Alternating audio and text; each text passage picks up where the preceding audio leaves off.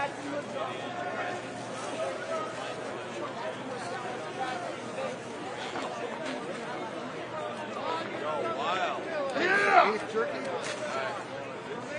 Bills Mania! Thank you. I really appreciate it. Thank you so much. No bags or purses of any kind. That's all you're doing here. Start working them out now so we're not doing it for okay?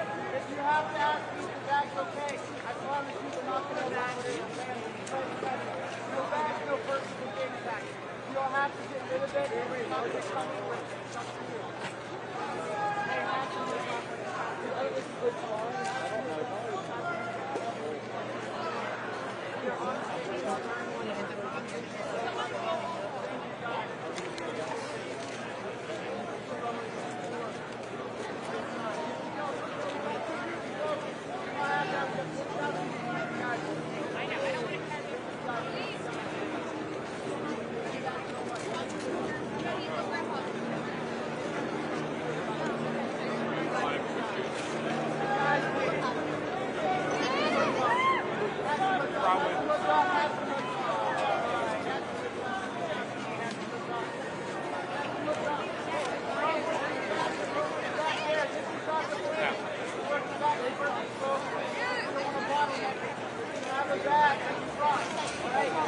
I don't know.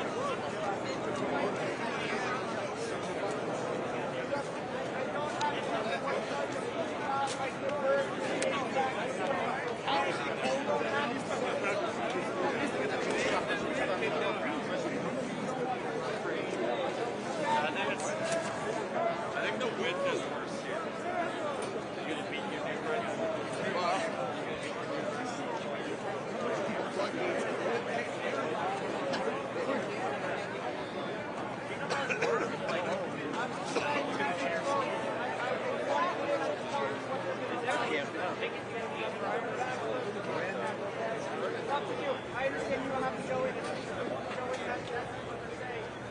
But completely individual choice. You don't say that. Unless you come in, go back for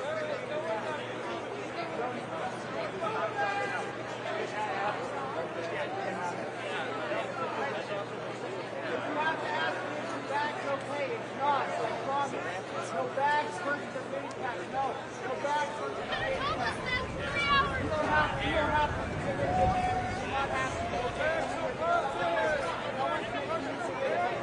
I'm just letting you have to say something. I'm just making you do it. It's individual choice. I'm on your side. But say what you guys are asking.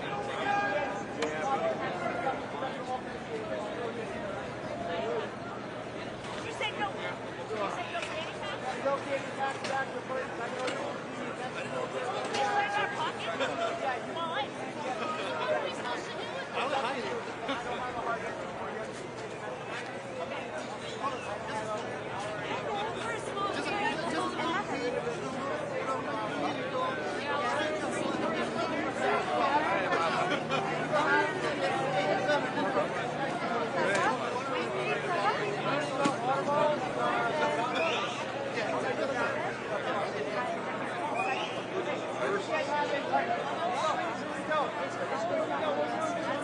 Hey, if you have a bag, put the beauty pack, okay?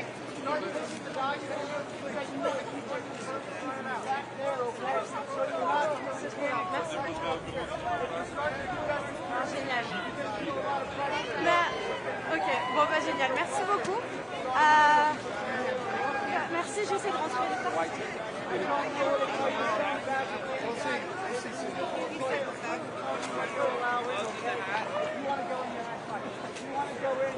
Adderall, that's all.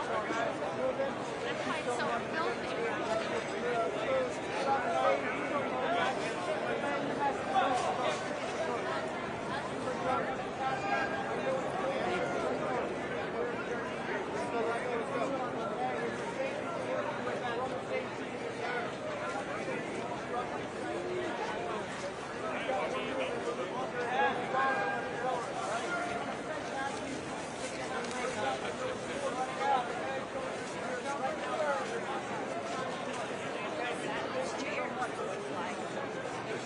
And they left their backpack.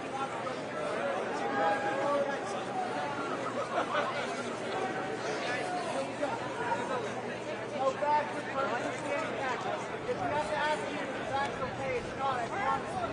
That's the way it's like that. You don't have to put your bag for the back. You just bring it up with it.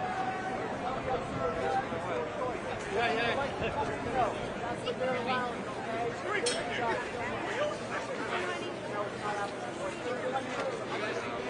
I'm on your team. We're all together in this. I have to tell you what the whole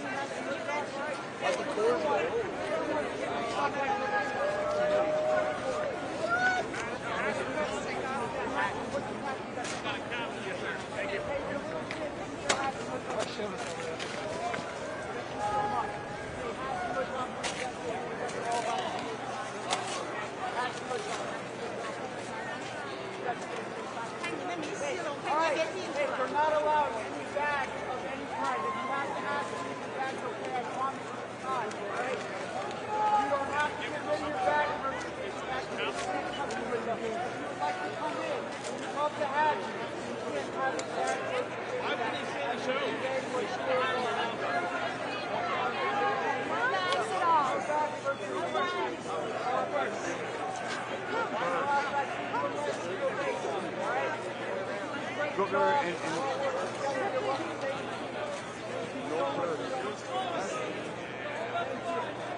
If you have valuables in your bag, put it in your bag. You're not in there right now. Start working that out back there. Come on, let's go. Come on.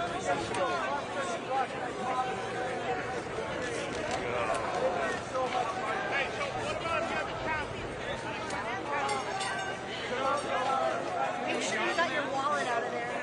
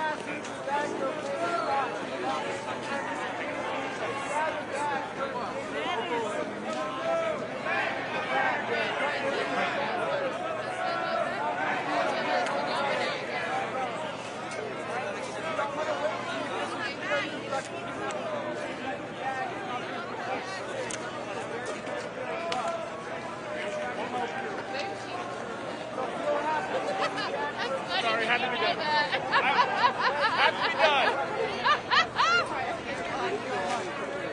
Look at these chairs. Going in and Go back first. Back there, folks. Don't work with you. Go back first. Let's go. Those chairs right now. If you have that, your bag is good. If not, nobody's back is good.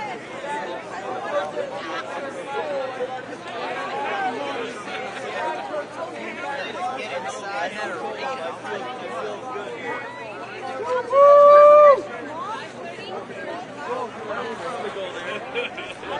Thank you.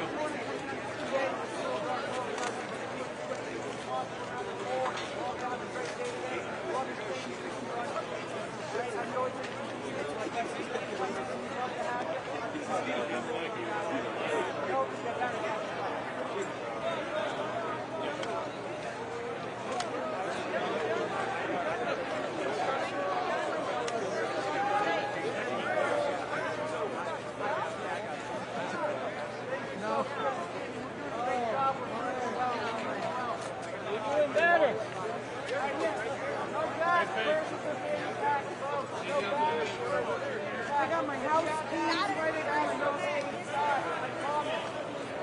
Your bag is not okay. The line right there, ladies and gentlemen. Of the line. Right there. Fireball Mama would be so upset. There was a whole fireball Mama.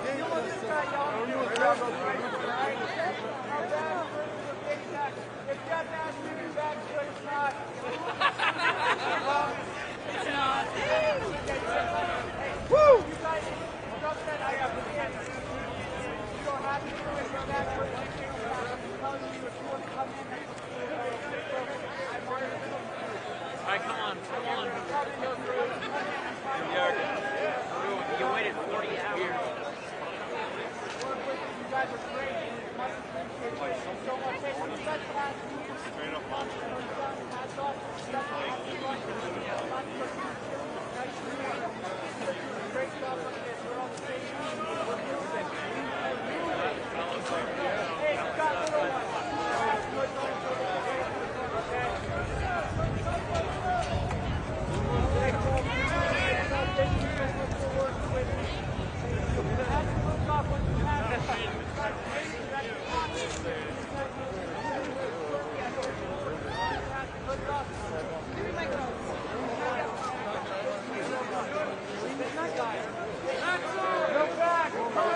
That's all.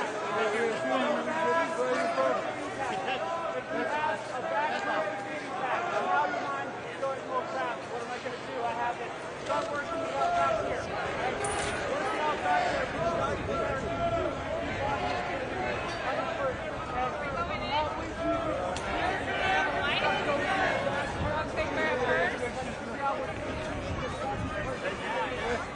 I'm like, they're going to throw it away. It's not a cheap one. No, that's I'm going to give it to you.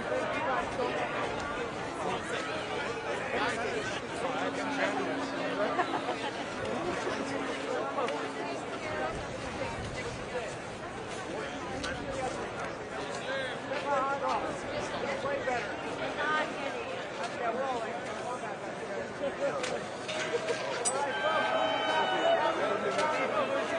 guys are cutting us.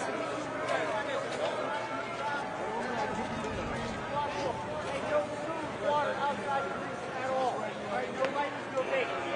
Alright, here we go. You have it back. Nothing about it. I've seen them all already. You have to ask me to back no way. I'm going to tell you right now. I promise you, back not. Okay? No back first with the impact. I know it's inconvenient.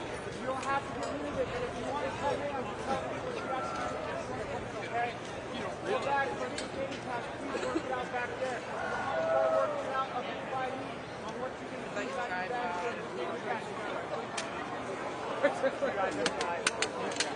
Hey, what you guys see up to me right here, please put your hoods down, pop your hats up, you're about to go to the security. Right there, you're at the front. There you go.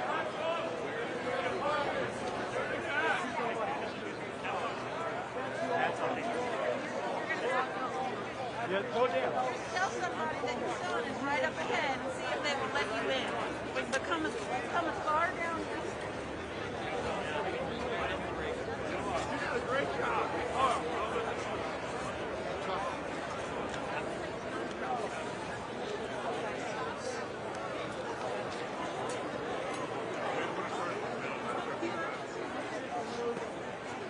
No outside food. No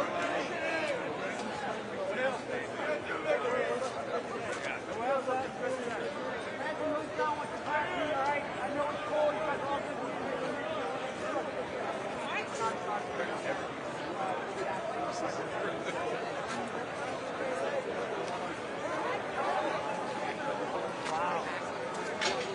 You have to ask if the bag is good. It's not. I promise you. So we're back anytime, okay? You don't have to get rid of it. I'm just telling you that you let you come in what you're going to have. Hey, does anybody want a real Louis Vuitton bag?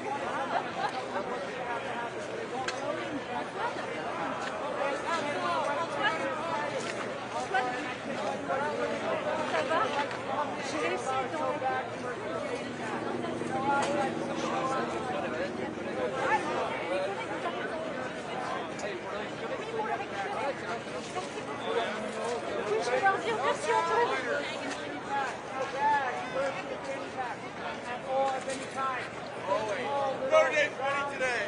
They're winning today.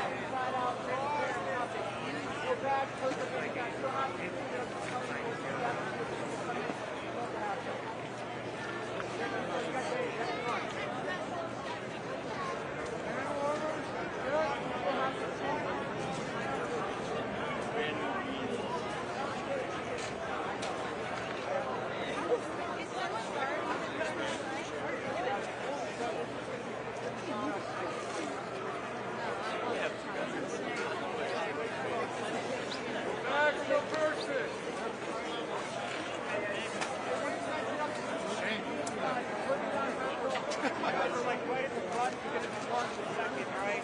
I know it's boring. I know it's Nice to meet you. Thank you so much. Hands off. Everything out of your pockets. Hey, Matt, you hook up with you guys are changed. Outside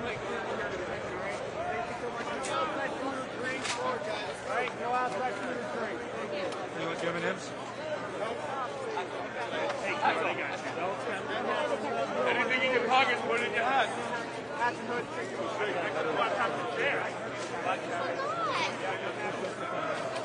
They won't allow you in.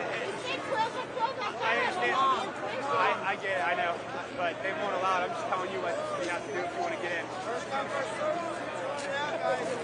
Yeah. I still see the crowd is not at first, but I still see the crowd. Yeah.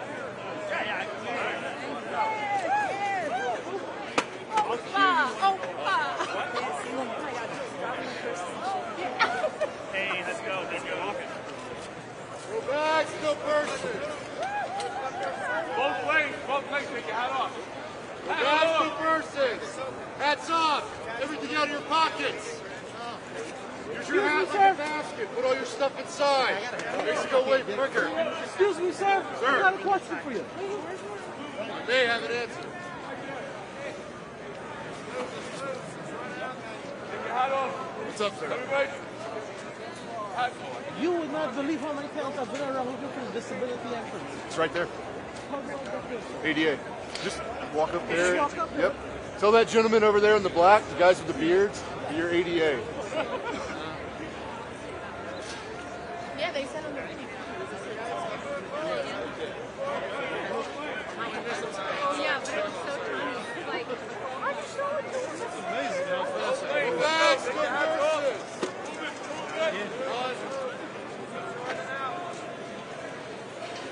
Everything out of your pockets. Take your hats off. Go.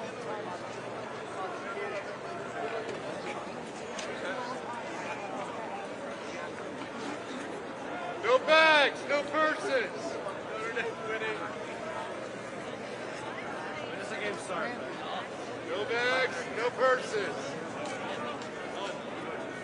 No bag, no Go Notre Dame! Hats off. Everything out of your pockets. Use your hat like a little basket. Put all your stuff inside. Day one in prison. No bag, no person. Take your hands off.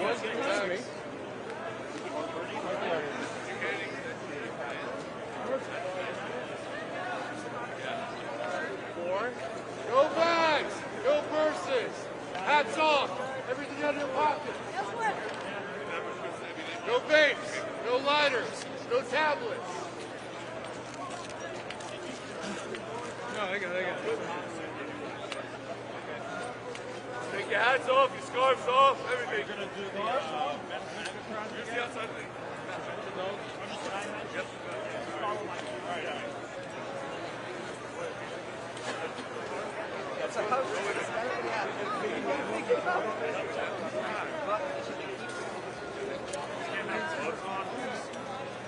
I think so.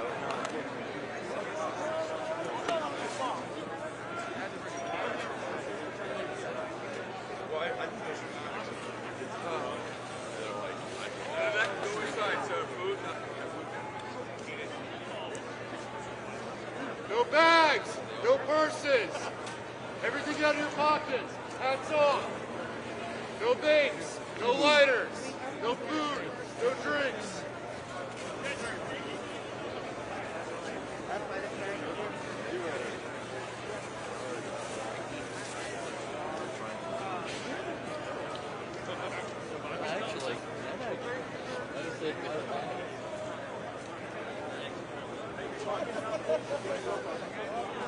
Just take it off.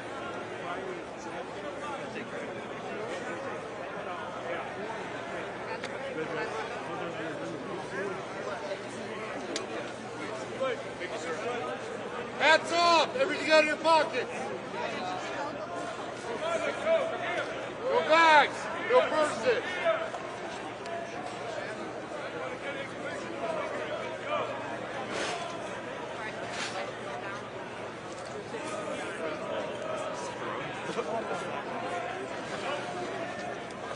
Hats off, everything out of your pockets. No food, no drink, no vapes, no lighters, no tablets, no bags, no purses.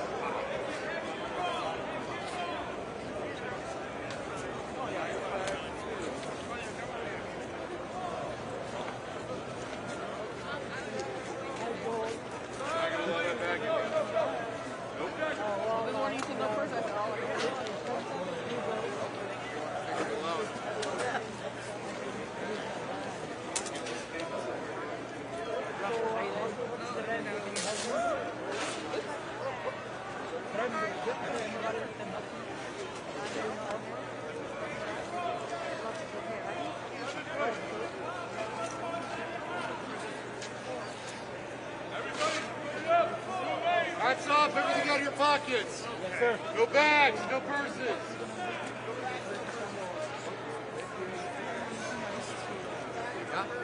Oh, man. That's how she... Bags or purses, folks, okay? We're not going to allow you to do it. No bags or purses.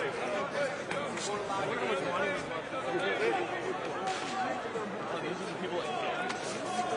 Yeah, you can try that. It's a little bit. No bags or purses. Hats off, everything out of your pockets. Nope.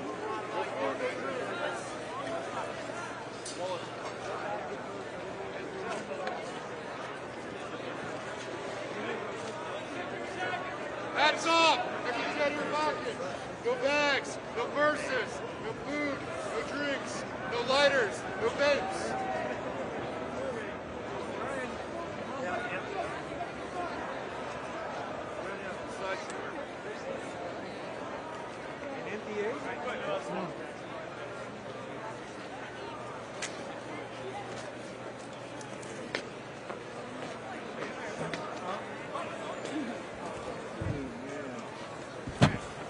Hats off!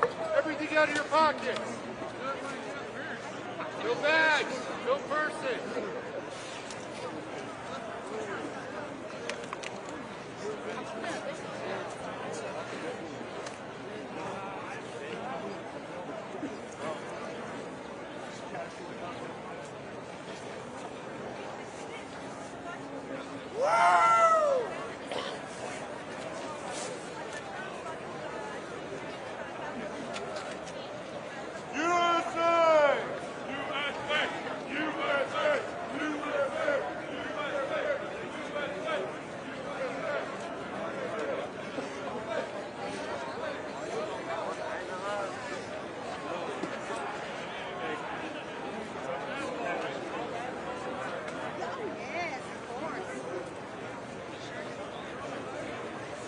America, you're warm, I bet. What time did you guys line up? Okay, 8 o'clock.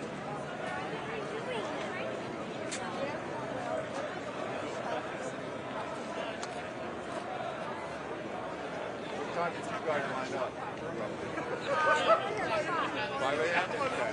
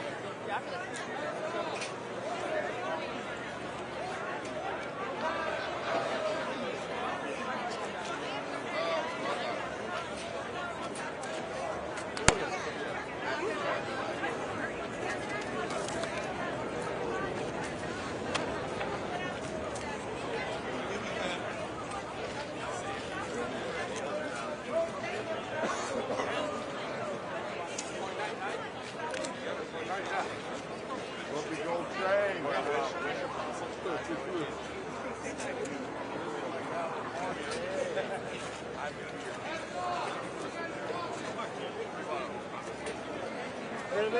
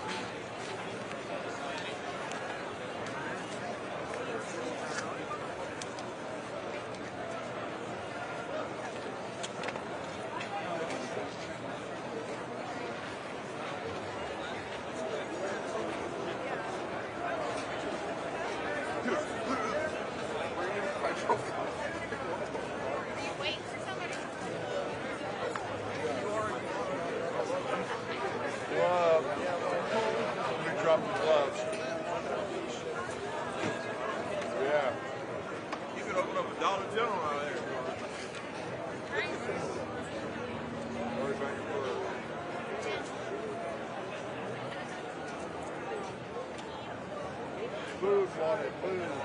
Bombs for the poor. When did you guys line up? Okay.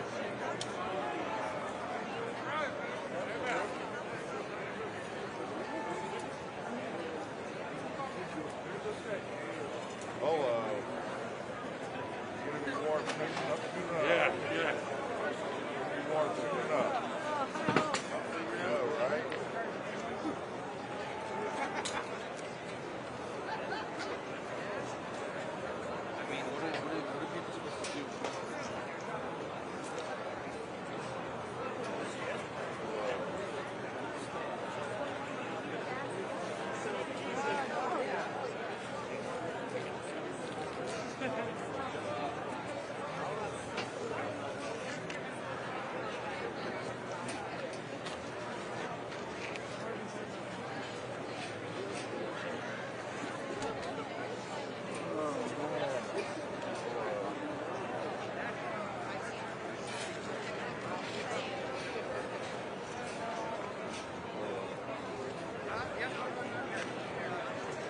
Yes.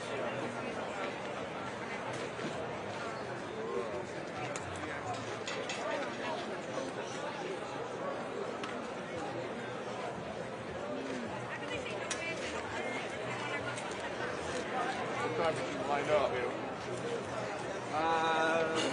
5:30? Okay. ¿Y dónde vamos a...?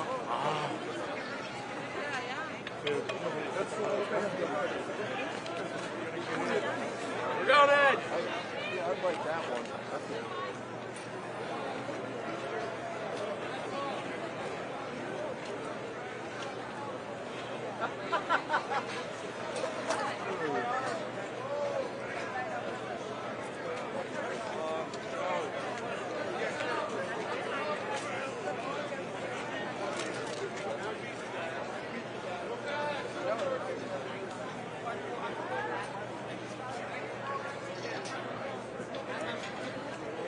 Got it. Keep it rolling. Better come on, bro. I'll take your backpack. Clear one.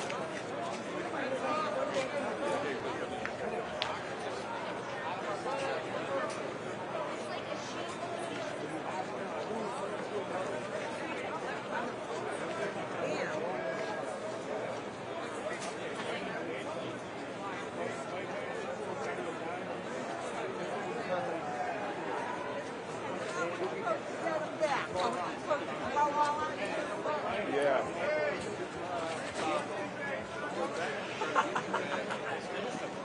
And then the trash tires got me back and really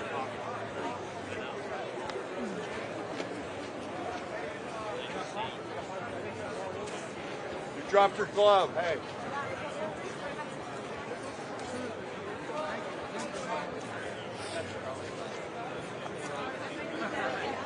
Hello. You guys are going to get in. When did you line up this morning? What time? What did you do? Hello. Dad. Dad.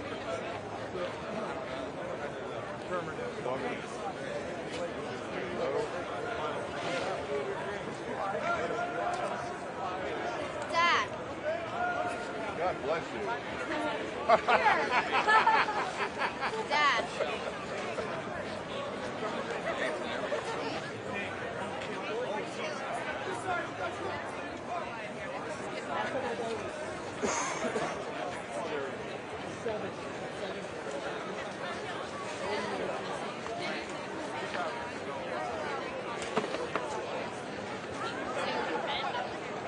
Sorry about that.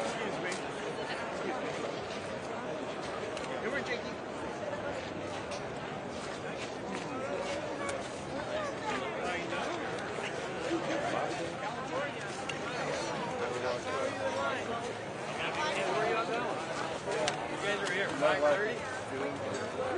Gotta wait in line.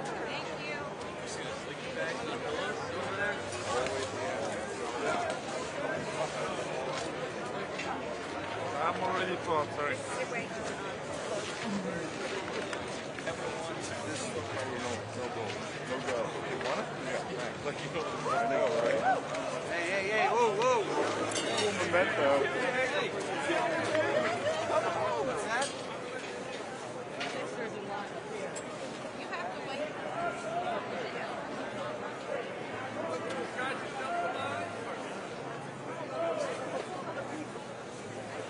Start putting fries.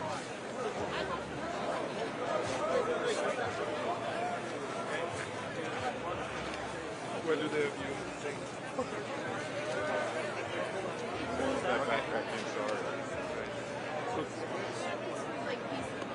Close enough. Here we are. We found a key.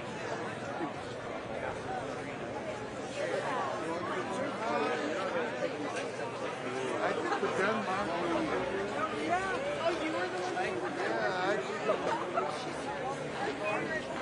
I did this.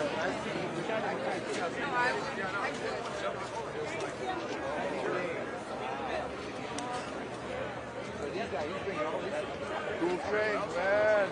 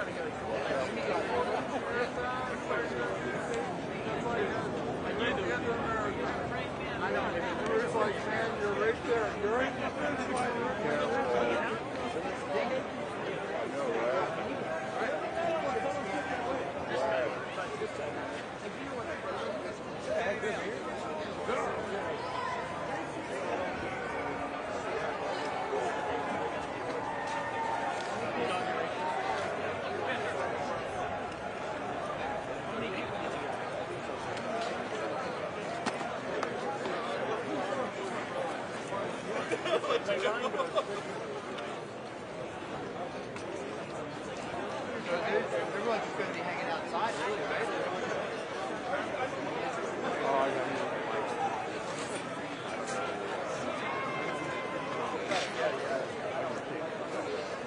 I don't want to.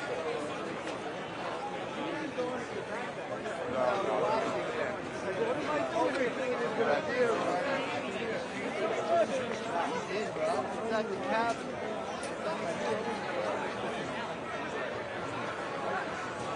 Got a bunch of them cool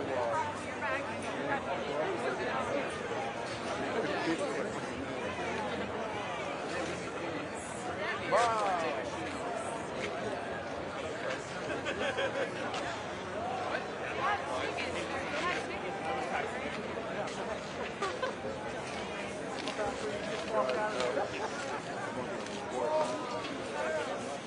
I'm like, we had tickets to the inauguration, that for the congressman.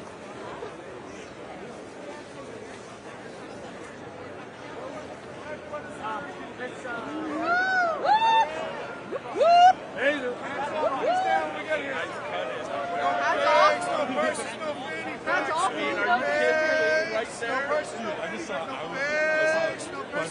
We've been in line for 2.5 hours and you're going to cut in. Sure.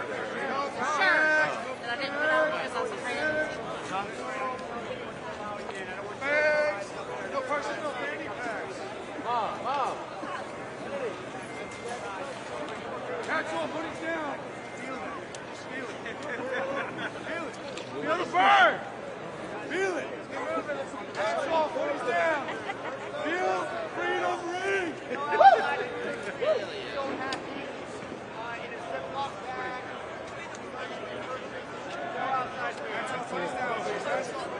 My hair is crazy.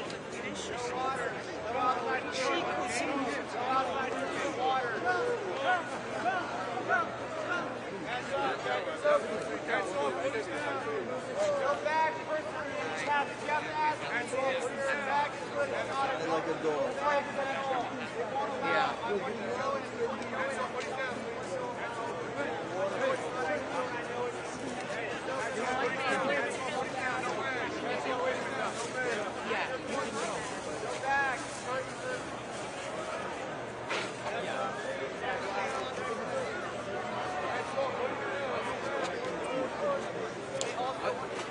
It's insane.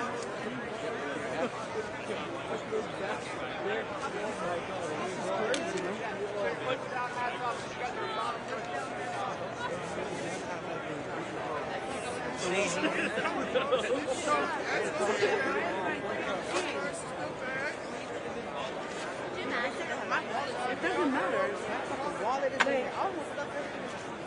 Go and see Herman Miller right there and ask the person behind the desk.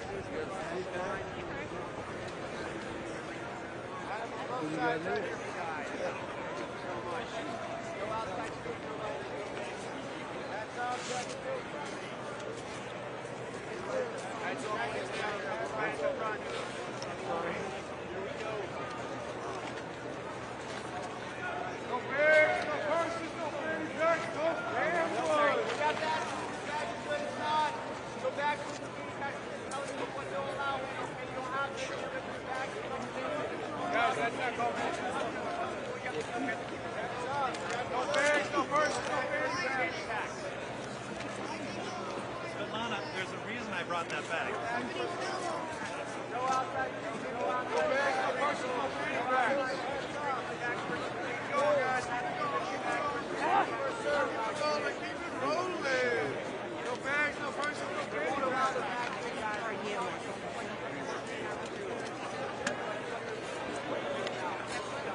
That's all, please, folks. That's all. And I'm so funny.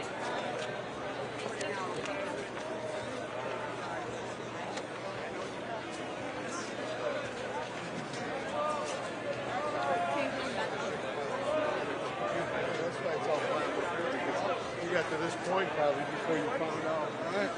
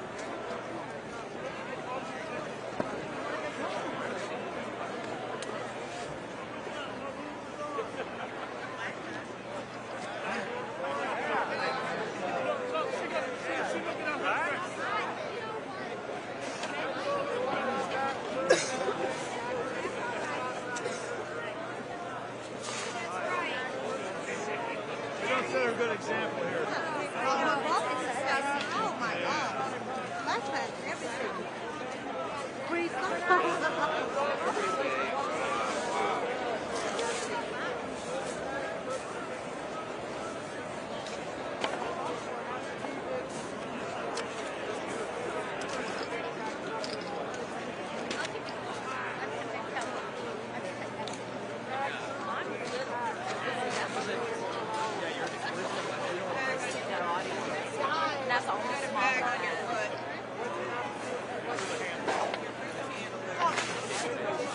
I didn't want you to fall. Thank you.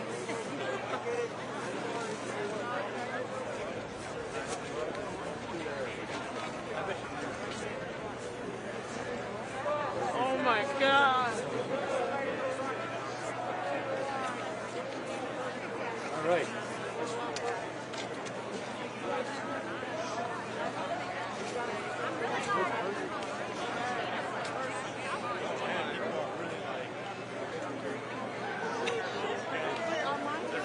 They're abandoning the trip right here, man.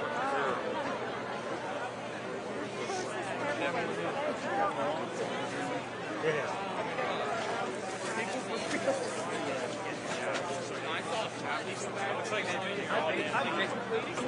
I did it all night, but I didn't sleep, so I might as well just got my tablet at 3 o'clock. I did not know this was Some chairs? Found the chairs.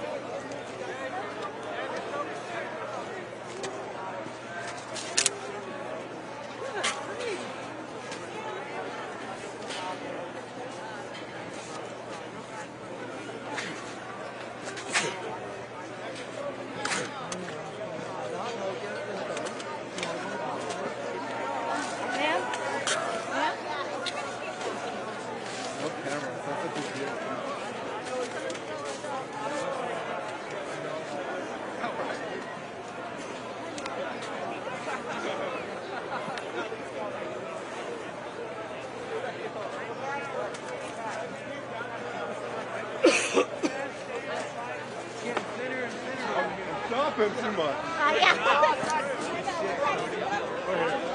It's basically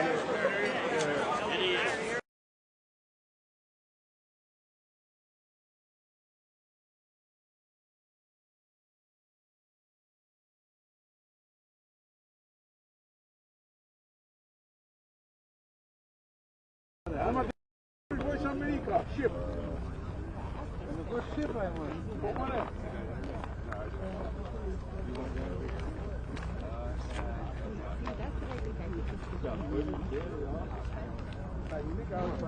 Deu tudo certo? Ó. E a diferença, né, da pessoa que aqui e a pessoa que mora aqui. Ficou de neve. A pessoa do norte e a pessoa Já, eu vou te acompanhar até um da China. Não, não vou te deixar assim, até porque. Não, mas mesmo assim. Obrigada, viu? Mais uma vez, desculpa. Vou dar pra televisão. Obrigado aí pela paciência. Obrigada, eu vou te perturbando aí. Agora, tão cedo, não tem. Exatamente. Obrigada. Indo ao Brasil, por favor, a Sônia. Obrigada.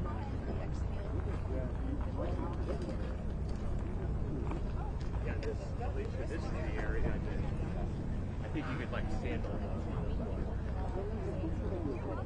But I have.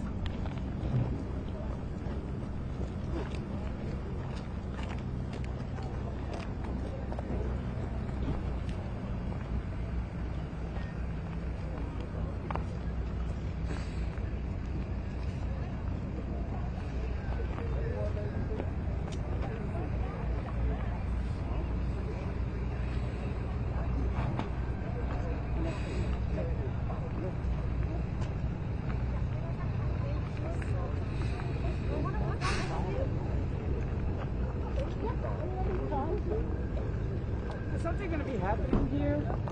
No?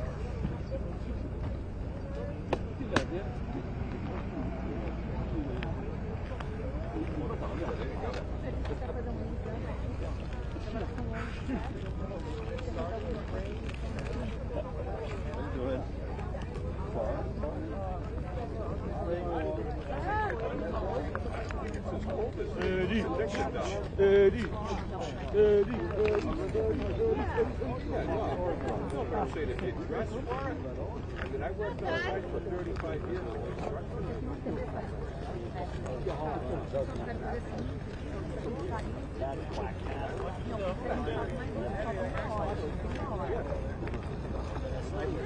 Very nice. Oh, really?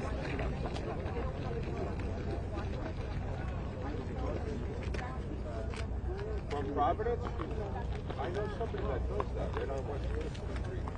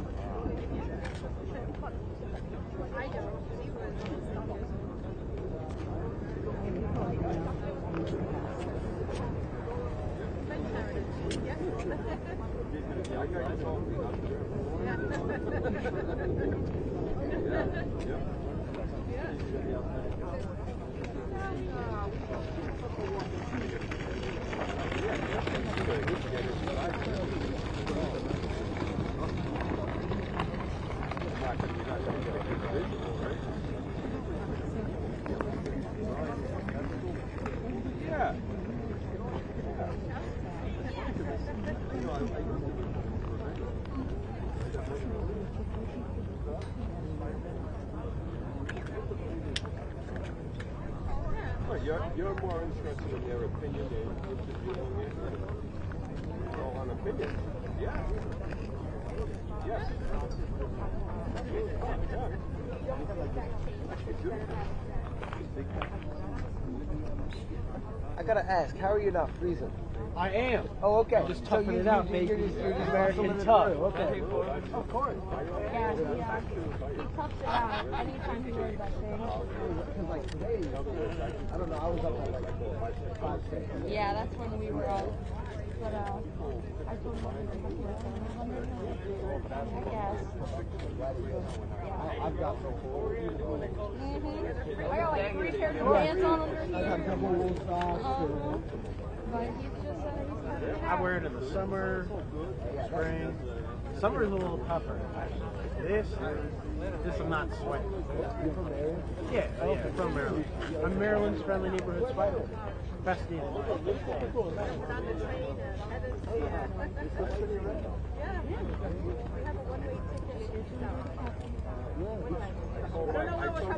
I said everyone went off because I was up at we got the homework assignment from my teacher to go out and cover it, which is like great, but also like, damn, I don't want to wake up. Everyone else is off I had a today. day off, and then she's like, no, you gotta get to work.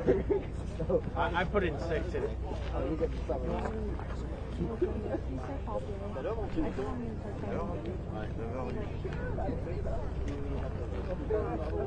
What I've seen at least. Okay. One lady over there, like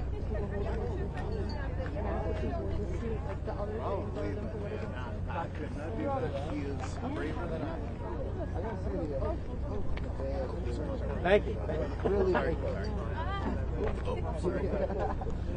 Sorry. Because it's funny, I have another suit I wore to Georgia.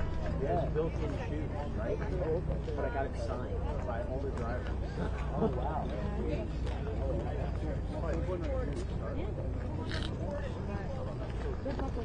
Thanks. You're going to do well. You're going to do well.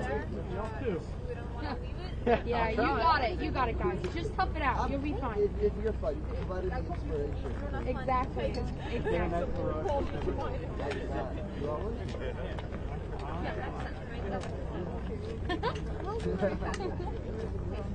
was just kind of literally.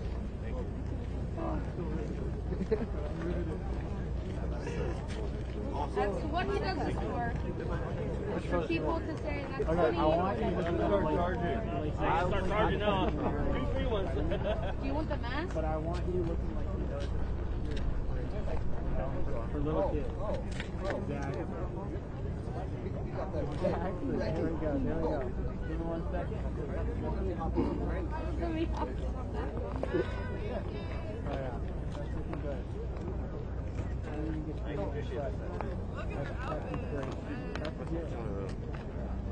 Thank you. Kevin Martin. George. Nice to meet you. Mind if I do Go for it.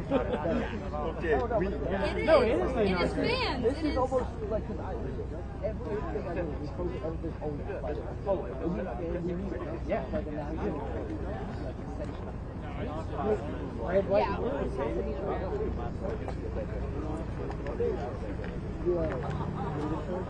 Yeah. It's My okay. girlfriend's from Oh, hell yeah, I'm cheering for the the Commanders. win-win though is I was like, I'm talking about my son. Yeah. So like, I know the race. I get it. Exactly. I get it. I know having a favorite small team. But once you're out, you gotta go for the next best thing. I'm a. Right. I hate the guys every day of the year. But if they're going up against the Yankees, I gotta represent the West Coast. Exactly. Exactly. You gotta stay true to where you're from. Yeah, always. And that's why they hate it when I root for the Yankees and the Bills. I definitely, well, I also like the Orioles too. So it really sucks because I like Orioles and Ravens. Oh, those poor bastards.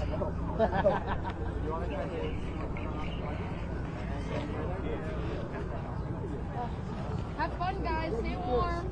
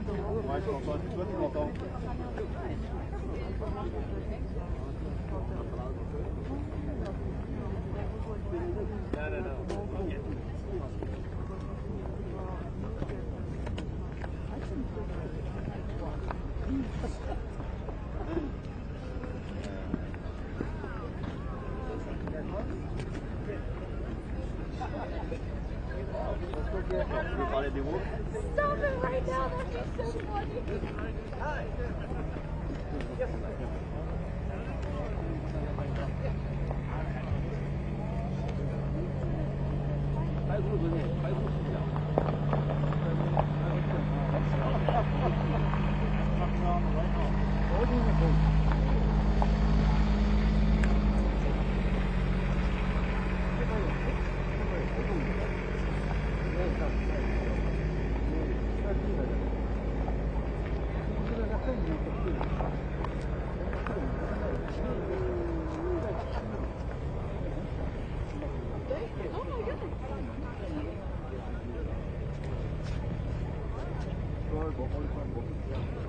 Yes, you too. Thank you so much.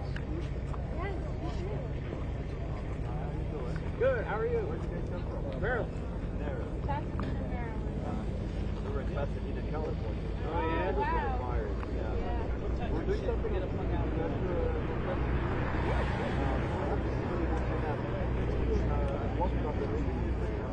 We're Catholics, actually, yeah.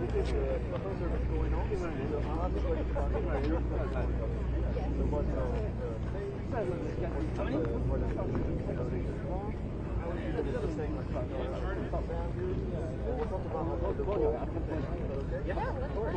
I'll call you 2 minutes, okay? Perfect. Your first name? I'm Jessica. I'm Devin. Devin. Yes, sir.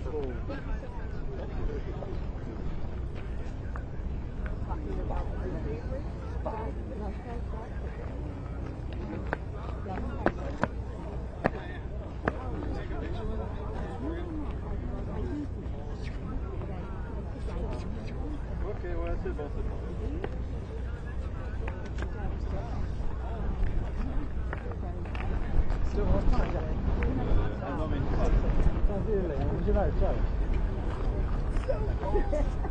All right.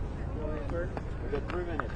Okay. So I'll do a quick intro. I'll say I'm with Devin and Justice. You guys are from there. And, you know, we're close to capital city in French. It's capital. It's cool. People like getting together. Not much to see, but at least they want to be together. I'm with Devin and Justice. You're from I'm Christian. And I'll do the questions in French. And then you answer back in English. Then we translate to Paris. And so on. So that could be like 3 or 4 questions. And then I'll do like another third quick one. That will be like 2 or 3 minutes. I'll show you on the link. Thank you so much. No problem. Are you on YouTube? Do you have the YouTube app? Yes. You look France, like the country, info, live. And then you can scroll back to Perfect. Thank you so much. I know, it's Yeah, it's fresh out definitely there, ain't it? outside. It's definitely cold. Tough it out. You're tough, man. I know. Yeah. It's close. We have it. I'll tell you what it says. It's a big life thing, you know, like 4 or 5 hours to 5. I don't know why they're American, sorry. Oh, yeah. No, they might have fresh. Yeah, they probably have the fresh stuff. They're They're probably up where everything's going on.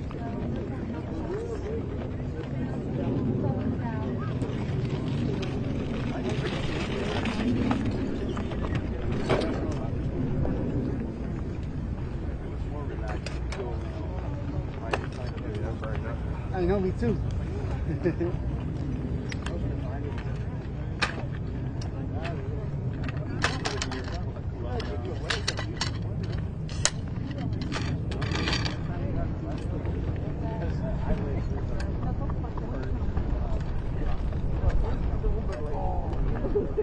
There's that wing. There's that wing. There's that wing. Well, we're like at a device section.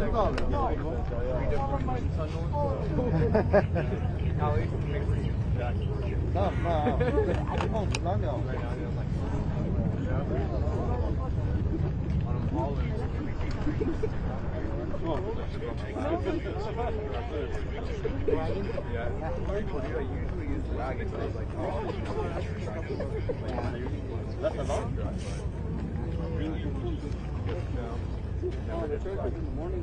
Best friend. You gave me a new one. I've had this since like 2016. I brought it with me. I didn't know that. I brought it with me. I brought everything. They haven't been able to on my ear. They had all of it there. Yeah, it was nice. That's what they brought me. They were just like, bring your own stuff, or do we give you stuff? Like, yeah, I brought it. I'm like, dude, that didn't bring it? Like, doing that. Yeah, my boss told me to bring it, so you got yourself like if I'm sending you out somewhere. So that was like five bags and I had chicken.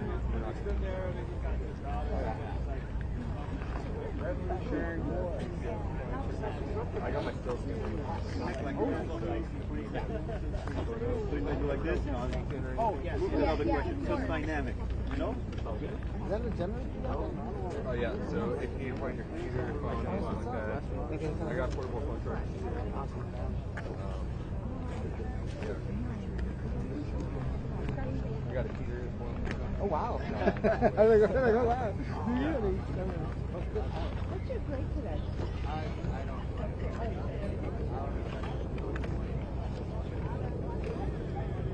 Okay.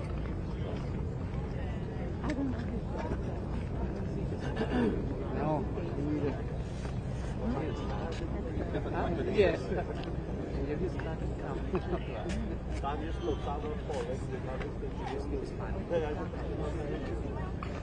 Maryland, right? Came with a train, a car? I respect that. We did the same. All over college with the text, like, no. By word. Oh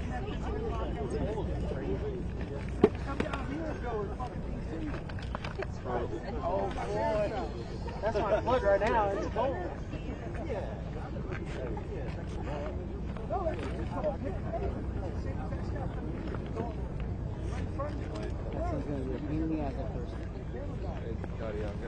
Voilà, Spider-Man, c'est pas le vrai, hein, mais il est courageux parce que honnêtement il fait vraiment froid, il n'a pas grand chose, donc respect pour ça. Voilà, je suis avec Devin et Justice qui viennent du Maryland. Je vais vous parler il y a quelques minutes en plateau des cérémonies religieuses. Je vais profiter d'être avec eux parce qu'ils sont chrétiens. On va voir un petit peu ce qu'ils pensent, ce qu'ils pensaient justement chrétiens. On va voir côté pourquoi, pourquoi est-ce que c'était important.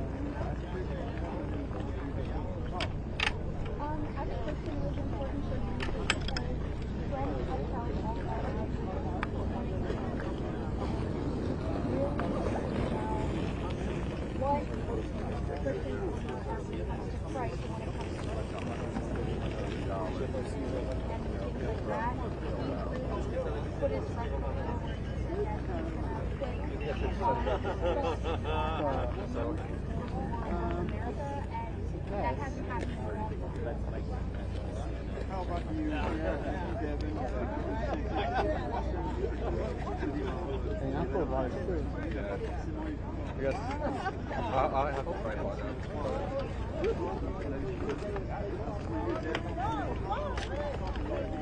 Like a tripod first? Ours is like a box. It's set up in a box. Oh, really? Yeah, it's set up in a box. There's a hole in it. Oh, that's cool. Yeah, that's pretty neat. Trump has, especially his last 8 years,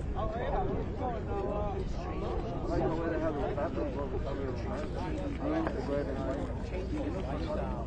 really upholding these kids in our nation, really putting Americans, especially Christian Americans, for money, especially for salary.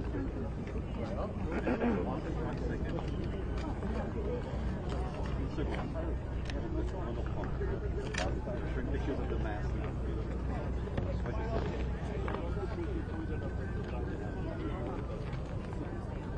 Absolument, toujours avec vous et puis surtout avec Devin et Justice, ce sont deux électeurs. Devin, I will ask you the same question. La même question qu'a envoyé à l'instant des images religieuses. Pourquoi le non chrétien, même si lui n'a pas pratiqué ce qu'il permet. Why would Donald Trump be able to defend Christian lifestyle and values even though he might not have lived up to those expectations?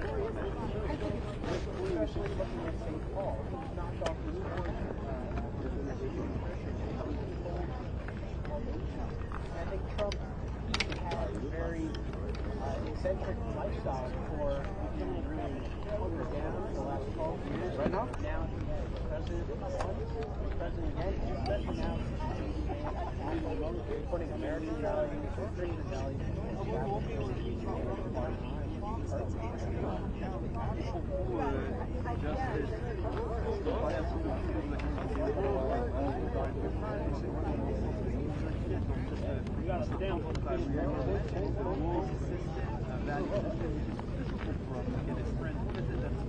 about that movement, that mindset. For me, it's kind of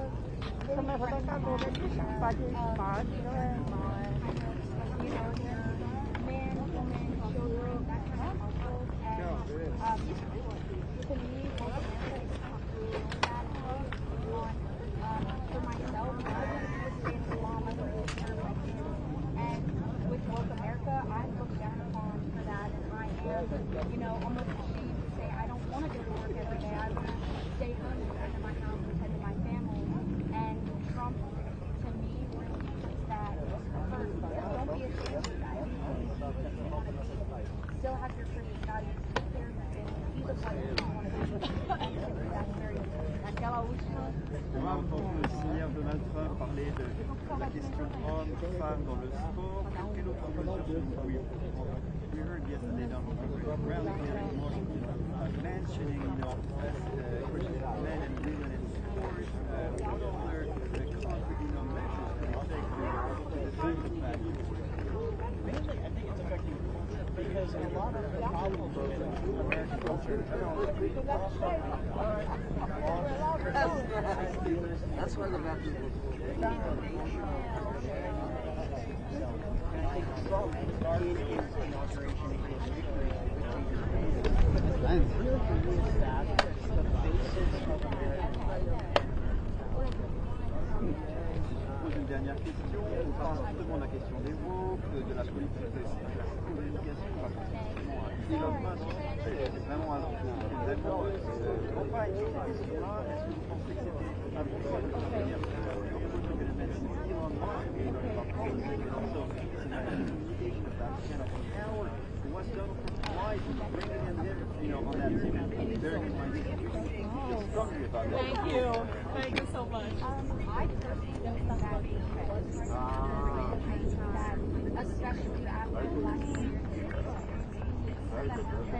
we need to walk in the middle. We need someone that is going to stand their ground and they're going to fight for it. And like you were saying earlier, as a Christian American, I think that's really important because that's what I want to do. I want to see someone standing up there and putting their foot down on things that I believe in as I do.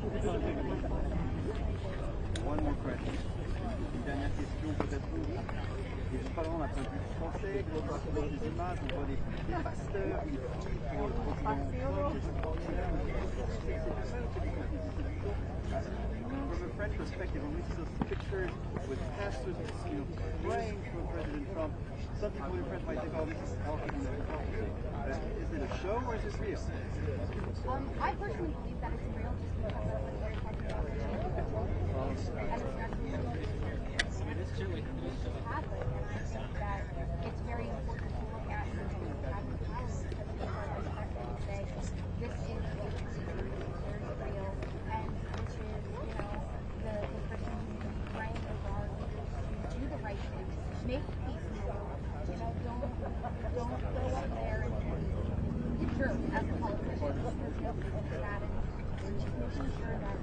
in our keeping God in our system and understanding that He gets to lead us to the right people. Merci beaucoup, very much for your time. Vous voyez, parmi ces supporters de France qui sont ici, on a vu des personnes qui étaient la religiosité est très importante, d'autres de moins, c'était plus économique. Et pas d'entrer tout pendant pourquoi les gens sont là, évidemment les gens qui sont les moins, c'est plus compliqué qu'à mon avis. Je crois qu'il n'y aura pas d'événement extérieur, donc c'est pas que les événements à faire, c'est vraiment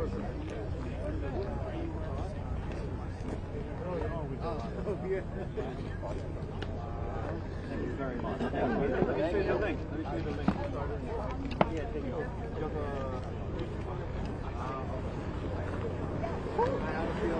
I heard you and your bunch of accent. I'm like, Right. No, he's not my husband. I'm Sean English. Yeah, he's New York Irish. oh. Yeah. But we drove down from New York, so I live in New York. Yeah. Oh, okay. My grandmother was from I don't know which part, but I know she's one of the very Right, yeah. No, there's a lot of that, though, a lot of English people, all over the show.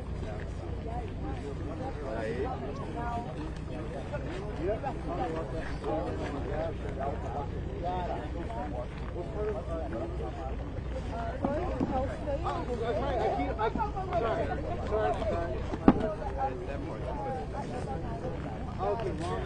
I'm like, it's not a Brooklyn accent.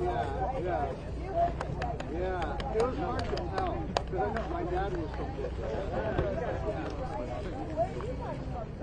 Los Angeles, California. Yeah. He flew all the way down here.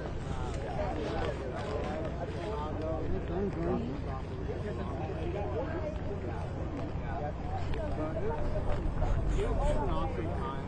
So far, I also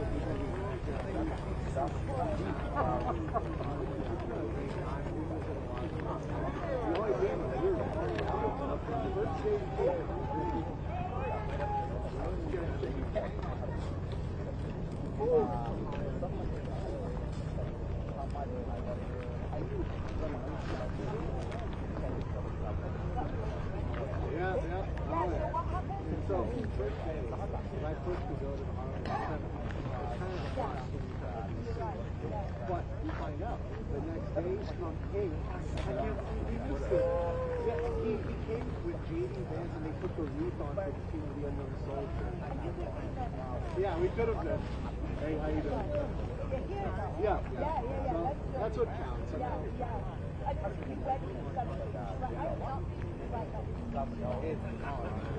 It's Mike. Mike, Richard, nice to meet you.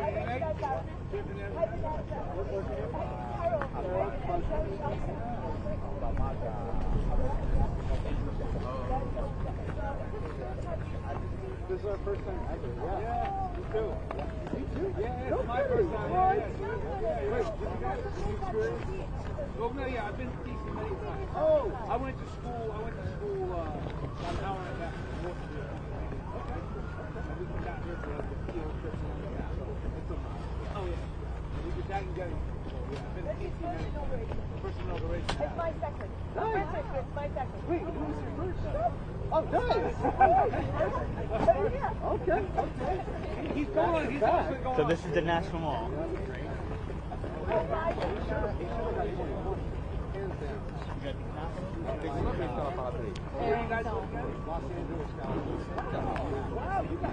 Claro, a gente vai enterrar.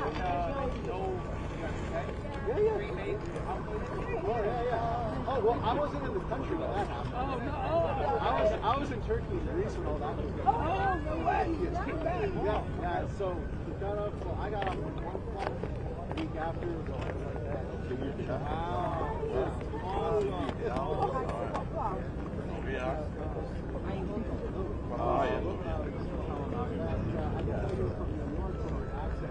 But I'm like, but it's not a Brooklyn accent. Like, I can tell. All my other family from yeah. My dad was born in Brooklyn. Oh, okay. All right. So yeah.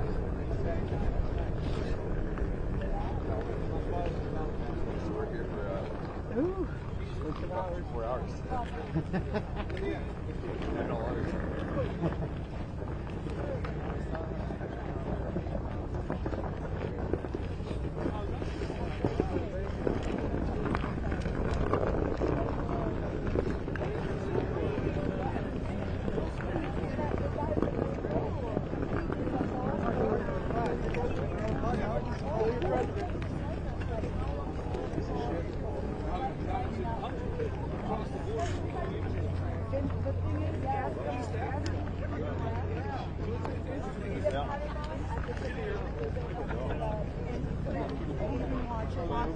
Or they can even have Usenet, RSBN, or even CCN.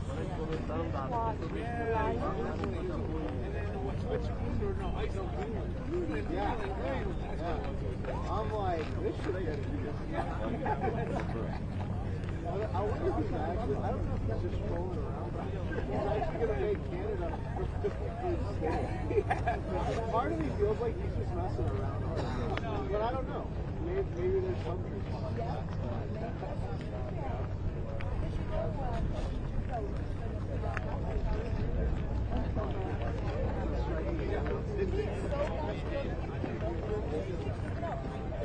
It was the inauguration, obviously, without a lot of us go inside, so you might see events come down this way. I don't think possibly different. No, back to go. It's going to do the video one day. Yeah,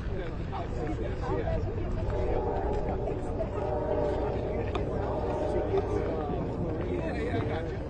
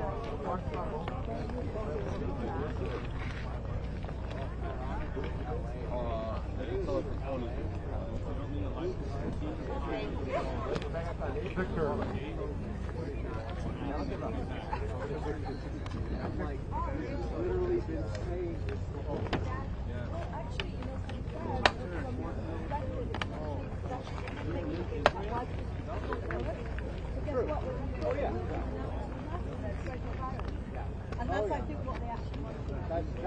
From that perspective, yeah. Yeah, that's well, There's more people like that.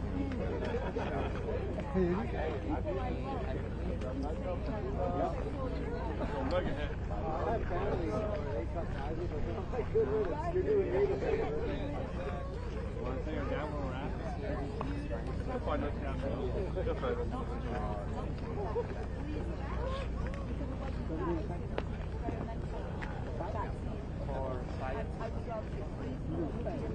I believe so.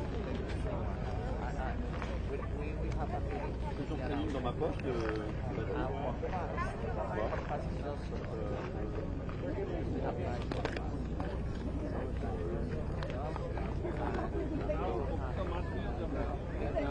We're just praying for us.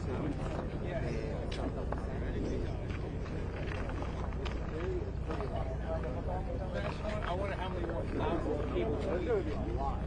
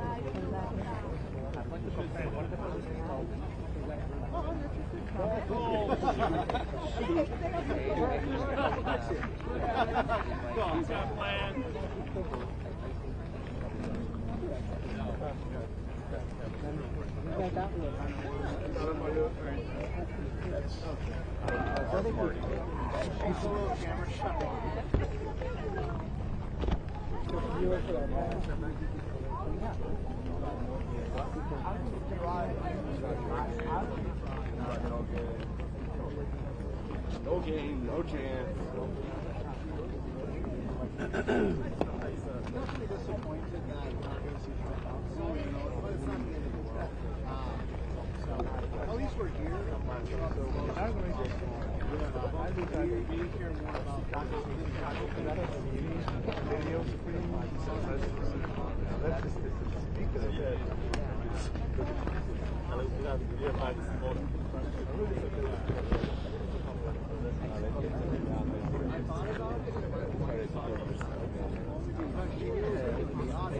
and she was correct, 100% correct. So instead, we saw that after the Supreme Court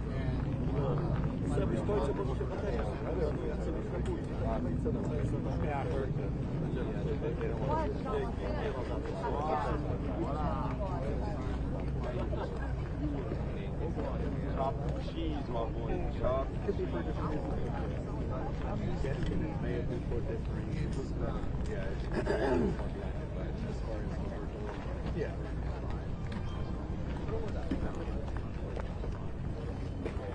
That was a real rough decision, right? Oh, we literally had our meeting. I remember all the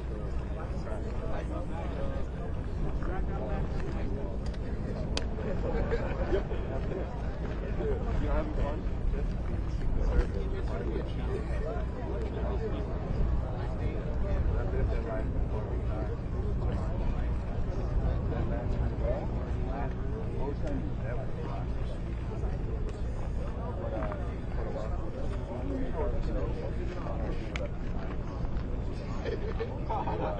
I bet you don't even make it fully up here.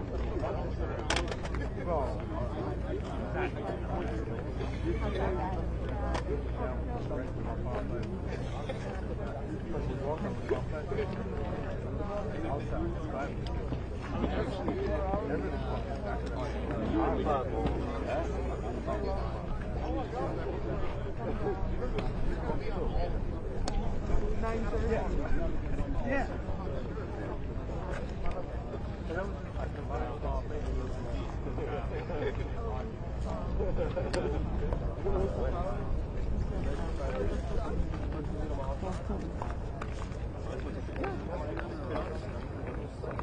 Oh, actually, no, that wasn't.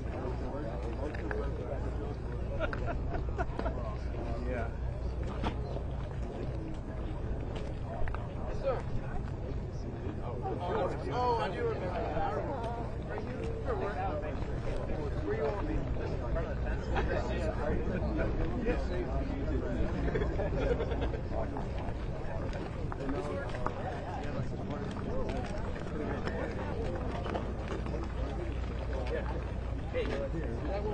The center's this way.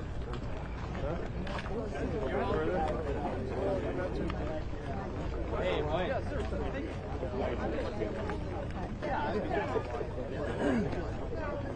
Yeah.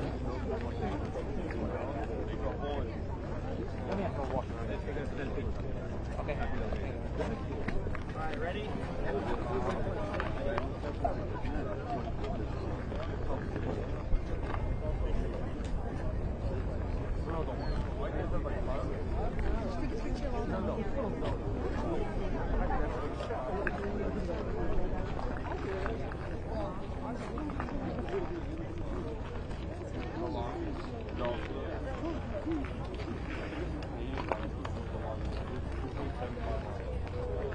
And it was 5 kills, 1 He up all that.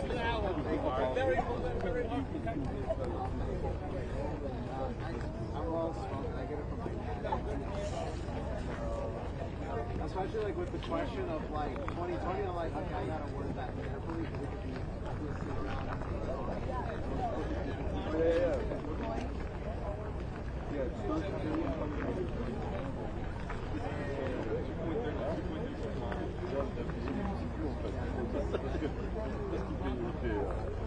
That's like that's what looking at an ant. They're looking at an ant from 100 yards.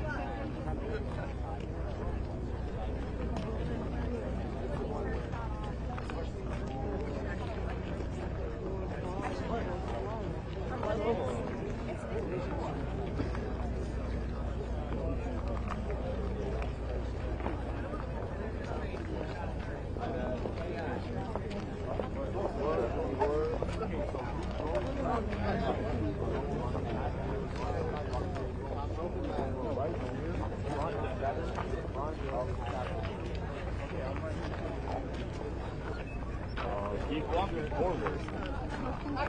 I'm looking. Turn around. Turn around. It's my hand. I'm jumping. Woo.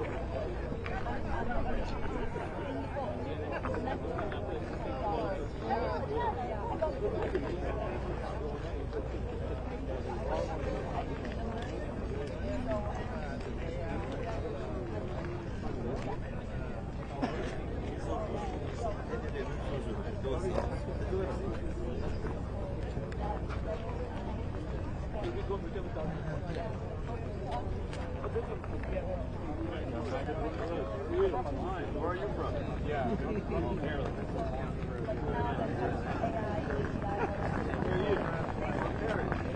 Oh, wow. Celebrate the win?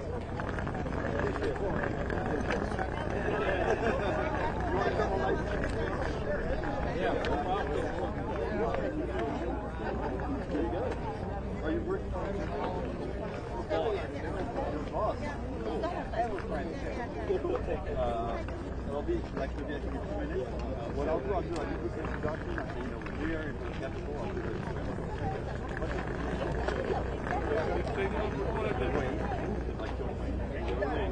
What business is it?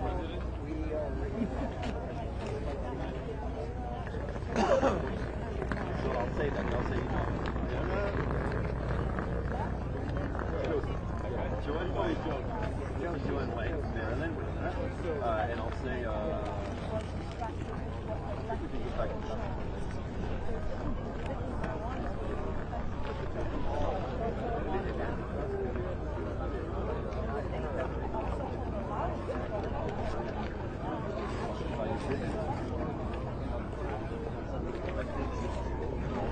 Here.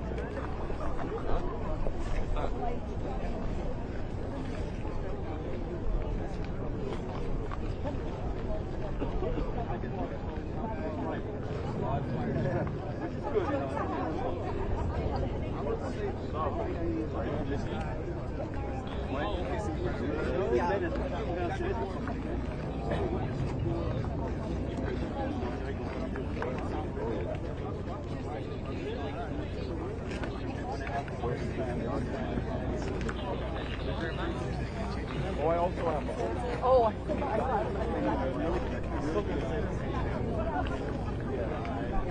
really don't. Yeah,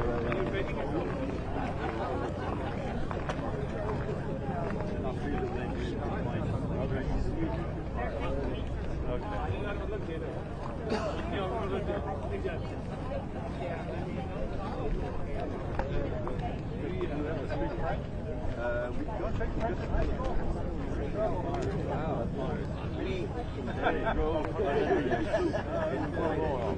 What question do you ask about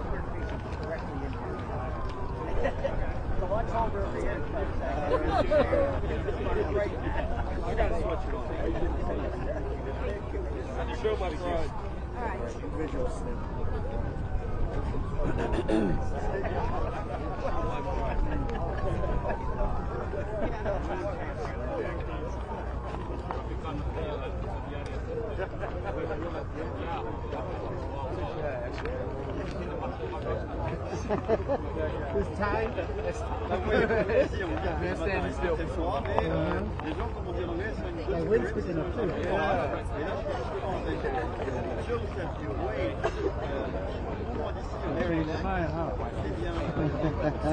I ain't changed my mind. The weather did.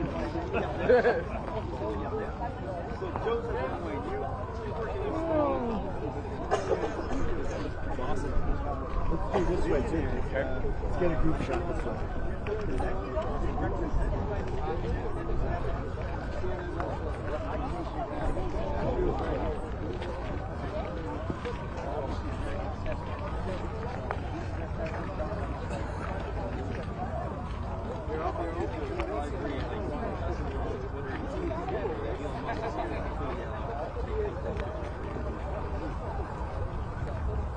Il y a des gens peut-être qui pensent qu'on a écrit un peu trop mal intentionné, mais qui pensent à des conflits d'intérêts, justement, le fait d'avoir une proximité avec le pouvoir va pas les aider dans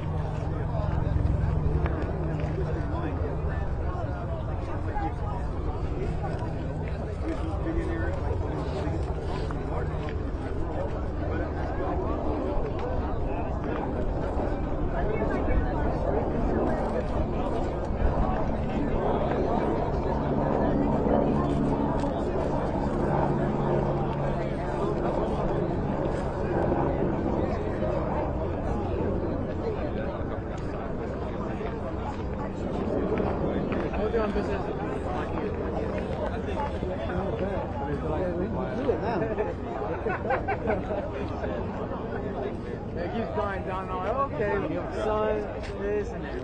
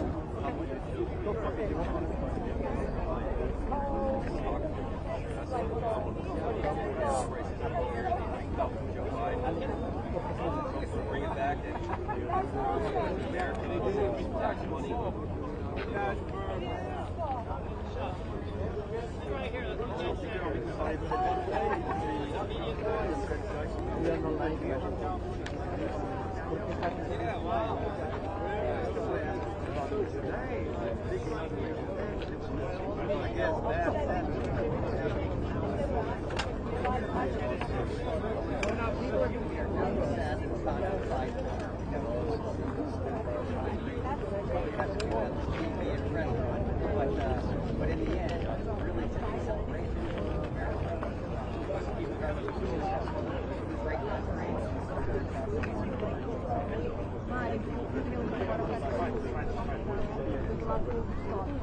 This is my first time ever put on.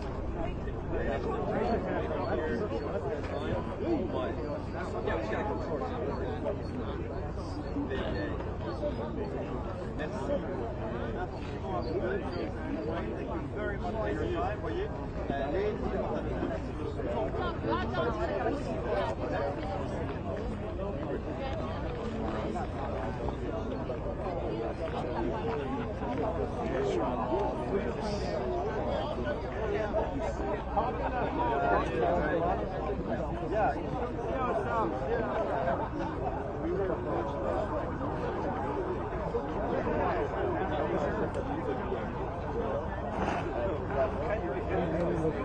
I'm here going, you really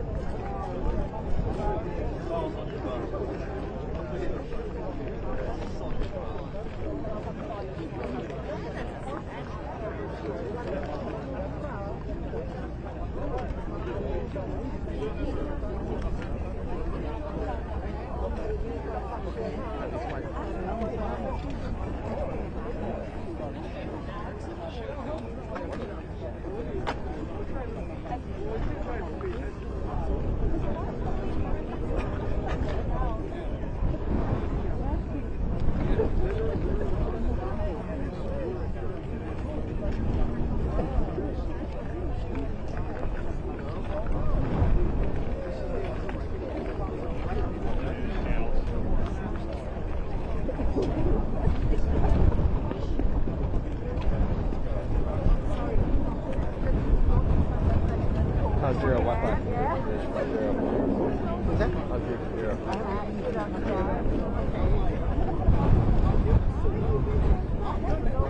I'll do this second.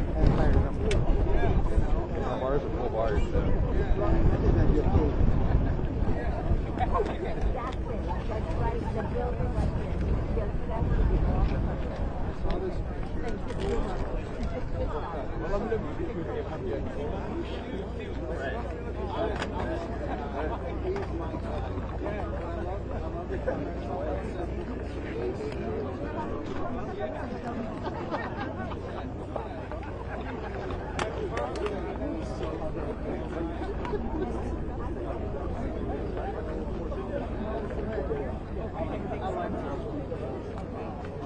eux, mais peut-être moi.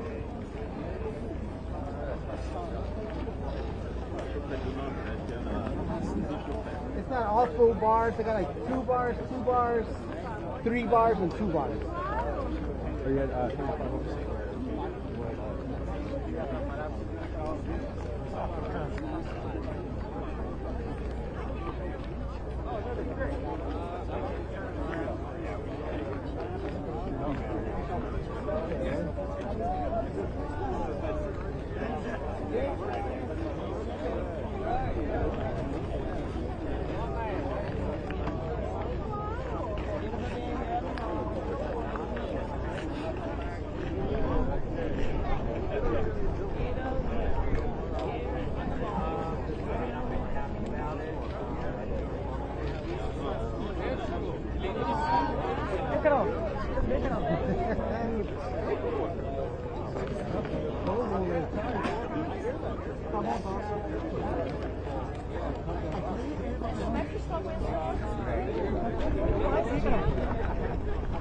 Checa lá em cima. Valeu, gente. Boa sorte no Rio, hein?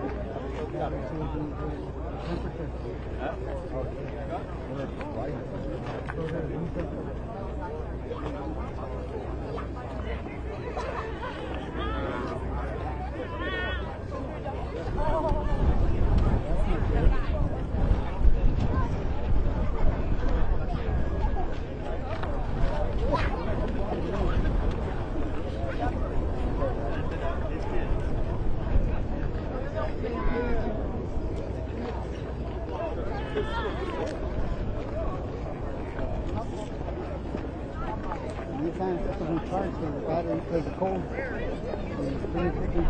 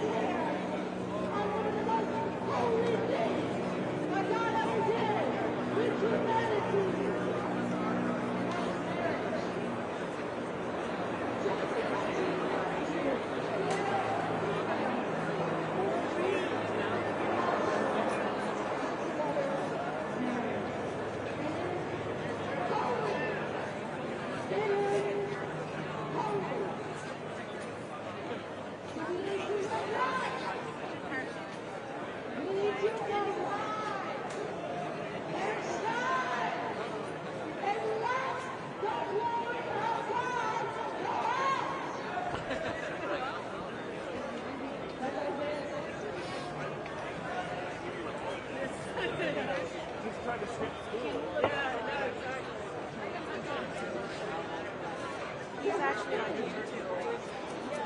Easton Simpson. Subscribe. Go! Alright.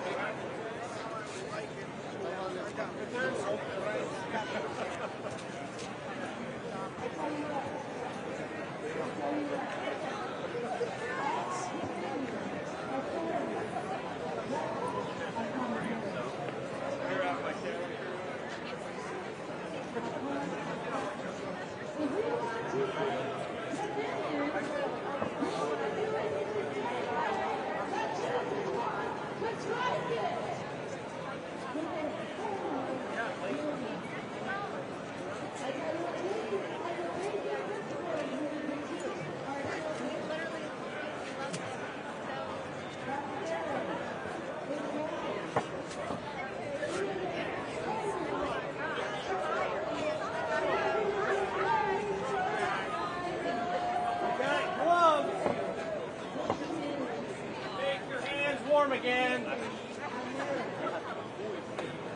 Gloves, hats.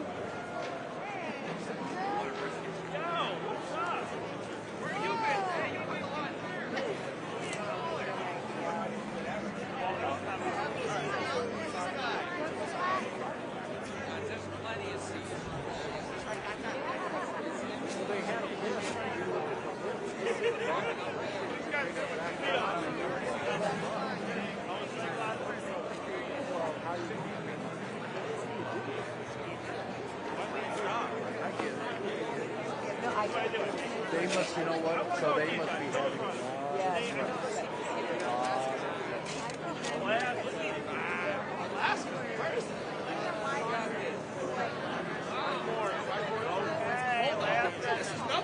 Stop making friends. You don't need to bring everybody in. They gave me hand warmers. I heard Ryan, Amy.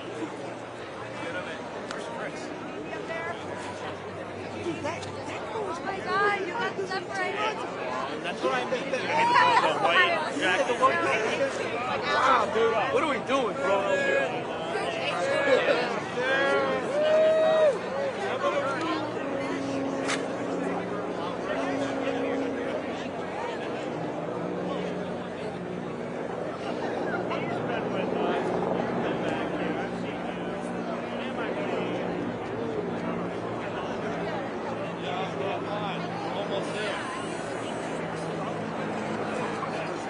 Try to get to the Capital One Arena.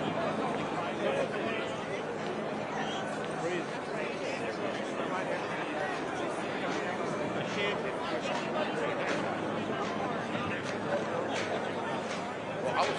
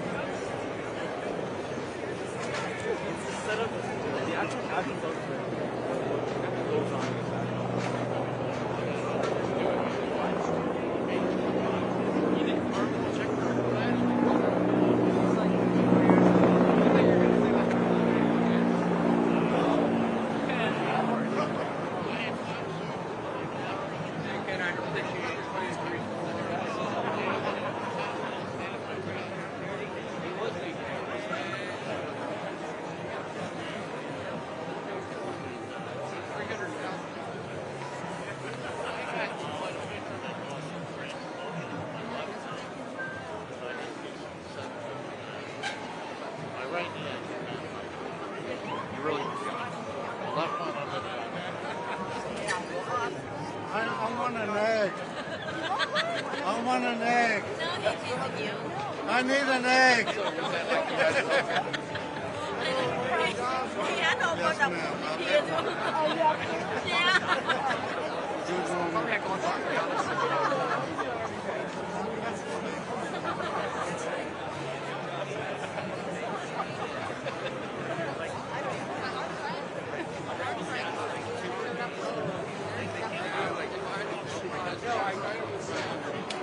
Those are not people. Where you go?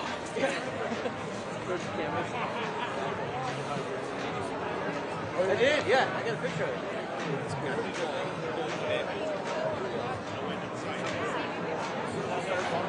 Jack's head might kick in.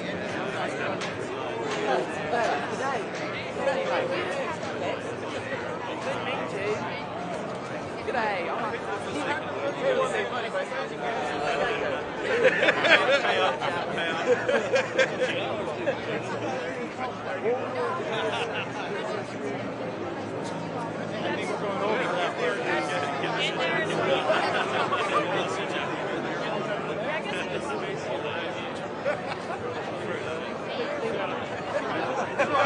Why are you looking high to find me? Here's a midget.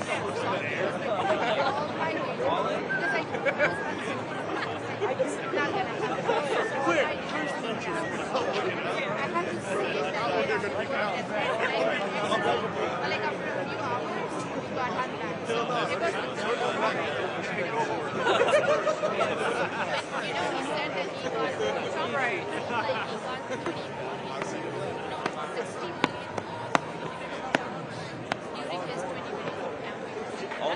All I know is I'm very ballsy leader personally. It's coach too.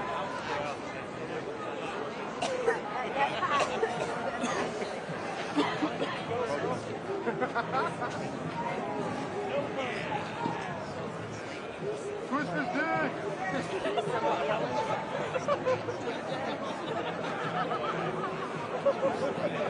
Hey, we're here.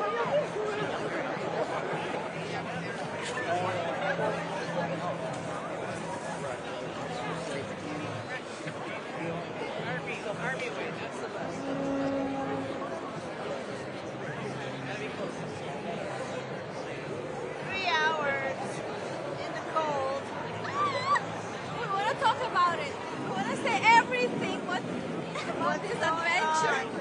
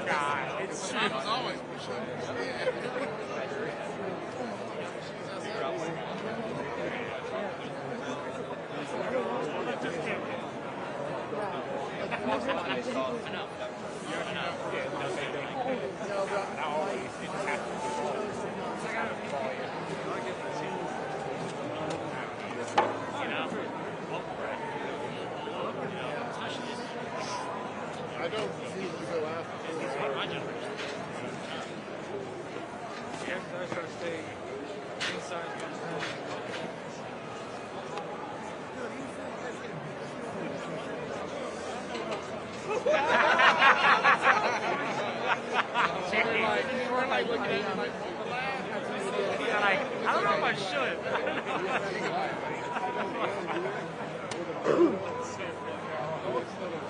Oh my God. Yeah.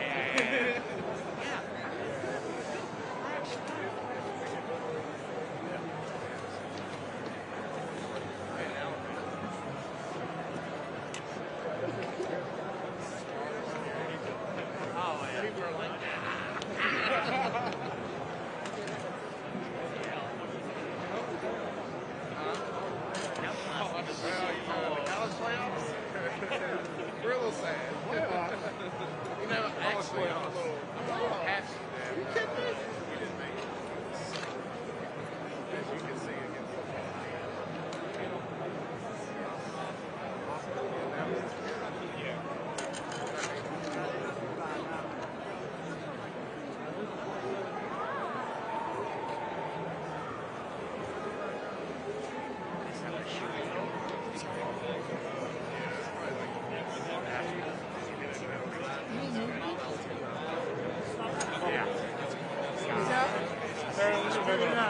I'm having a hard time hearing you.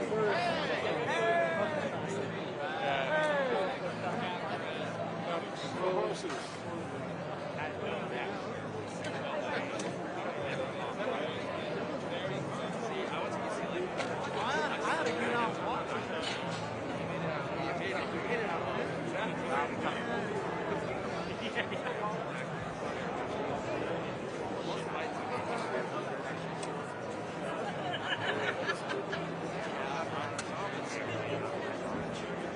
I did, but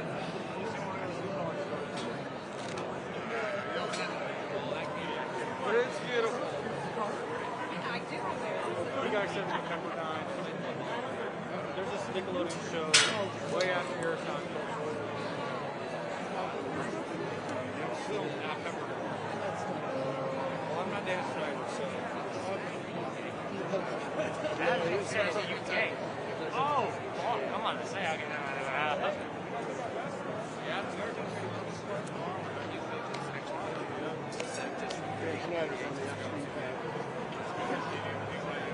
It did not surprise me at all.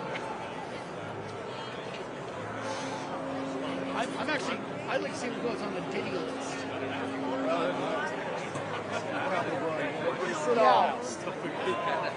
there's so much you can do.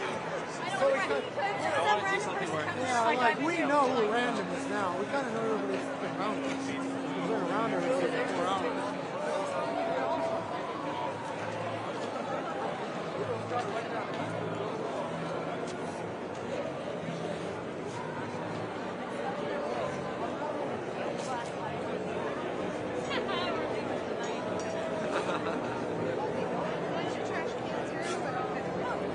Yeah, I know. I was just thinking.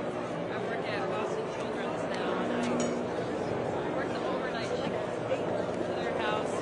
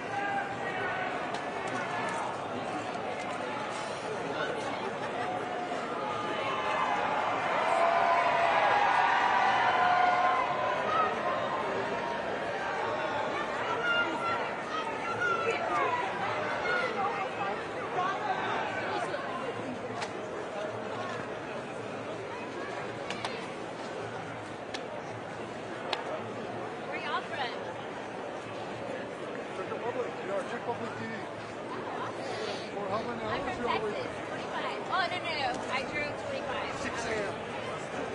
6 a.m. 6 a.m.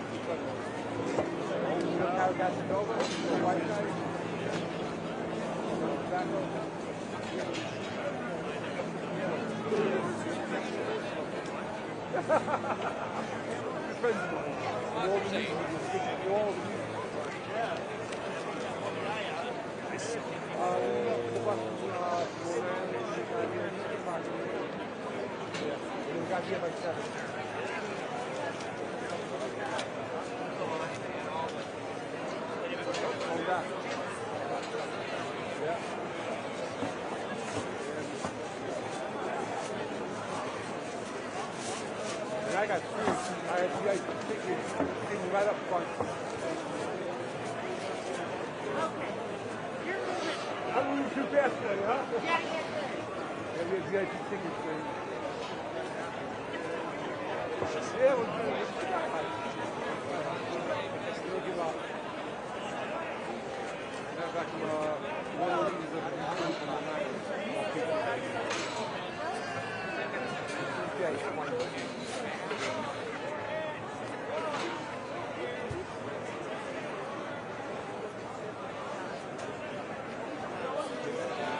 Okay, guys. Now we're getting all major new things. Yeah, you can't go through here now. You gotta go around the next round. You gotta go around the next round. I know. Yes, you will.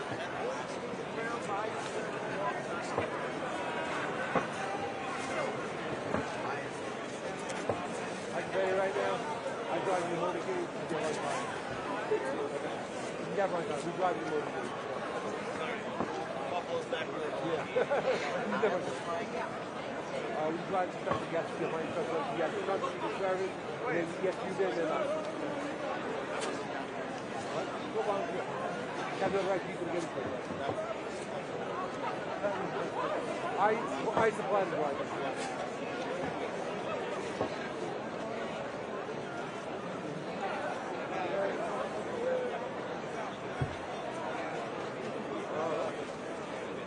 Gotta move over there. We'll be 1 second. Come on, Jay, let's go.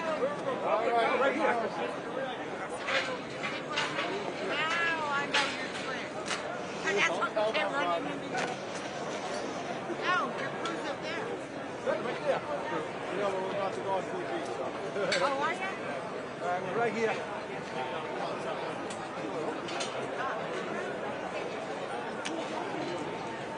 Yeah. Sorry, Jack. I would have done.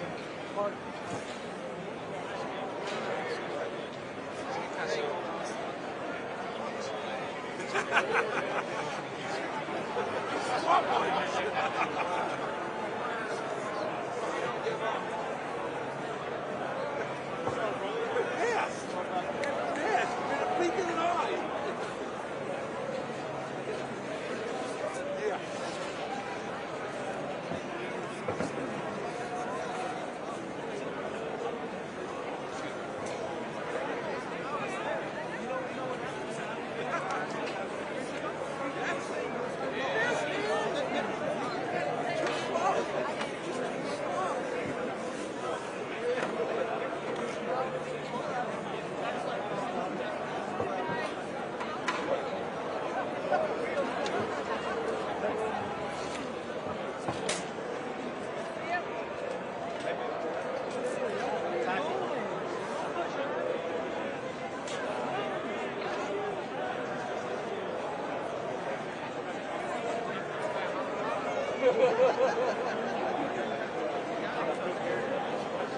hot is it?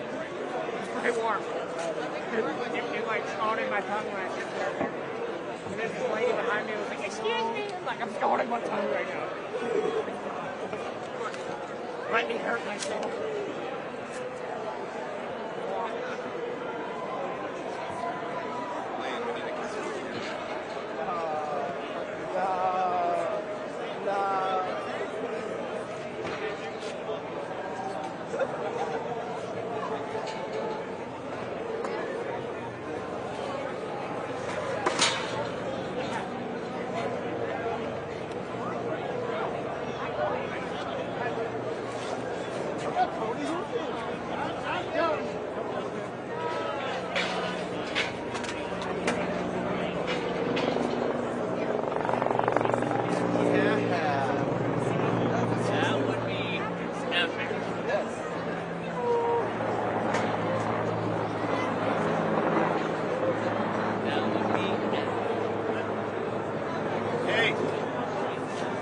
Max, don't worry about me. Someone's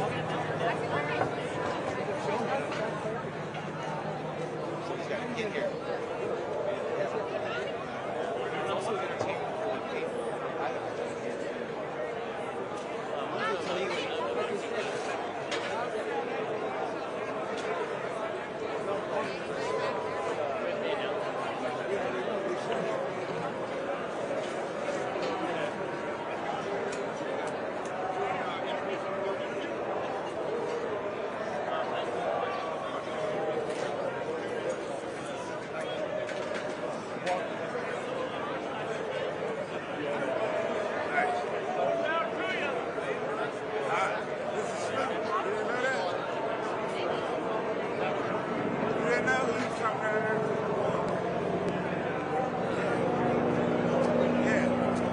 What's your autograph?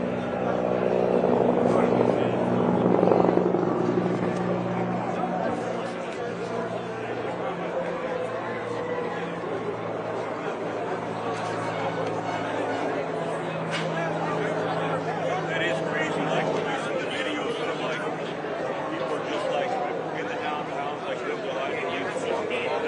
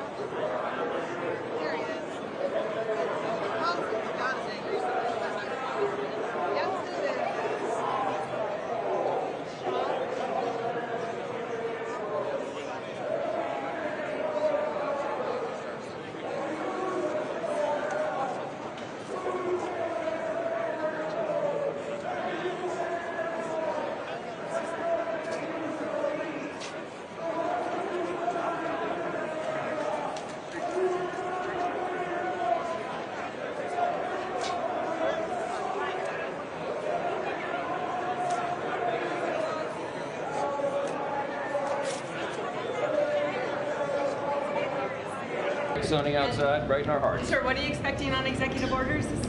A lot. We'll see. Thank you.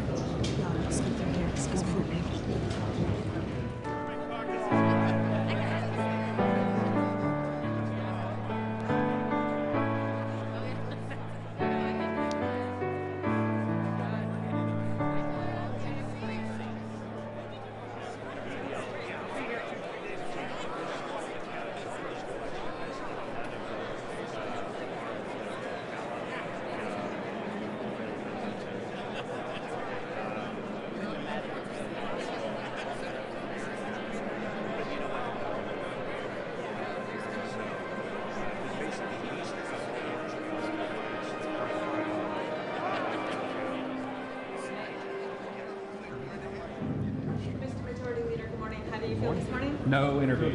Sorry. Thank you, sir.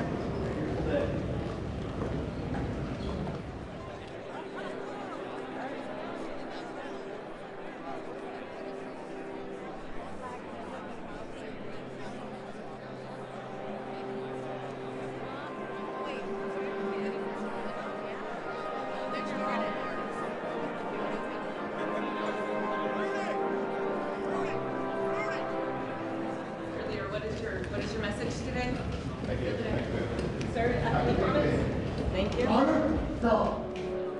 You have a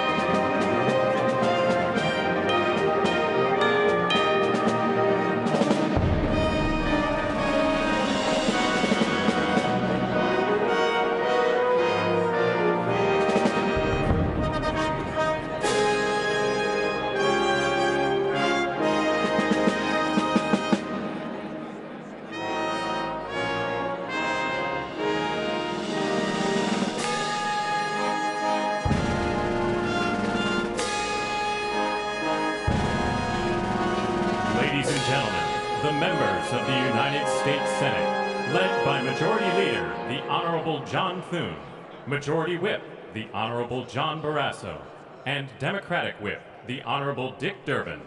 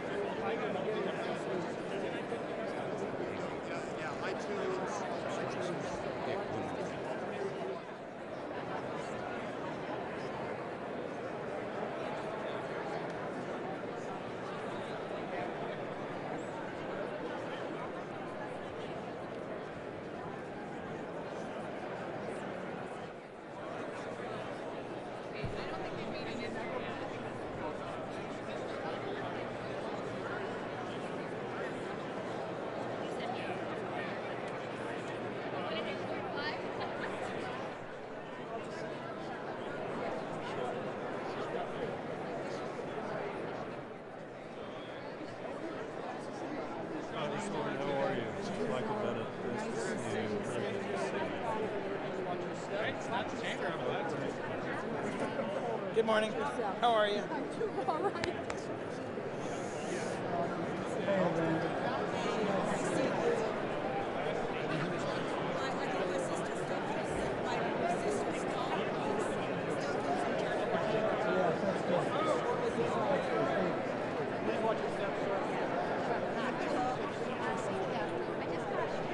Senator, right this way, please. Hey, Daisy, sorry. It was Focus. Joe, we started. My man. Looking forward to working with her. Good to see you. Yeah. Ships. All right. Yeah. We missed you.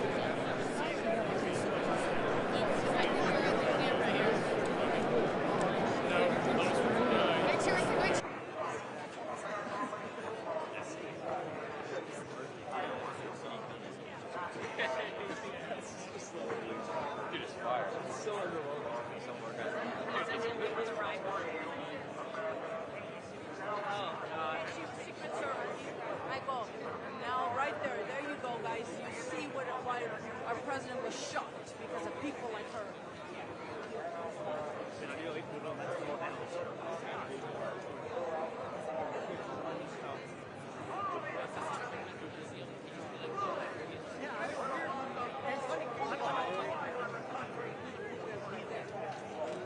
Right by the Hudson there. People are outside, not inside. Yeah, well, you know what? This year, people are more, not what we did.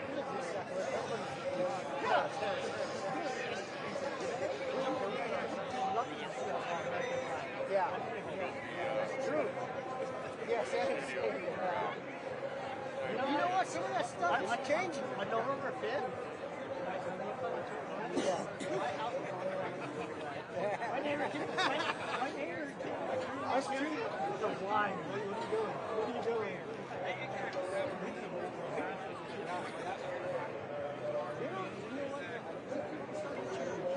Hold on, I can fucking fire. Yeah, you know, useless. Longest it's ever taken me to walk.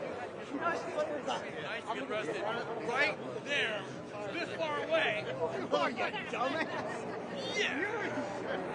Yeah, he's back! I saw it, I was there. And he would always watch these World War II movies, right? And he would always talk about how it was the most terrible time in his life. It was so terrible. I hope you never have to go through this. Terrible, terrible, terrible. But he would always want to relive it and watch the same movies over and over again. Like every year. I never understood that. I mean, I'm sure if I put that line for like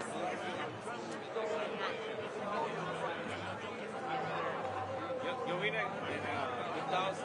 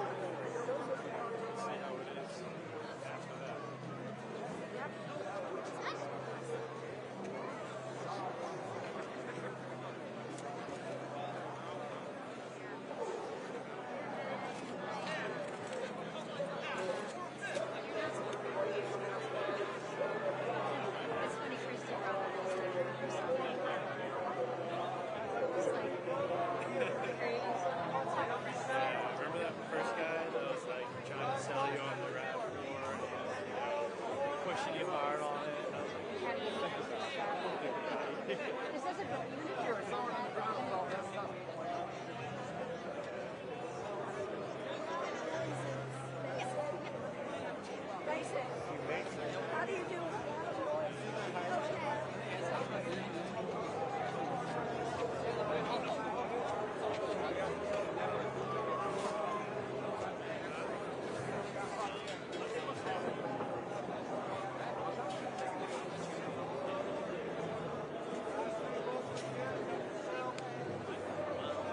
What's your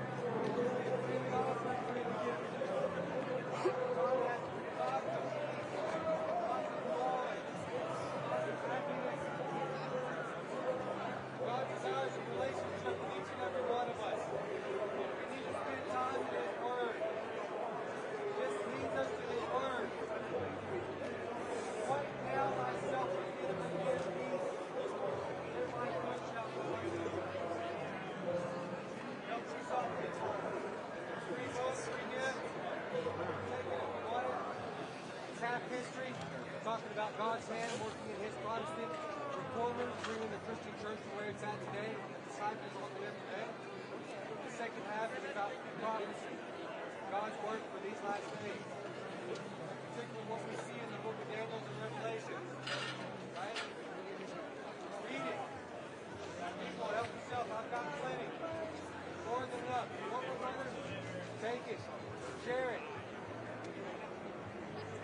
importantly, read your Bibles. Thank you, people. Make sure you come down here and do it.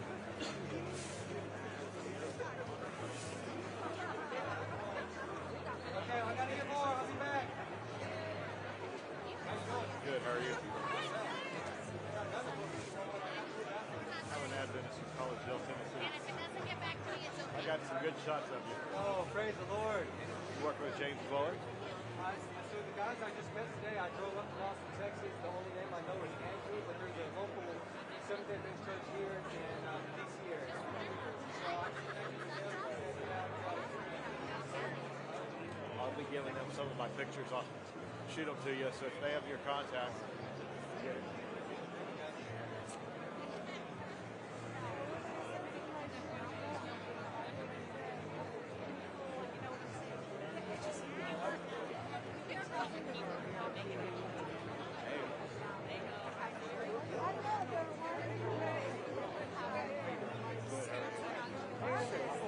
Yep. And that's behind me. Oh, wow. Where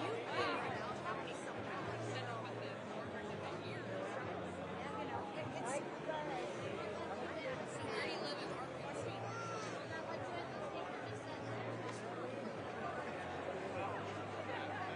So we needed our clear bags. Guys. Because I had a clear 12 inch by 12 inch. This is not 12 inches, is it? Yeah, I'm good.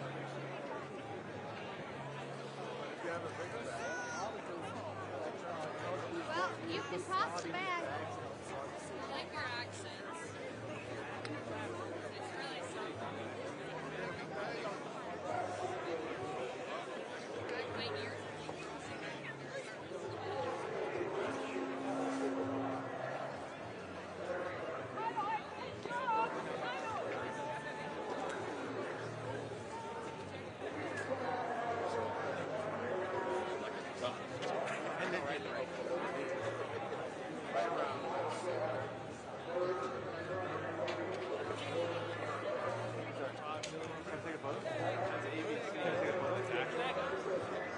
Turn around. Let me see the side.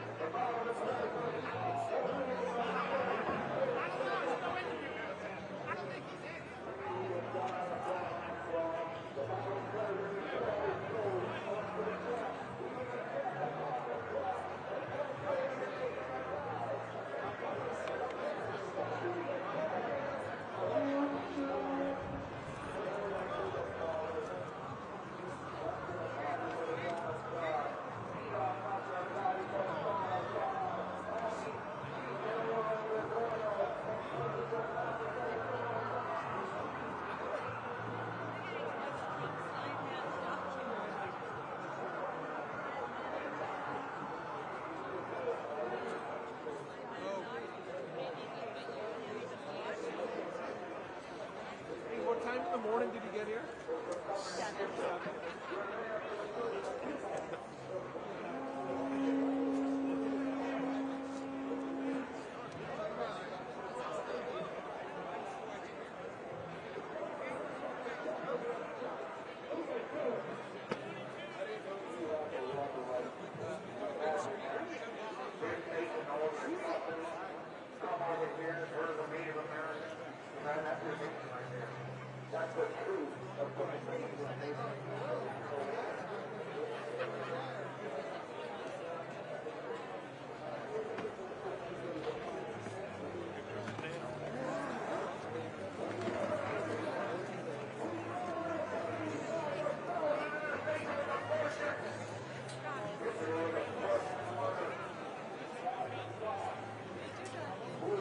Like, no one wants to hear what you have to say.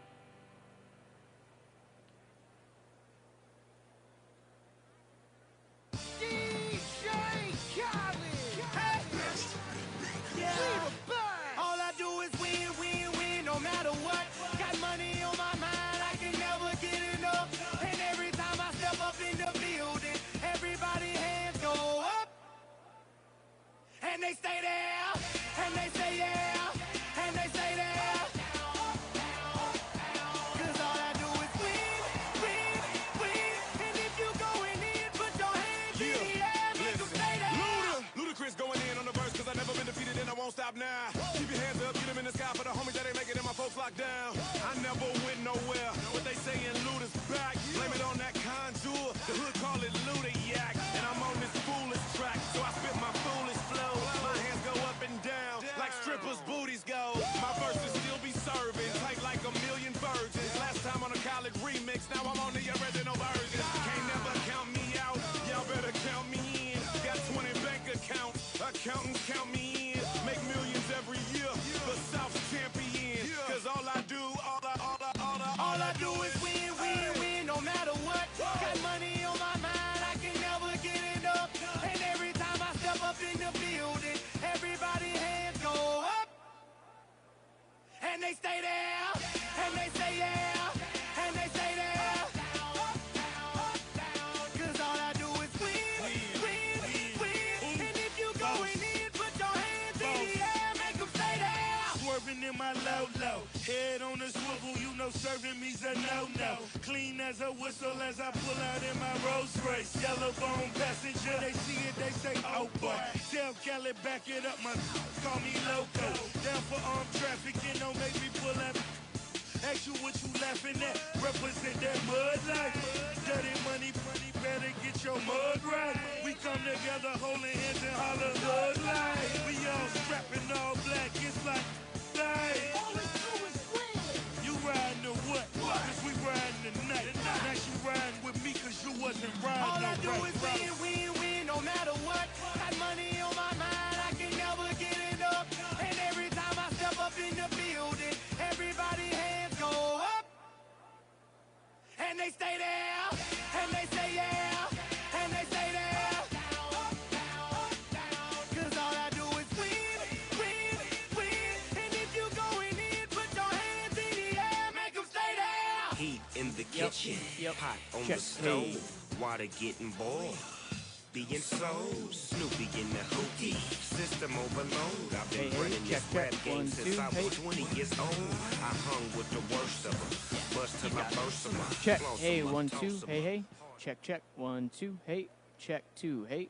1, 2, hey. Yep. I am talking. Hello, Aria. Check, 1, 2, hey, hey. 1, 2, hey, 2, hey. 1, 2. Check, 1, 2, hey.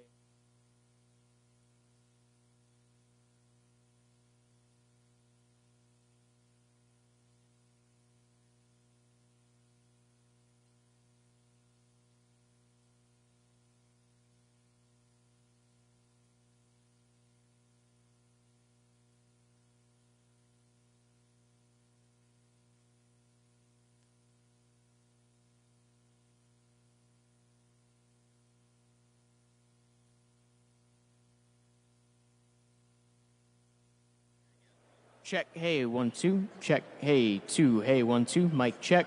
Hey, check, 1, 2. Hey, hey.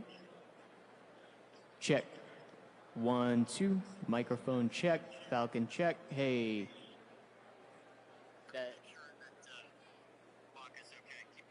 Yep. Check, hey, 2, 1, 2. Microphone check. Hey, hey. Mic check. Podium check. Primary check. Hey, 1, 2. Hey. 1, 2, check, check. All good there? Keep going. Keep going.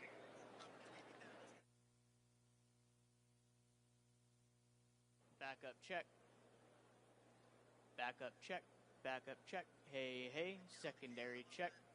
Secondary check. 1, 2. Secondary check. Hey, hey. 1, 2. Check. Hold on for a second. Yep. Select switches. Go ahead. Keep going. Check, hey, secondary check, hey, 1, 2, hey, hey, check, 2, hey, hey, check, 1, 2, yeah, check, hey, 1, 2, check, hey, hey, hey, 1, 2, yep, gain adjust, gain shading, hey, check, 1, 2, hey, 1, 2, hey.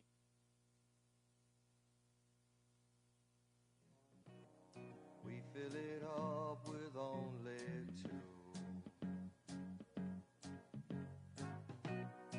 And when I hurt, burden runs off my shoulders. How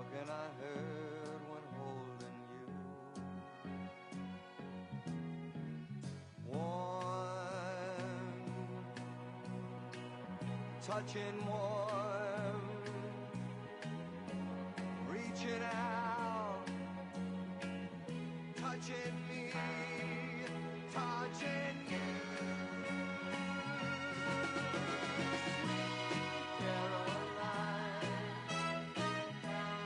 Good times never seem so good. I've been inclined to believe they never would. Oh, no, no.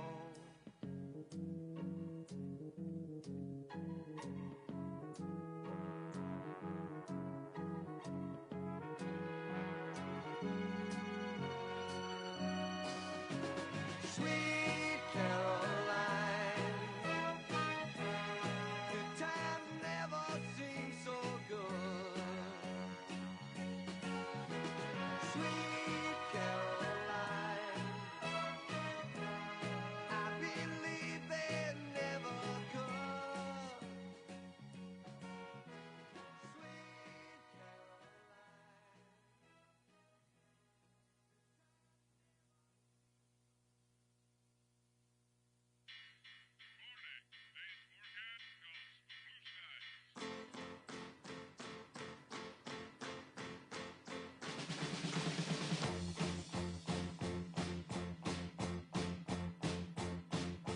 Sun is shining in the sky. There ain't a cloud in sight. It's stop raining. Everybody's in the place. And don't you know it's a beautiful new day?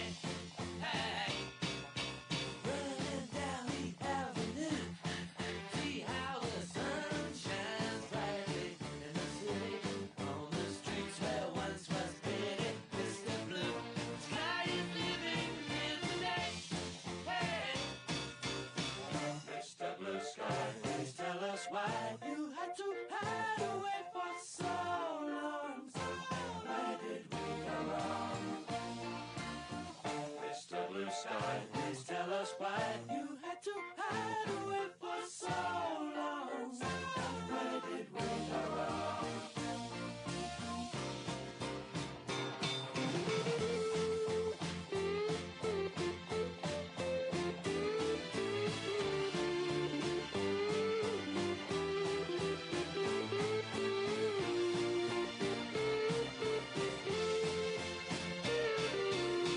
Hey, you with the pretty face, where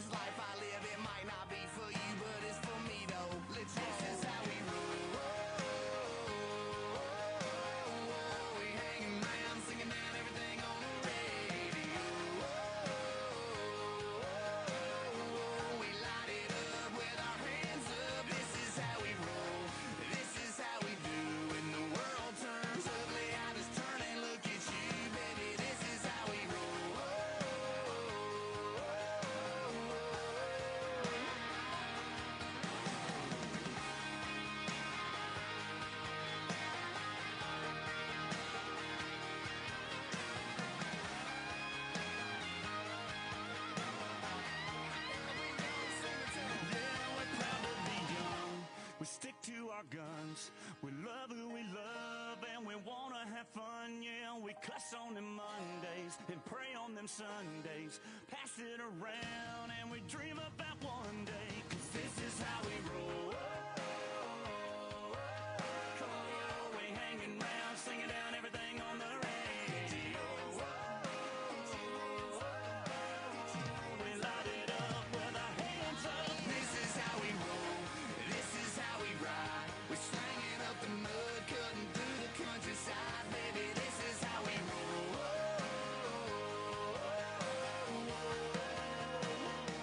Yeah, this is how we roll. This is how we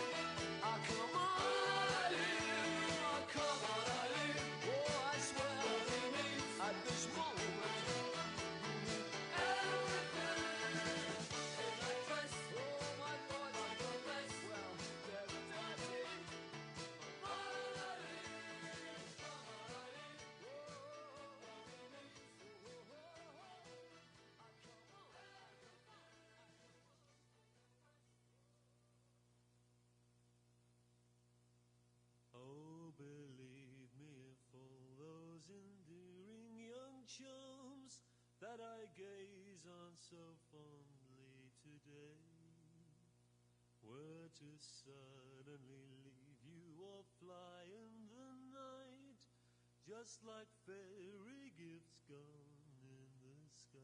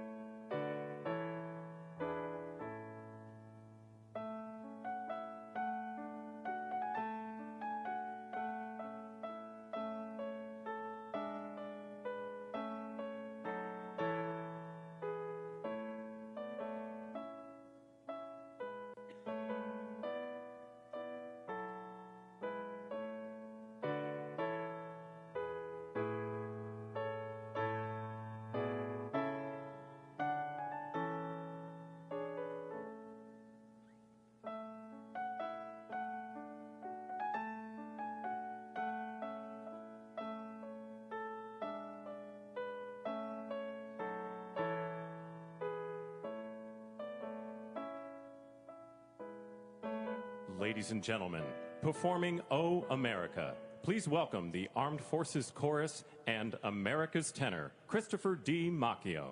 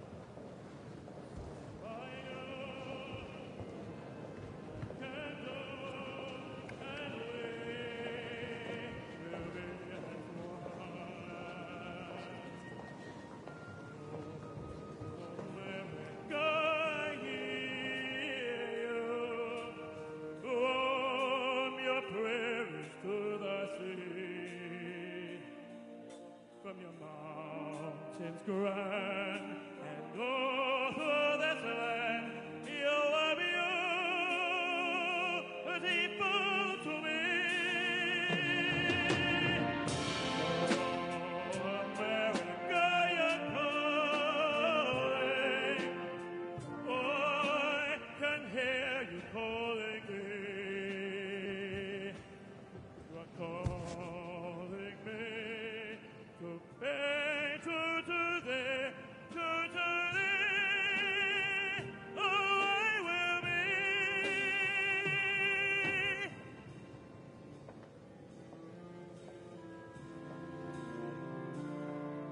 And we will be as one.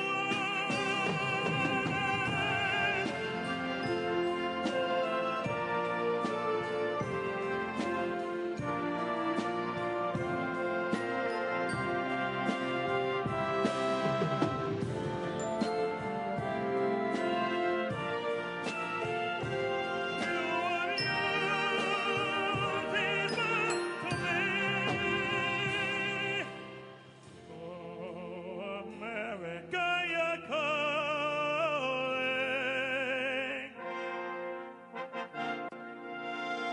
I will ever answer thee.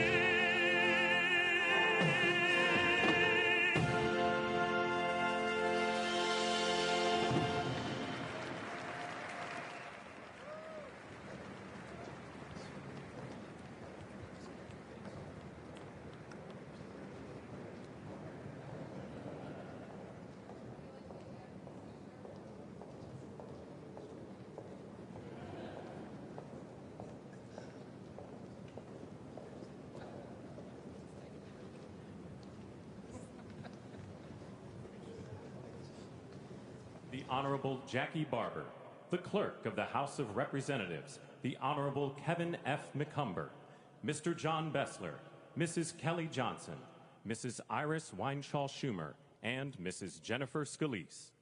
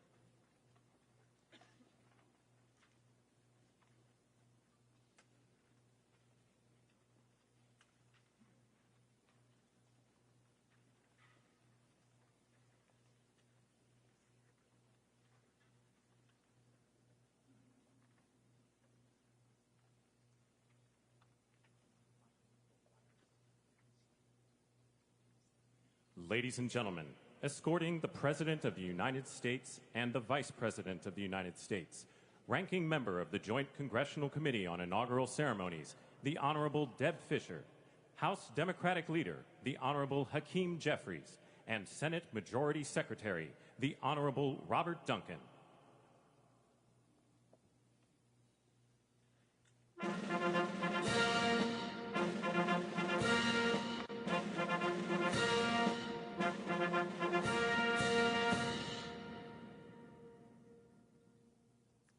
Ladies and gentlemen, the President of the United States, the Honorable Joseph R. Biden Jr., and Vice President of the United States, the Honorable Kamala Devi Harris.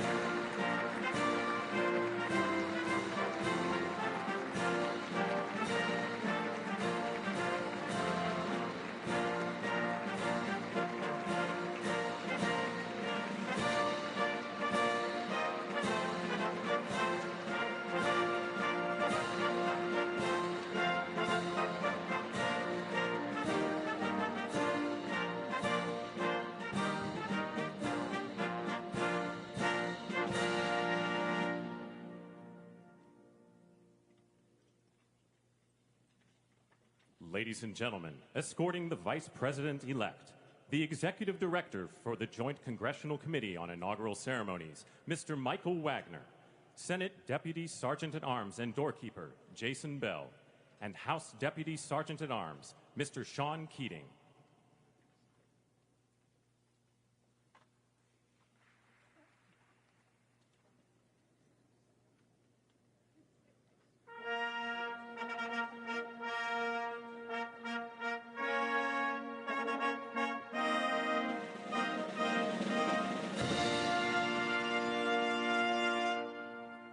Ladies and gentlemen, the Vice President-elect of the United States, the Honorable J.D. Vance.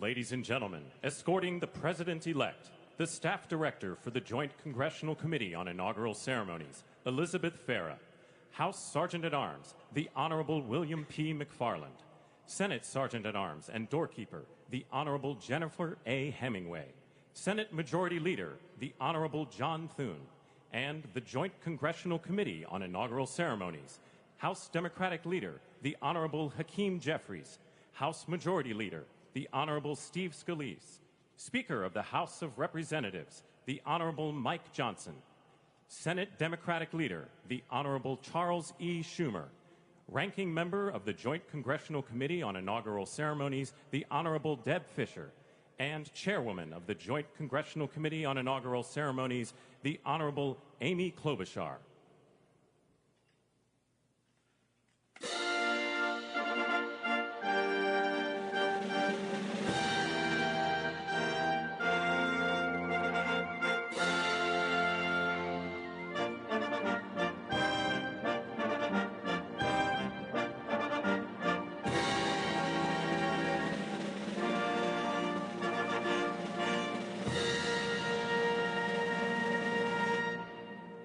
Ladies and gentlemen, the President-elect of the United States, the Honorable Donald John Trump.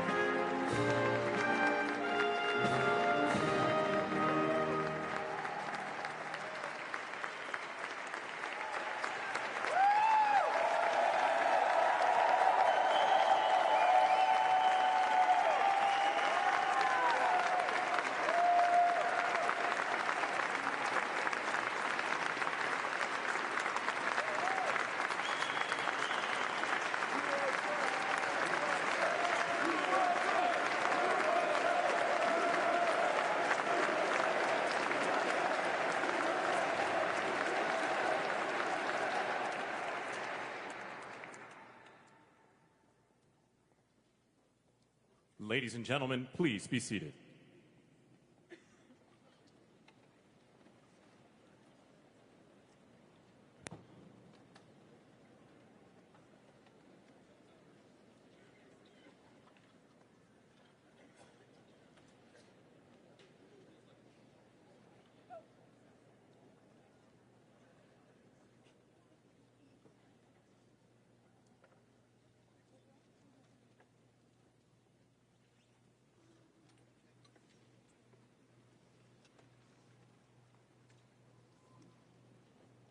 Please welcome the chairwoman of the Joint Congressional Committee on Inaugural Ceremonies, the Honorable Amy Klobuchar.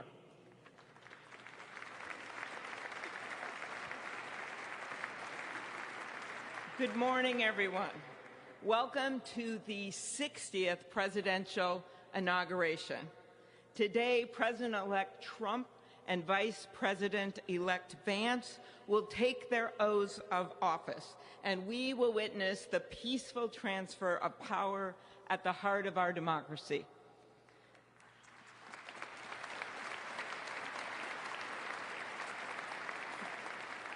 For the past year, I've chaired the Inaugural Ceremony Committee, which includes the leadership of Congress from both parties. We thank the committee and Capitol staff and law enforcement who worked so hard over the last year, and especially the last 3 days. You've done a beautiful job, and you have shown grace under pressure.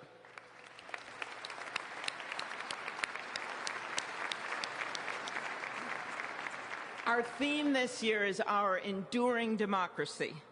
The presence of so many presidents and vice presidents here today is truly a testament to that endurance. We welcome President Biden and Dr. Biden.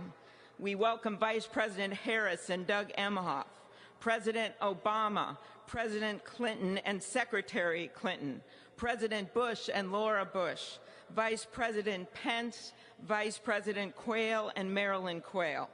The justices of the United States Supreme Court are with us, all 9 of them I counted, and of course the Trump and Vance families. This ceremony marks what will soon be 250 years of our democracy. It is the moment when leaders, elevated by the will of the people, promise to be faithful to our Constitution, to cherish and defend it. It is the moment when they become, as we all should be, the guardians of our country. Through war and peace, through adversity and prosperity, we hold this inauguration every 4 years, and today it falls on Martin Luther King Day, a further reminder that we must strive to uphold the values enshrined in our Constitution, the freedoms, the liberties, and, as is inscribed on the entrance of the United States Supreme Court, equal justice under law.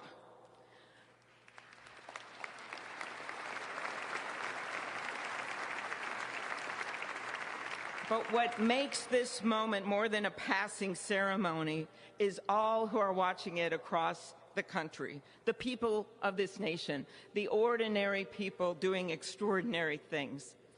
President Kennedy, who at one point worked as a senator in this building and would often walk through this very rotunda, once said, "In a democracy, every citizen, regardless of interest in politics, holds office. Every one of us is in a position of responsibility." With that responsibility of citizenship comes an obligation not to seek out malice, as President Lincoln once reminded us, but to view others with a generosity of spirit despite our differences. With that responsibility of leadership comes an obligation to stand our ground when we must and find common ground when we can. With everything swirling around us, the hot mess of division, it is on all of us, to quote an incredible songwriter who just happened to be born in my state, to ensure that our nation's democracy is our shelter from the storm. There's a reason this ceremony takes place at the Capitol. In other countries, it might be in a presidential palace or a gilded executive office building. Here it is traditionally held at the Capitol, the People's House. It is a fitting reminder of the system of checks and balances that is the very foundation of our government, 3 equal branches of government. That is how, for nearly 250 years, our great American experiment, grounded in the rule of law, has endured. So, as we inaugurate a new president and vice president, let us remember that the power of those in this room comes from the people. the construction workers who build our country, the teachers and healthcare workers who nurture us, the troops defending our freedoms, and yes, the firefighters in Los Angeles putting themselves on the line for us.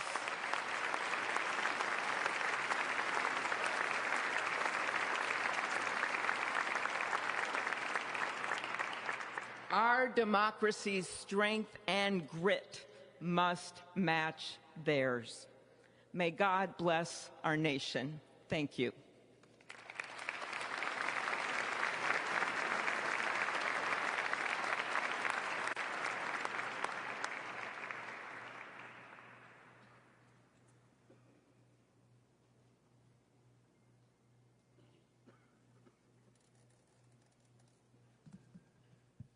Good afternoon. Endurance through the years is the ultimate test. To persevere through time is the truest measure of an idea, an institution, and a nation. Our founders wrote the Constitution so that America could withstand all the twists and turns of time. They wrote it to guide us and to preserve forever our right of life, liberty, and the pursuit of happiness. But as much as the truths and principles enshrined in our Constitution remain the same, our democracy promises the American people the power to change, to chart their own destiny. That's the beauty. That is the importance of democracy. It allows the endurance, the permanence of a nation through change. It allows nations like our United States both to avoid the obstacles and to seize the opportunities God has placed before us, all while staying true to our founding principles. Today is our country's 60th inauguration ceremony. Like all the others before it, it is a celebration of our right to set our uniquely American course. The past several years have been trying at times for many, many Americans, and also for the nations of the free world that we humbly strive to lead. In November, Americans chose again to steer this nation towards greatness, the secure, safe, and prosperous future that our founders envisioned for all of us. And today, we celebrate not only their decision to do so, but also the simple right and wisdom of a free people to make their own choice so that their nation might endure. And now, allow me to welcome Archbishop Timothy Dolan and Reverend Franklin Graham, who will deliver our invocation. Please rise.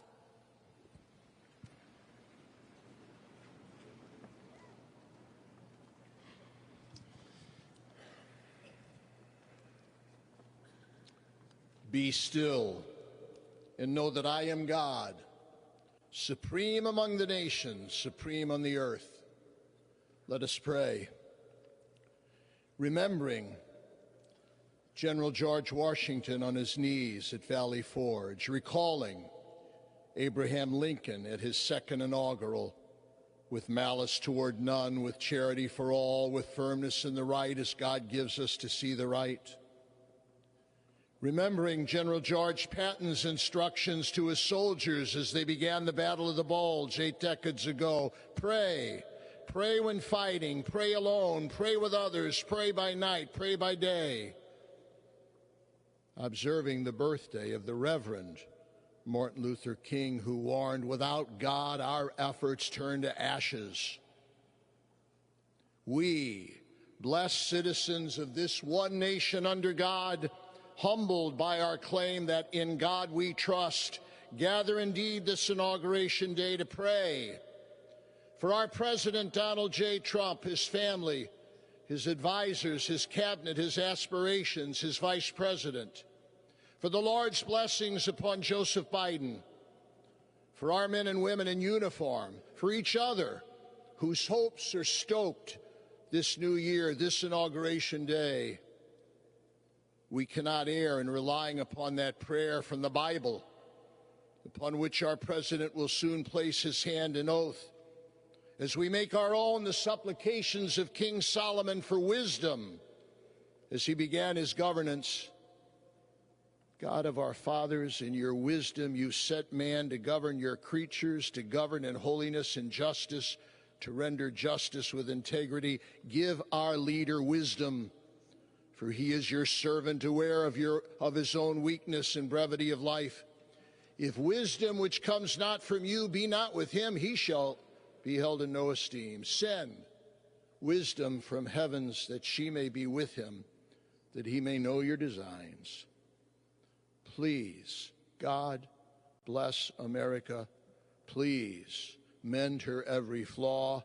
You are the God in whom we trust, who lives and reigns forever and ever. Amen.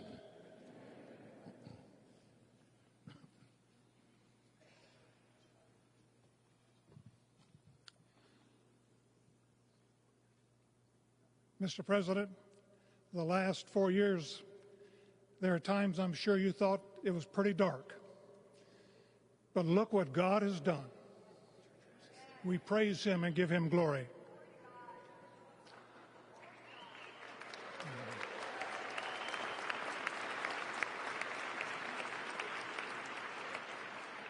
Let us pray. Our Father and our God, thou hast said, blessed is the nation whose God is the Lord. As the prophet Daniel prayed, blessed be the name of God forever and ever. For wisdom and might are his. He changes the times and the seasons. He removes kings. He raises up kings. He gives wisdom to the wise and knowledge to those who have understanding. Our Father, today, as President Donald J. Trump takes the oath of office once again, we come to say thank you, O Lord our God. Father, when Donald Trump's enemies thought he was down and out, you and you alone saved his life and raised him up with strength and power by your mighty hand.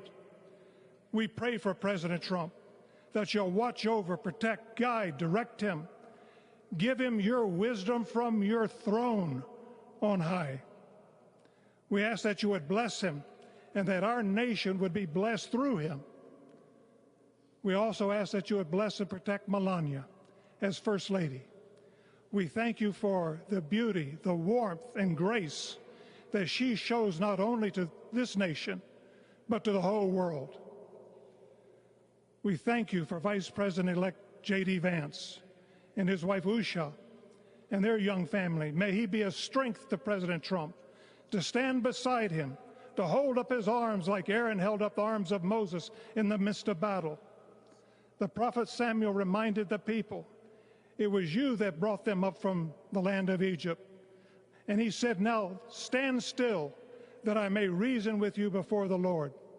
So, Father, we take this moment to stand still, to remember the great things that you have done for this nation. Thank you for the protection, the bounty, the freedoms that we so enjoy.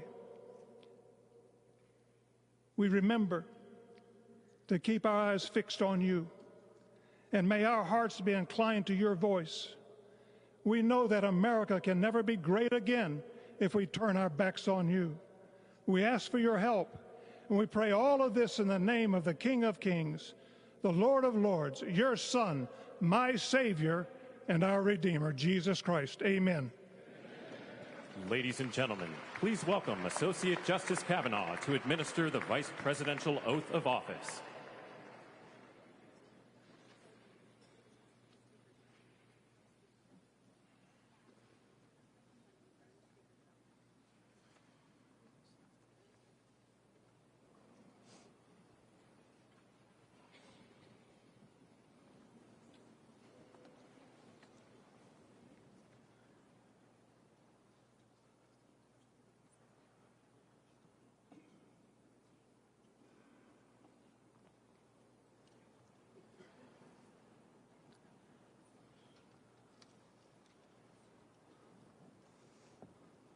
Please raise your right hand and repeat after me.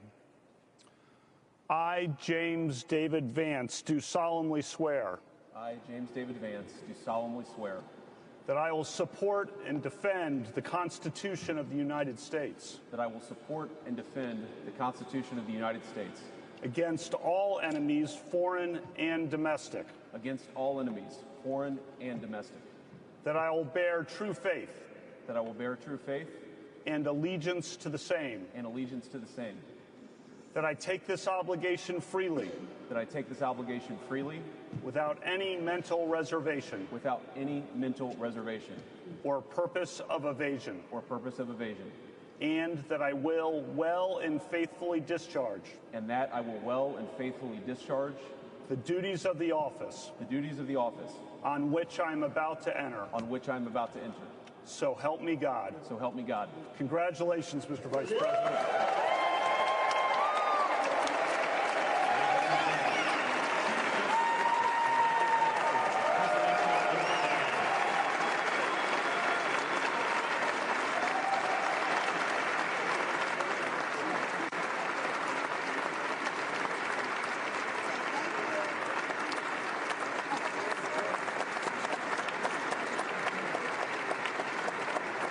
Ladies and gentlemen, please welcome Chief Justice Roberts to administer the presidential oath of office.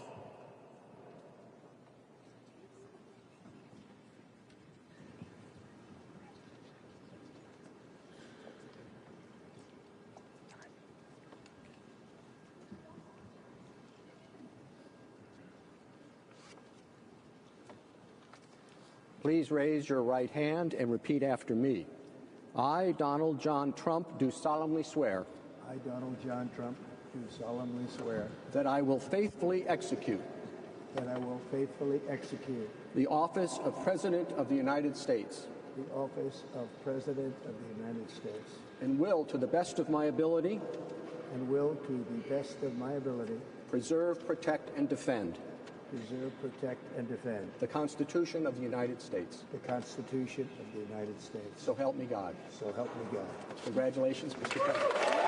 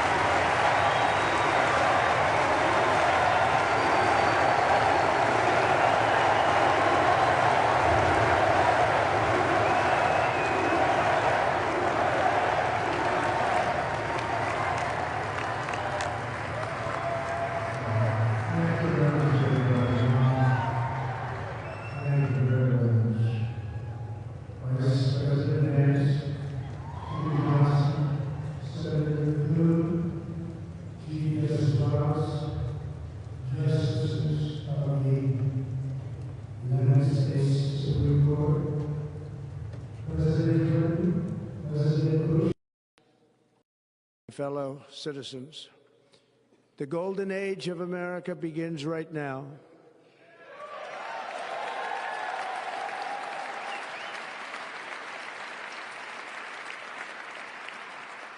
From this day forward, our country will flourish and be respected again all over the world. We will be the envy of every nation, and we will not allow ourselves to be taken advantage of any longer. During every single day of the Trump administration, I will very simply put America first.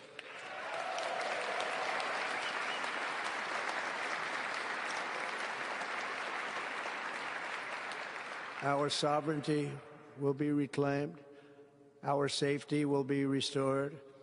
The scales of justice will be rebalanced. The vicious, violent, and unfair weaponization of the Justice Department and our government will end.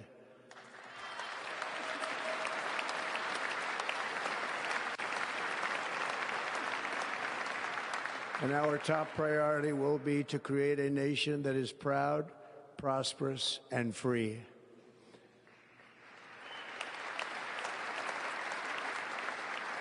America will soon be greater, stronger, and far more exceptional than ever before. I return to the presidency confident and optimistic that we are at the start of a thrilling new era of national success. A tide of change is sweeping the country. Sunlight is pouring over the entire world, and America has the chance to seize this opportunity like never before. But first, we must be honest about the challenges we face. While they are plentiful, they will be annihilated by this great momentum that the world is now witnessing in the United States of America. As we gather today, our government confronts a crisis of trust. For many years, a radical and corrupt establishment has extracted power and wealth from our citizens while the pillars of our society lay broken and seemingly in complete disrepair. We now have a government that cannot manage even a simple crisis at home, while at the same time stumbling into a continuing catalog of catastrophic events abroad.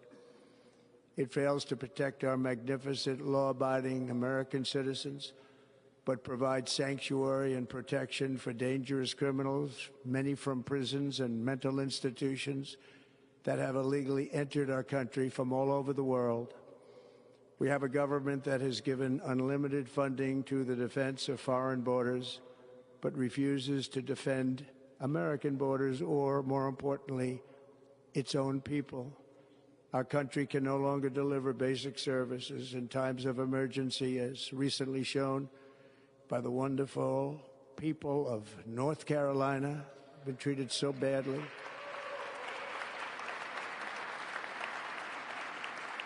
And other states who are still suffering from a hurricane that took place many months ago. Or more recently, Los Angeles, where we're watching fires still tragically burn. From weeks ago, without even a token of defense, they're raging through the houses and communities, even affecting some of the wealthiest and most powerful individuals in our country, some of whom are sitting here right now. They don't have a home any longer. That's interesting. But we can't let this happen. Everyone is unable to do anything about it. That's going to change. We have a public health system that does not deliver in times of disaster, yet more money is spent on it than any country anywhere in the world. And we have an education system that teaches our children to be ashamed of themselves in many cases, to hate our country despite the love that we try so desperately to provide to them. All of this will change starting today, and it will change very quickly.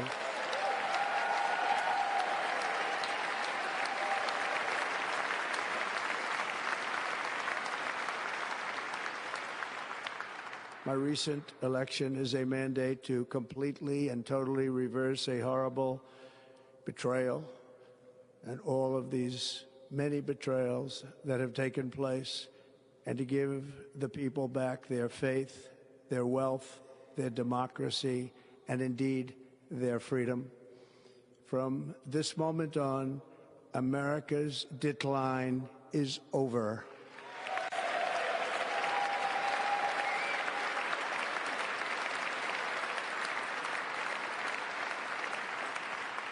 Our liberties and our nation's glorious destiny will no longer be denied, and we will immediately restore the integrity, competency, and loyalty of America's government. Over the past 8 years, I have been tested and challenged more than any president in our 250-year history, and I've learned a lot along the way. The journey to reclaim our republic has not been an easy one, that I can tell you. Those who wish to stop our cause have tried to take my freedom and indeed to take my life. Just a few months ago in a beautiful Pennsylvania field, an assassin's bullet ripped through my ear. But I felt then, and believe even more so now, that my life was saved for a reason. I was saved by God to make America great again.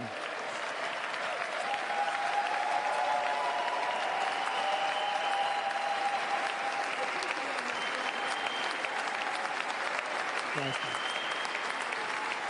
Thank you.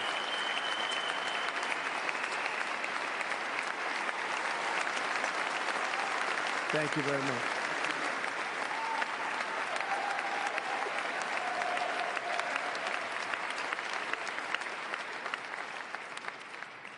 That is why each day under our administration of American patriots, we will be working to meet every crisis with dignity and power and strength. We will move with purpose and speed to bring back hope, prosperity, safety, and peace for citizens of every race, religion, color, and creed. For American citizens, January 20th, 2025 is Liberation Day.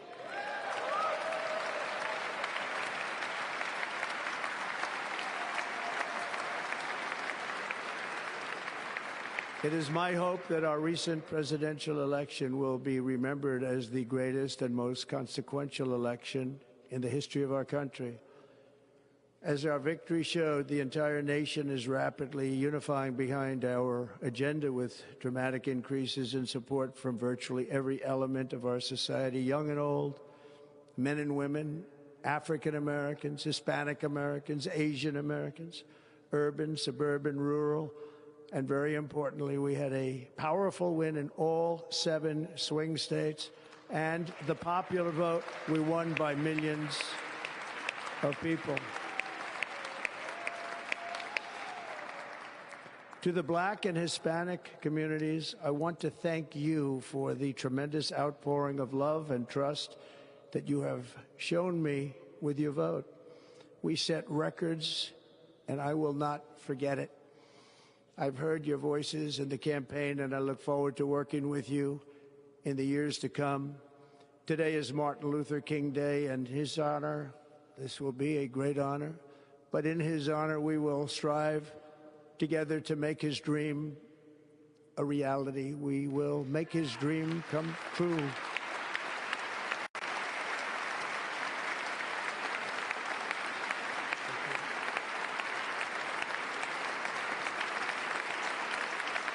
Thank you. Thank you. National unity is now returning to America, and confidence and pride is soaring like never before. In everything we do, my administration will be inspired by a strong pursuit of excellence and unrelenting success. We will not forget our country. We will not forget our Constitution, and we will not forget our God. Can't do that.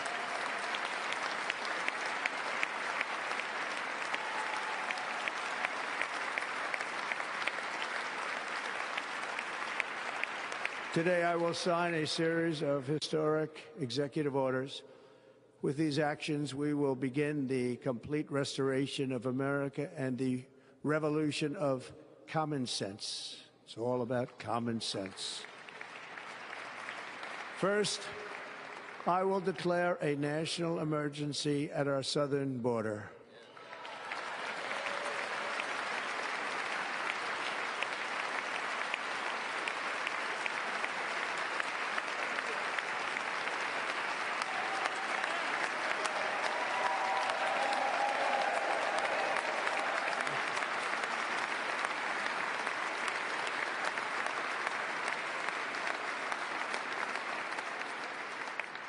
All illegal entry will immediately be halted, and we will begin the process of returning millions and millions of criminal aliens back to the places from which they came.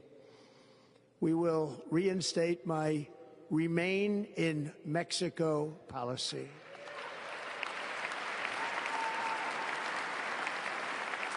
I will end the practice of catch and release. And I will send troops to the southern border to repel the disastrous invasion of our country.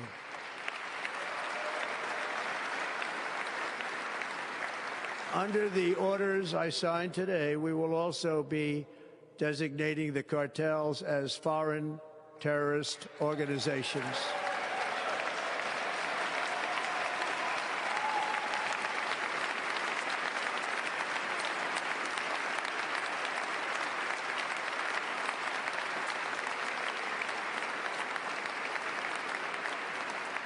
And by invoking the Alien Enemies Act of 1798, I will direct our government to use the full and immense power of federal and state law enforcement to eliminate the presence of all foreign gangs and criminal networks, bringing devastating crime to U.S. soil, including our cities and inner cities.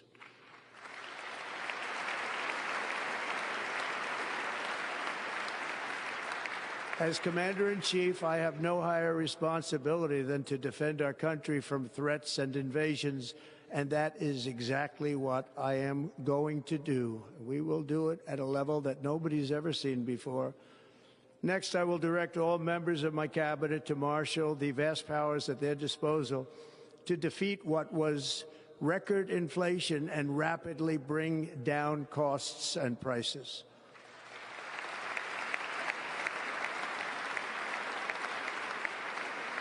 The inflation crisis was caused by massive overspending and escalating energy prices, and that is why today I will also declare a national energy emergency. We will drill, baby, drill.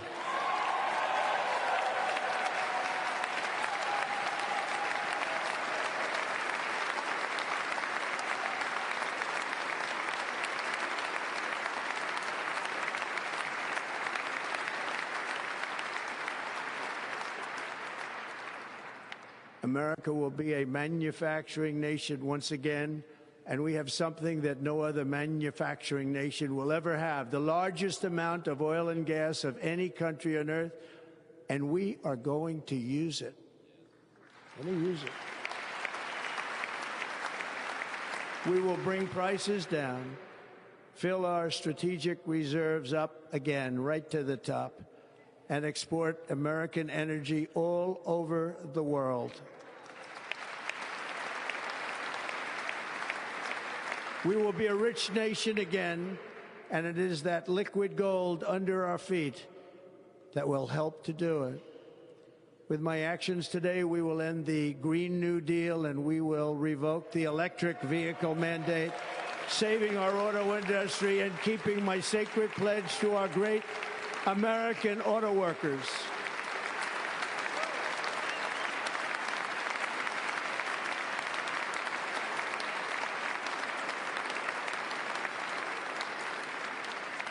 In other words, you'll be able to buy the car of your choice. We will build automobiles in America again at a rate that nobody could have dreamt possible just a few years ago. And thank you to the auto workers of our nation for your inspiring vote of confidence. We did tremendously with their vote. I will immediately begin the overhaul of our trade system to protect American workers and families. Instead of taxing our citizens to enrich other countries, we will tariff and tax foreign countries to enrich our citizens.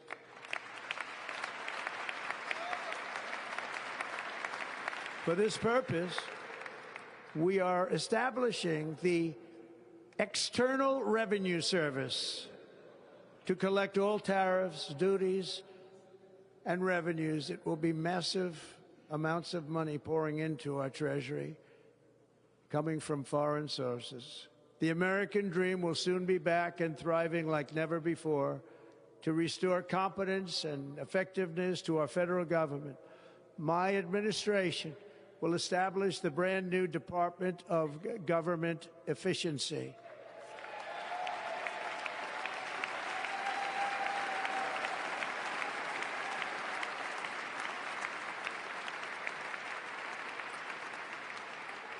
After years and years of illegal and unconstitutional federal efforts to restrict free expression, I will also sign an executive order to immediately stop all government censorship and bring back free speech to America.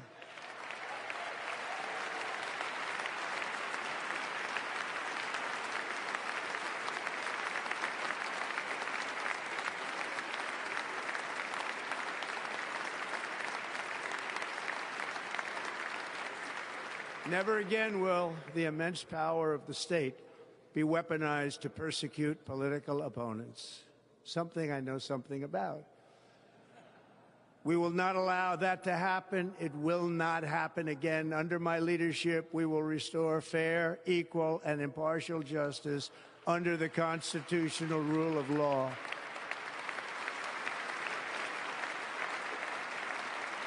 And we are going to bring law and order back to our cities. This week, I will also end the government policy of trying to socially engineer race and gender into every aspect of public and private life.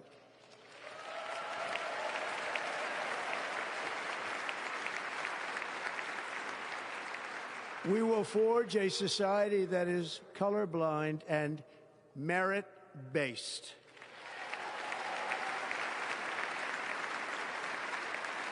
As of today, it will henceforth be the official policy of the United States government that there are only two genders, male and female.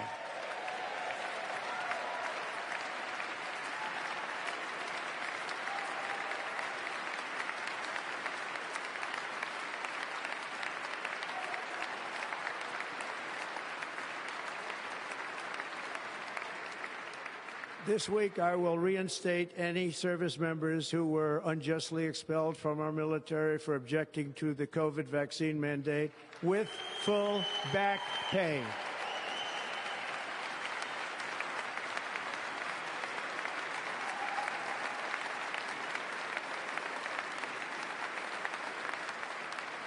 And I will sign an order to stop our warriors from being subjected to radical political theories and social experiments while on duty. It's going to end immediately. Our armed forces will be freed to focus on their sole mission, defeating America's enemies.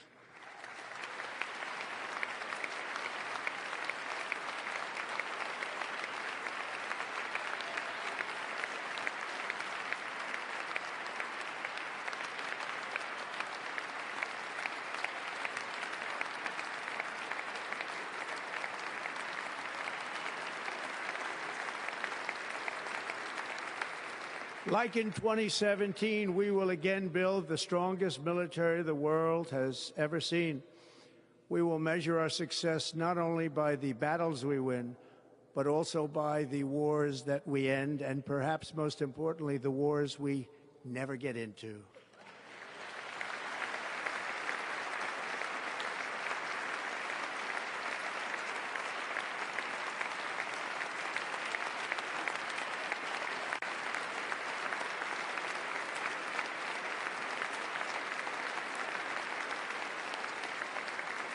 My proudest legacy will be that of a peacemaker and unifier. That's what I want to be, a peacemaker and a unifier.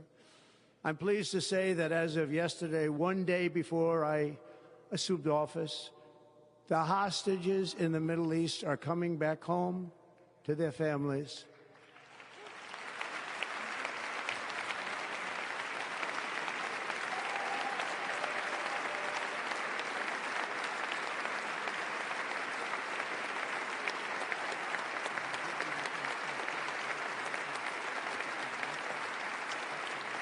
Thank you. America will reclaim its rightful place as the greatest, most powerful, most respected nation on earth, inspiring the awe and admiration of the entire world. A short time from now, we are going to be changing the name of the Gulf of Mexico to the Gulf of America, and we will restore the name of a great president, William McKinley, to Mount McKinley, where it should be and where it belongs.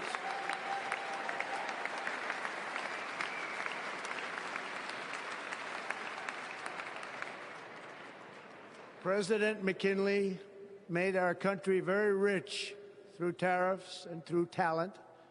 He was a natural businessman and gave Teddy Roosevelt the money for many of the great things he did, including the Panama Canal, which has foolishly been given to the country of Panama after the United States. The United States, I mean, think of this, spent more money than ever spent on a project before and lost 38,000 lives in the building of the Panama Canal. We have been treated very badly from this foolish gift that should have never been made, and Panama's promise to us has been broken. The purpose of our deal and the spirit of our treaty has been totally violated. American ships are being severely overcharged and not treated fairly in any way, shape, or form, and that includes the United States Navy. And above all, China is operating the Panama Canal, and we didn't give it to China, we gave it to Panama, and we're taking it back.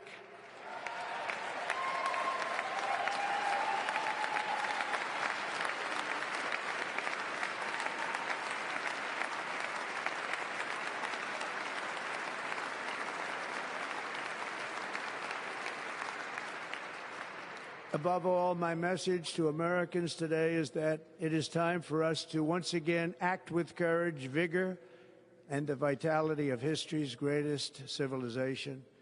So as we liberate our nation, we will lead it to new heights of victory and success.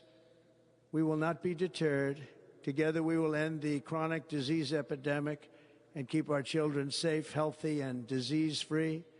The United States will once again consider itself a growing nation, one that increases our wealth, expands our territory, builds our cities, raises our expectations, and carries our flag into new and beautiful horizons.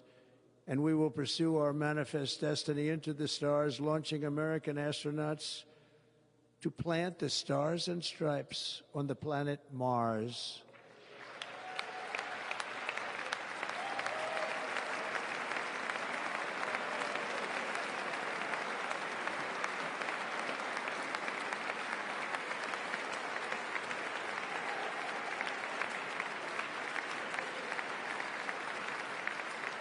Ambition is the lifeblood of a great nation, and right now our nation is more ambitious than any other. There's no nation like our nation. Americans are explorers, builders, innovators, entrepreneurs, and pioneers. The spirit of the frontier is written into our hearts. The call of the next great adventure resounds from within our souls. Our American ancestors turned a small group of colonies on the edge of a vast continent into a mighty republic of the most extraordinary citizens on earth. No one comes close. Americans pushed thousands of miles through a rugged land of untamed wilderness. They crossed deserts, scaled mountains, braved untold dangers, won the Wild West, ended slavery, rescued millions from tyranny, lifted billions from poverty, harnessed electricity, split the atom, launched mankind into the heavens, and put the universe of human knowledge into the palm of the human hand. If we work together, there is nothing we cannot do and no dream we cannot achieve. Many people thought it was impossible for me to stage such a historic political comeback. But as you see today, here I am. The American people have spoken.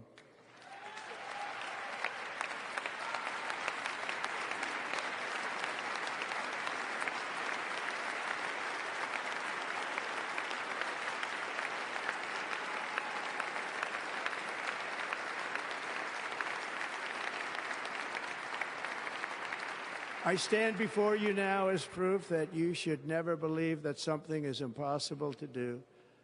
In America, the impossible is what we do best.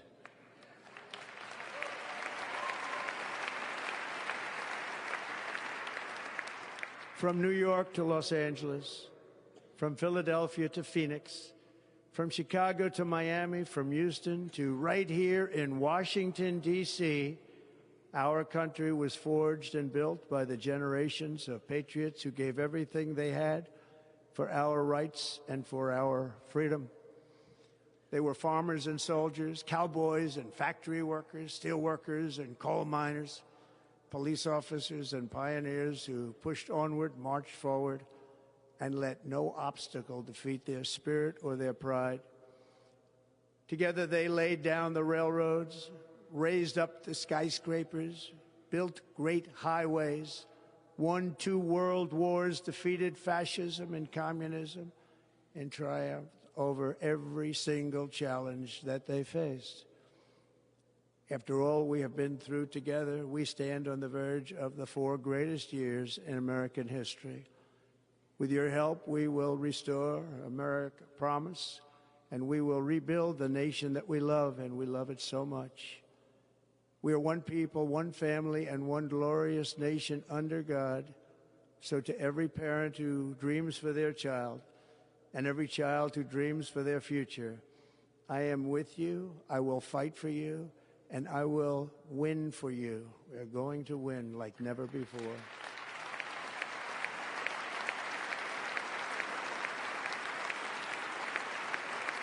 Thank you. Thank you.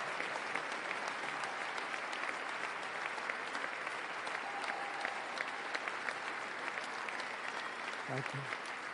Thank you. In recent years, our nation has suffered greatly, but we are going to bring it back and make it great again, greater than ever before. We will be a nation like no other, full of compassion, courage, and exceptionalism. Our power will stop all wars and bring a new spirit of unity to a world that has been angry, violent, and totally unpredictable. America will be respected again and admired again, including by people of religion, faith, and goodwill. We will be prosperous. We will be proud. We will be strong, and we will win like never before. We will not be conquered. We will not be intimidated.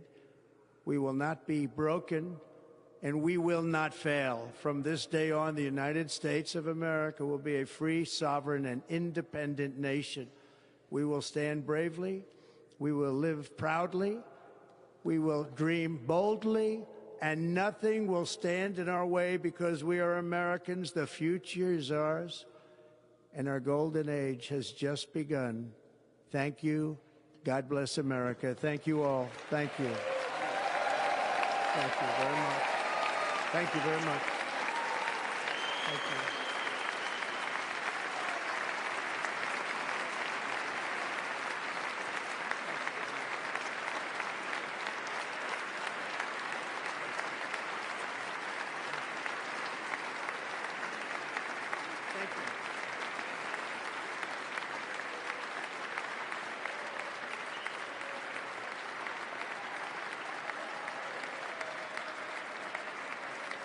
Ladies and gentlemen, performing America the Beautiful, please welcome the...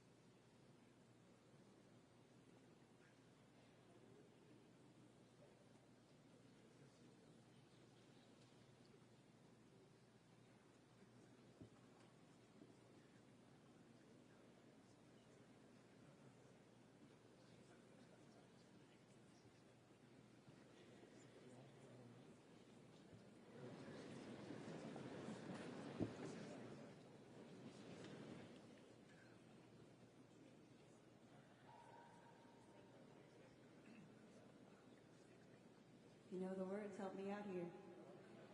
Oh, beautiful for spacious skies, for amber waves of grain, for purple mountain majesties above the fruited plain. America, America, God shed his grace on thee and crown thy good with brotherhood from sea to shining sea.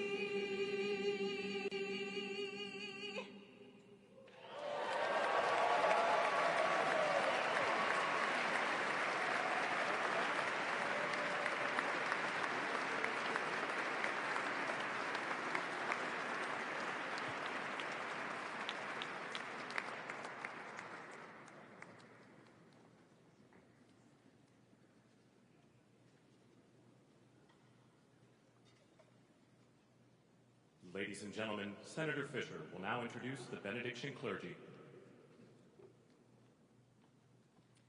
I now call on Rabbi Ari Berman, Pastor Lorenzo Sewell, and Reverend Frank Mund to provide prayers of benediction.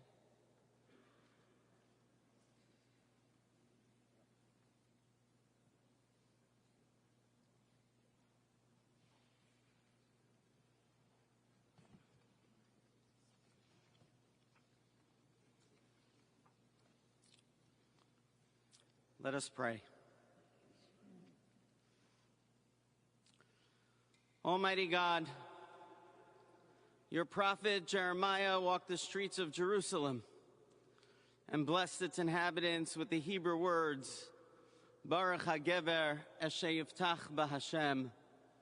Blessed is the one who trusts in God. Thousands of years later, this great nation, which adopted these words as its motto, "In God we trust," stands at a moment of historic opportunity. Americans are searching for meaning. Our merciful Father, help us rise to meet this moment. Bless President Donald J. Trump and Vice President J.D. Vance with the strength and courage to choose the right and the good. Unite us around our foundational biblical values of life and liberty, of service and sacrifice, and especially of faith and morality, which George Washington called the indispensable supports of American prosperity. Guide our schools and college campuses, which have been experiencing such unrest, to inspire the next generation, to pair progress with purpose, knowledge with wisdom. To pair progress with purpose, knowledge with wisdom, and truth with virtue. Hear the cry of the hostages of American and Israeli, whose pain our president so acutely feels. We are so grateful for the 3 young women who yesterday returned home.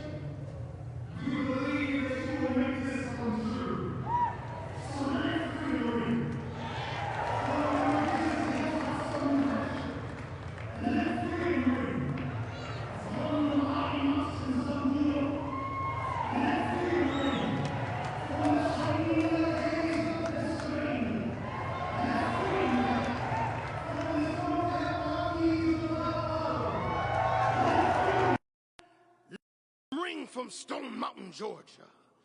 Let freedom ring from Lookout Mountain of Tennessee. Let freedom ring from every hill and every molehill in Mississippi, from every state, every city, every village, and every hamlet.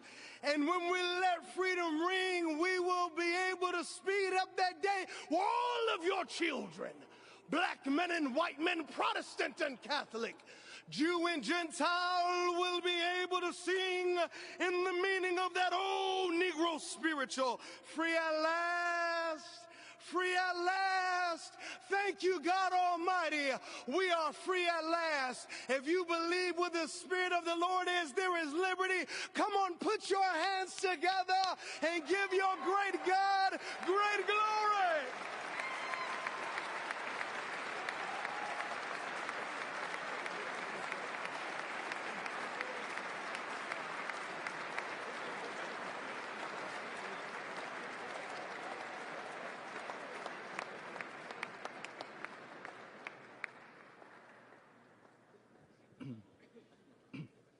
Almighty and eternal God, we gather here today in reverence, joined in our shared hopes and dreams for our beloved nation. In this sacred moment of the inauguration of President Donald J. Trump and Vice President J.D. Vance, we turn our hearts to you, seeking your divine assistance and abundant blessings upon this pivotal moment in history. We come before you with profound gratitude for the many gifts you have bestowed upon our land. Thank you for the freedoms we cherish, for the strength of our communities, and for the resilience of our spirit. As our President and Vice President embrace their newly appointed roles, we humbly implore that your everlasting love and wisdom will envelop them. Grant them the clarity of mind to navigate the challenges that lie ahead, and the compassion to serve all citizens with fairness and integrity. May their hearts be filled with a giving spirit and sincere understanding for those whom they represent. May they be beacons of hope in times of uncertainty and prophetic voices in defending the dignity of all created life. We pray for a spirit of collaboration to flourish in our government and across our nation, fostering an environment where dialogue and heartfelt listening will prevail over division or discord. May each decision made by our President and Vice President reflect the values of justice and peace. As we embark on this new chapter, we also seek your comfort, O God, for those who feel lost or disheartened. In this time of transition, may your light shine upon them, reaffirming their belief in a brighter tomorrow. May we all strive to lift one another, supporting our fellow citizens with kindness and empathy, recognizing that together we can overcome any adversity. Grant us the strength to endure, the courage to face our fears, and the clarity to see the light that remains, even when clouds of uncertainty may gather. Inspire our new leaders to be champions for the vulnerable and advocates for those whose voices are often silenced. May they pursue policies that promote the well-being of all, seeking to build bridges that will foster unity and belonging. As we stand witness to this inauguration, we hold fast to our faith in the goodness of each of us and the possibility of change. We trust that with your guidance, O God, our nation can move forward to a future filled with promise, prosperity, and understanding. And finally, we lift our hearts in gratitude for the beloved parents of President Trump. Without Mary and Fred Trump, this day would never be the miracle that has just begun.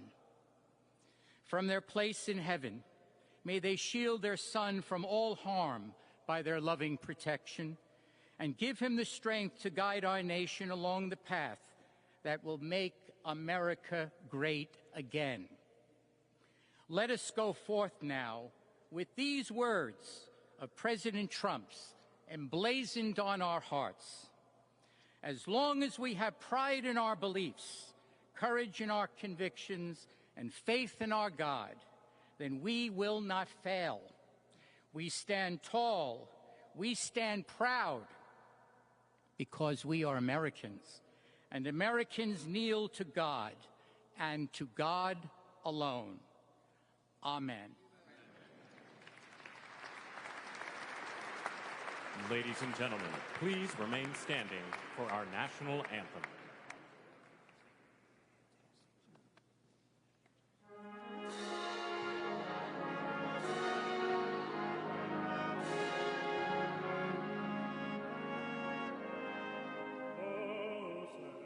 Can you say, o'er the dawn's early light, what so proudly we hailed at the twilight's last gleaming, whose blood stripes and bright stars through the perilous fight of the ramparts we watched were so gallantly streaming, and the rocket eagle,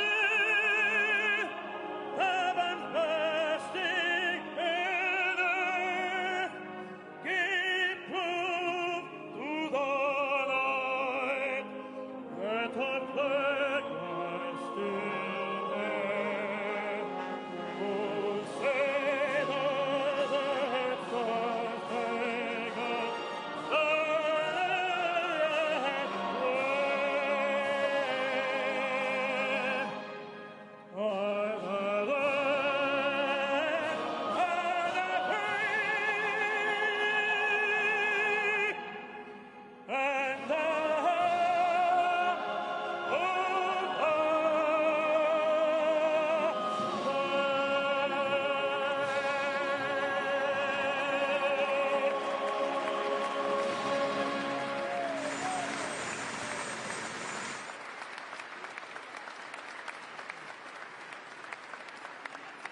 Ladies and gentlemen, please be seated.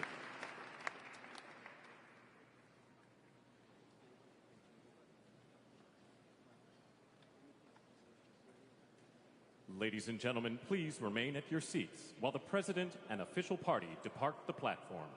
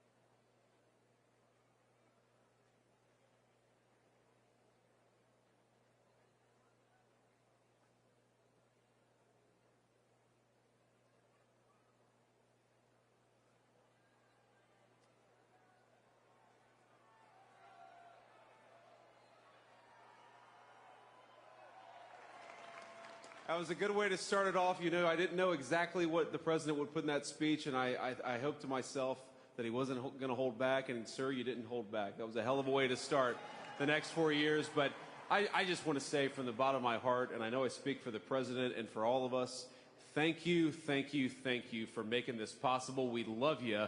We wouldn't be here without you, and we're going to make America great again together for the next 4 years.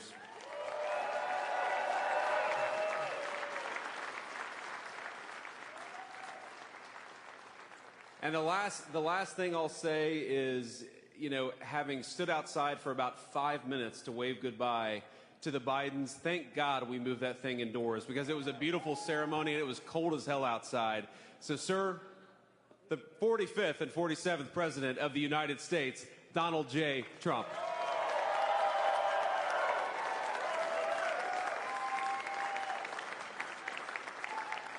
No, he's right. I looked, I said, oh, look at this beautiful sunny day. We blew it, and then I went outside and we were freezing. You would have been very unhappy. The sun was very deceptive, I will tell you. It is cold out. And I'm sort of saying, that was so beautiful today. Maybe they should do it there every 4 years. Does that make sense? I don't know. Because, the outdoor thing is really good, but it gets a little cold around this time of the year, as some people have noticed. And a lot of times they suffer through it. There was no suffering in that room. It was 72 degrees. It was perfect with the best acoustics I think I've ever heard in a room. This is not so bad either. But I just want to say, you're a younger, far more beautiful audience that I just spoke to. And I want to keep it off the record. I want to keep that off the record because I don't want to have all those big shots up there. I don't want to think you're more powerful than them, you look better than them, and I love you. Now, we just had a great time. We just had a great day. This was amazing. When you think we took a journey, I mentioned in the speech, a lot of people said that was not a journey that was possible, and it was indeed possible. I didn't really know too much about what they were saying when they said that, but a lot of people felt it. And we hooked up with J.D. very early. I watched J.D. over a period of time. I endorsed him in Ohio. He was a great senator and very, very smart. The only one smarter than him was his wife. That was I would have chosen her, but somehow the line of succession didn't work that way, right? But now she's great and he's great. This is a great, beautiful couple and unbelievable career. I just said to him, you are very upwardly mobile, because he hasn't been doing it that long, but he picked it up so quickly. Remember, the first week was a little bit like the fake news was hitting him really hard. And I said, ooh, this may be tough, but after that, it was smooth sailing for him. He took on everybody. He took on the meanest. I don't want to use the word corrupt because we're into a new system, so let's wait till the corruption begins, because it will. But he took on some pretty mean people, and he handled it well. I want to also congratulate Mike Johnson for the job that he's doing.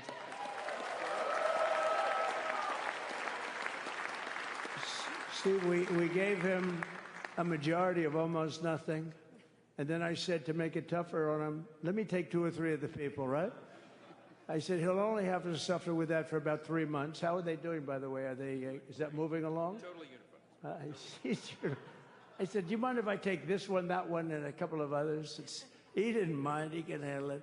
No, he's a man that's liked by everybody. I've never met a man like this. You've got how many is it, 219 or 220 or something? 220. And of the 220, 219 really like him. I noticed he got 1 negative vote once about 2 weeks ago. But I think even 220 like him, if you want to know the truth. And that's very unusual. I know a lot of nice guys in Congress, and they have 35 people that hate him. So if you have 35 people that hate you and you only have 1 or 2 or 3 votes, you'll have 5, I think. But that's going to be like, the good news is when we get to that 5 number, it's going to feel like a massive majority. You could be really nasty to a couple of them at least. So it's going to feel like hitting your head on the wall and stopping. It feels so good to stop. But he's done a fantastic job. And Steve Scalise he's our hero because, I was with him. You talk about being shot. I was with him. He got some bad ones, and his incredible wife, and she really loves him. You never know about that. I've been with other people. They were doing poorly, and the wife is like looking at a watch. She can't get out of the hospital fast enough. How's he doing? Oh, I don't know. He's all right. That woman was a mess. She was crying and crying. No, they're going to take him. They're going to take him. I told Steve when he finally woke up, it was a while, too. The doctor told me it was the most blood they've ever transfused in any patient. They've never done anything like it. And here he is, the picture of strength, right? And he's been a great friend of mine, right? With a family, because of a family. And what a job you did. It worked out pretty much better than we even thought, right? And I did have a couple of things, to say that were extremely controversial. And between J.D. and Melania and anybody else that heard, please, sir, It's such a beautiful, unifying speech. Please, sir, don't say these things. I said, I'm telling you, it's going to play great. They said, you're right. For this group of people, it's going to play great. You're the only ones I hurt by not, oh, but we had some beauties, didn't we, Melania? She said, sir, calls me sir when she's angry. No, I'm only kidding. I better say I'm only kidding, or the press is going to pick that one up loud and clear. No, but she said, no, I think it would be terrible. It's such a nice speech. I think it's, you know, it all depends on your delivery. How was the delivery? Was it good? But she said it's such a beautiful speech. You can't put things in there that you were going to put in. And I was going to talk about the J6 hostages, but you'll be happy because, you know, it's action, not words that count. And you're going to see a lot of action on the J6 hostages. See a lot of action. And I was going to talk about the things that Joe did today with the pardons of people that were very, very guilty of very bad crimes, like the Unselect Committee of Political Thugs, where they literally, I mean, what they did is they destroyed and deleted all of the information, all of the hearings, practically not a thing left.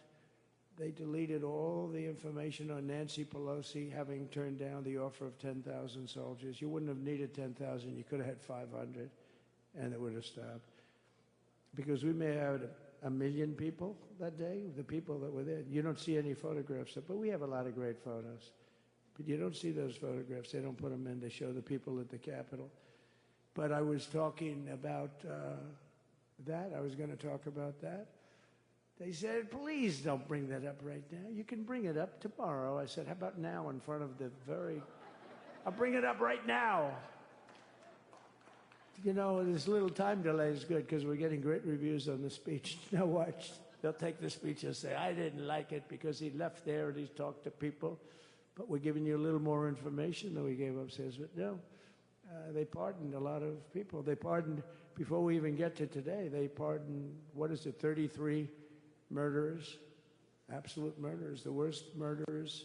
You know, when you get the death sentence in the United States, you have to be bad because they don't give it much. And he pardoned almost everybody having a death sentence. And if you went through the crimes that were committed, you wouldn't even believe them, the level of violence, the people that were killed, the innocence of people that were killed and children killed by these people. And he pardoned them for whatever reason. He spared them, but they didn't spare the people that they killed. And, you know, who knows what happens in the future. It's one of the worst because a lot of times they let them out early after that. You know, they say you're going to be in for life, but then all of a sudden they get let out for good behavior, and then they go on a rampage. You know, it's one of those little things, right? But I was going to talk about that. But I was really going to talk about the level of, you know, what's going on. Why are we doing this? Why are we trying to help a guy like Milley? Why are we doing Milley? He was pardoned. What he said, terrible what he said. Why are we helping some of the people? Why are we helping Liz Cheney? I mean, Liz Cheney is a disaster. She's a crying lunatic and crying Adam Kinzinger. He's a super crying. I never saw the guy not crying. He's always crying. I looked at him. I remember years ago he was actually on my side. And then one day, you know, when you don't want to kill people in wars, they turn against you. Liz Cheney hated the concept of not going to war with everybody. Let's kill everybody. Let's spend a lot of money on military equipment, you know, where her father works, right? And but what she did was incredible. Think of it. They destroyed and deleted all of that information that went on for almost 2 years against Trump. And the reason they did, because it was all false, like the person that said, I tried to strangle a Secret Service agent. That's one of the toughest human beings I think I've ever seen. I actually had a friend saying, please don't change that, sir. You are the coolest sucker in history. Remember, she said, I put my hands around his neck because he wouldn't go to the Capitol. Made up fiction. And I was rebuffed. And the guy on the right is a massive weightlifter. probably stronger than me. Do you think he's stronger than me, honey? You know who I'm talking about. Possibly stronger than me. Slightly younger than me, like, I won't say how many years because I don't want to talk about that, but a lot of years. But I had a friend that said, why are you disputing that story? That's the coolest story I've ever heard. Presidential That I would attack a karate champion, get slightly rebuffed, and then throw my arms around a guy with a neck about this big. Even though there are bars, you know, there are bars, you can't really do that anyway. So I wanted to talk about that. But all of that stuff got deleted. And the reason it got deleted is they were all caught in lies. You know, Secret Service testified, and they said it didn't happen. Actually, the two guys were very embarrassed. They're suffering because their friends are saying, did Trump really do that to you? But they gained a whole new respect for me. But it was just make-believe stuff, and there were a lot of make-believe stories made up. So rather than suffer the wrath, like the story with Nancy Pelosi, I offered her 10,000 soldiers. She knows it. She admitted it on tape that her daughter made. She's a videographer or whatever you call her, which I'm glad she is. Oh, she can't be in good stead with Nancy. But Nancy said it was my responsibility as she's leaving the Capitol. She said it was, and it was. She's in charge of security at the Capitol. But I offered them up to 10,000 soldiers, even more. One time I said more, as many as you need. But you needed 400 or 500. If 4 or 5, you 10,000, that would be more than the number of people there by lot. But we offered her 10,000. Think of it, 10,000 soldiers. In other words, J6 wouldn't be J6. There would have been no J6. But she rebuffed them. She didn't like it. No, she didn't like it. Maybe she wanted that to happen. But she's guilty as hell. And now we would have to go through the process because they destroyed all evidence. They deleted everything. There's virtually nothing left. The other fake story and so many other fake stories. And many people came out on our side. And those people now would got to find them. There's nothing left. So that's a criminal offense. If that were a civil case, it would be a criminal offense. If that happened civilly where you did that, it would be a criminal offense. So I decided I'm not going to make this speech complicated. I'm going to make it beautiful. I'm going to make it a unifying speech. And then when they said we have a group of people that are serious Trump fans, I said, this is the time to tell those stories.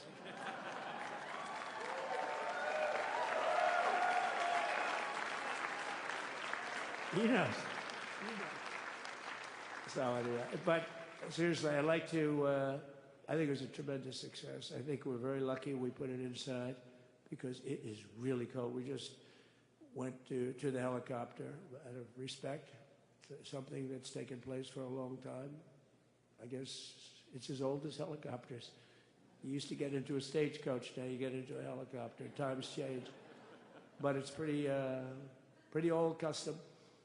And it's a beautiful custom, actually. It's a beautiful custom. I wish we could have had a better relationship. I wish we could have had a better relationship between Republicans and Democrats. I was with Senator Schumer. I said, Chuck, I think it's time we all start getting along a little bit because it doesn't make sense. I mean, we literally never get a Democrat vote. They never get a Republican vote, almost.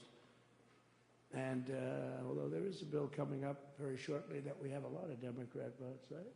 That's going to be a very beautiful bill. We're going to have a deciding, I would say, within a week or so, I think. And it's going to be a very good bill. You all know what I'm talking about. So I just want to thank you all for being here. You have been our fans from day one, all these people all over. You've been our fans. This has been there's never been anything like it. There's never been anything like it. This has been a movement like no movement ever in history for probably any country, let alone this country. You know, if somebody's running for president, and if they go out and they announce they're going to Arizona, they're going to Nevada, they're going to someplace, if you have 200 or 300 people, that would be standard. Ronald Reagan would go out. I mean, outside of the last couple of days where people get a little excited, but even then you have a couple of thousand people. But if you're going to go someplace, any place, any one of the swing states, any one of the other states, I mean, how about the non-swing states? We won Alabama by 48 points. We won Tennessee by massive numbers. Wyoming, we won by numbers that are, nobody's ever seen numbers like that. And, you know, places like California, we did great, but when they send out like 38 million ballots, nobody knows where the hell they're sending them, and then they come pouring back, the whole thing. You know, they passed a law in California that if you work in an election bureau and if you so much as ask for a voter ID, if you say, sir, ma'am, could I please look at your voter ID? They have the right to put you in jail. You're a criminal. Can you believe that? There's only one reason that happens. They want to cheat. So they had it where voter ID wasn't accepted. But now if you even ask for it, this is seriously a bill that was just signed. It passed in their legislature, and it was signed. And I think when we get things cleaned up and we get back to a little bit of normalcy, I'm going to ask the Speaker to really get involved, because I think we would have won the state of California, because, you know, if you look at my numbers with Hispanic, we're at 56%. And we were winning. We won the Texas border that had never been won. As the governor said, he's doing a good job, the governor, by the way, of Texas. But as the governor said, it hasn't. Oh, did I get lucky? Did I get lucky? Supposing I said, you know, he's not here, but the governor of Texas has done a terrible job. Wow, look at you. You mean we couldn't get you up in the front row? I tell you. Supposing I said, J.D., the governor of Texas, is not doing his job. You heard what I said. See, I didn't know you were there. I said he's doing a great job. He's doing a phenomenal job. But now you're going to have a partner that's going to work with you, because you didn't have, not only didn't he have a partner, he had people selling the wall, right? We have a fence structure that we worked on, the governor worked on with me. And I didn't love it, to be honest with you. I wanted a nice precast concrete, you know, 40, 50 feet high, like a beautiful, could have been a T-shape, Y-shape. I love construction. I wanted that sucker to go up maybe 50, 60 feet. It would have looked beautiful, a nice Y shape. And they said, the problem is, sir, they climbed that like a rabbit. I said, what do you mean? No way. And they brought some of these guys out. They climbed it like... And the other thing is you hit it with acid and the thing will disintegrate. You know, they have things for concrete. So they needed very hardened steel, very special steel. And then they needed 7,000-pound concrete inside that steel, you know, inside that steel. And then they have a rebar that's the toughest steel made. Very hard to cut. So this is why very little is cut. I mean, it's right. And then they put a anti-climb panel on top. I hated it. I said, it's so unattractive. And I said, why would that work? I don't believe it works. And I went to watch the Border Patrol, gave a display. We had actually two sets of climbers. The guys that climb up walls with drugs on their back, I mean, they got like 60, 70 pounds of drug, and they go as fast as you can walk. They go bip, bip, bip. Or we have Mount Everest-type climbers. And honestly, the drug guys were much better. I couldn't believe it. The drug guys blew them away, right? But it's true, the anti-climb panel, they couldn't get around it. They just couldn't. When you didn't have it. So sometimes you sacrifice beauty for efficiency. And we did. So we built this wall, and we built over 500 miles of wall. That's why we had such good numbers. The famous chart that came down, very thankfully, the chart that came down on my right, Governor, had I not looked over there, I'm not speaking right now. You might be speaking here. You want to know the truth? You, J.D., and we got a lot of great people in this party, but I got very lucky, but we had the best numbers we've ever had. But I bought, you know what happens is when you fill it up, it's like water. You fill it up. Now we have 571 miles of wall. And they would always say, you know, when we renovated a wall, so there'd be like a piece of plywood sitting there for 60 years, or a 2x4 sitting for 60 years on the ground and rotting. Because, you know, and they'll say, you didn't build a new wall. Here we're building 50 feet up in the air, and 30 feet sections, 50-foot sections, all steel, all concrete, all everything. And all, by the way, they don't even want me to say this, but what the hell, doesn't take that long time. They were all wired for all of the equipment. We put wires in everything so they can easily wire for all the different types of equipment. And if there's a doubt, we have to wire. whenever we just look, you just find the wires all over the place up top, so we could just hook it up. We don't have to have wires on the outside, which wouldn't do too well, right? So anyway, so we built an extra 200 miles of wall, and the governor wanted to buy it. He tried to buy it, and they wouldn't sell it to him. He wanted to put it up himself. Could have been done in 3 to 4 weeks, 200 more miles, because when you do it now, they just keep going further out, further out, further out, getting around. So we did an extra 200 miles, and it was all bought, and they announced that they're not going to put it up. And that's when I realized they wanted open borders, and that's when I realized that people are going to come pouring through the wall like nobody's ever seen before, but you've seen it. A lot of you are here because of that. I made it my #1 issue. They all said inflation was the #1 issue. I said I disagree. I think people coming into our country from prisons and from mental institutions is a bigger issue for the people that I know. And I made it my #1. I talked about inflation too, but you know, how many times can you say that an apple has doubled in cost? I'd say it, and I'd hit it hard, but then I go back to the fact that we don't want criminals coming into our country. We don't want the jails of every country in the world virtually being deposited into the United States. And that man had to suffer with it. And he did an unbelievable job. I'll tell you, he was a very popular governor, but now he's like an unbeatable governor because of your border policies. He was fantastic. And he really was. So. Governor Abbott is he's a great man, a great leader. And but it did make him very more. Did you do it? You didn't do that for politics. You did it because you wanted to do the right thing. But I'll tell you, it sure as hell worked for politics too. It's self-preservation. That's right. But no, because the people are demanding it. The people of Texas are demanding it. The people are demanding it all over. So anyway, so we built it, and they wouldn't let us use it. They wouldn't let the governor use it, and other governors, they wouldn't let him use it.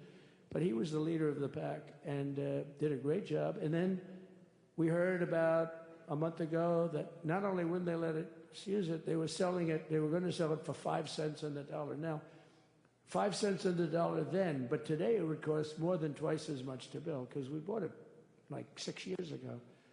And it was just sitting on the ground, and that does not do well for the whole thing. But it was just sitting on the ground, and I heard about it, and I called the governor, and I called a lot of people, your attorney general. And here's the story. They were going to buy it, and these are great business people.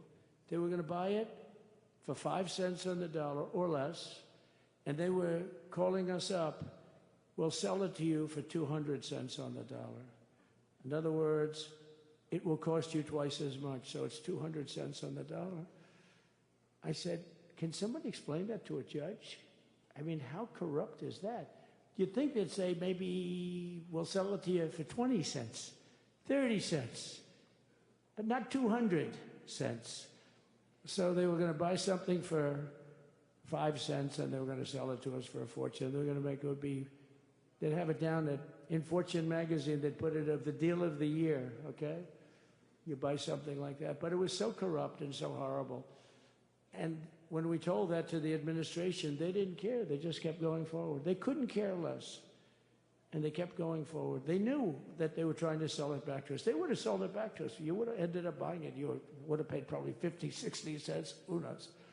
But they were going to use it for scrap metal, but then they made a much better deal. They could just buy it and sell it to us for 15, 20 times what they paid. 20 times, think of it, like 20 times what they paid. And we wouldn't let it happen. And the governor with his attorney general, Ken Paxton, they made a fantastic, they're a good lawyer. He's pushed around pretty good by people, right? I said, you got a great attorney general. They should leave him alone. He was with me. But Ken and the governor went to court, and a judge actually became incensed and actually called for an investigation. How could a thing like this happen? So he stopped it. So we're waiting to put that wall up. And now that you have a new president, that wall will go up so fast. The governor will complain, sir. This is Greg Abbott, sir. Please, the wall is going up too fast. Please don't do that. You know the story about winning. No, we're going to win too much. We're winning too much. Please, stop. People always love that one. We'll do this with the wall.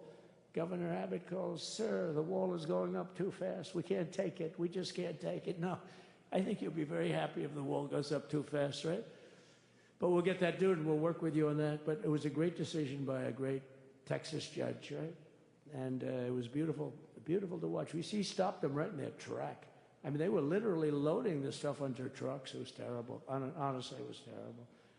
And he wouldn't take it. So I'm so glad I mentioned that they have a really good governor in Texas. And I swear, I didn't know he was here. I swear to you, it sounds like a setup. I didn't know you would end. Did I get lucky? I said the right thing.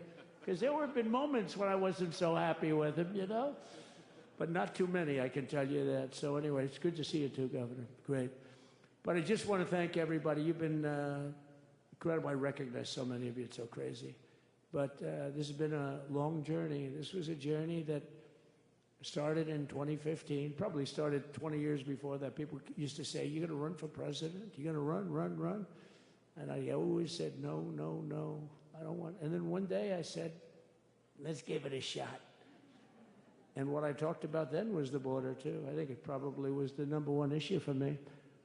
Back in 2015, 2016, I talked about the border.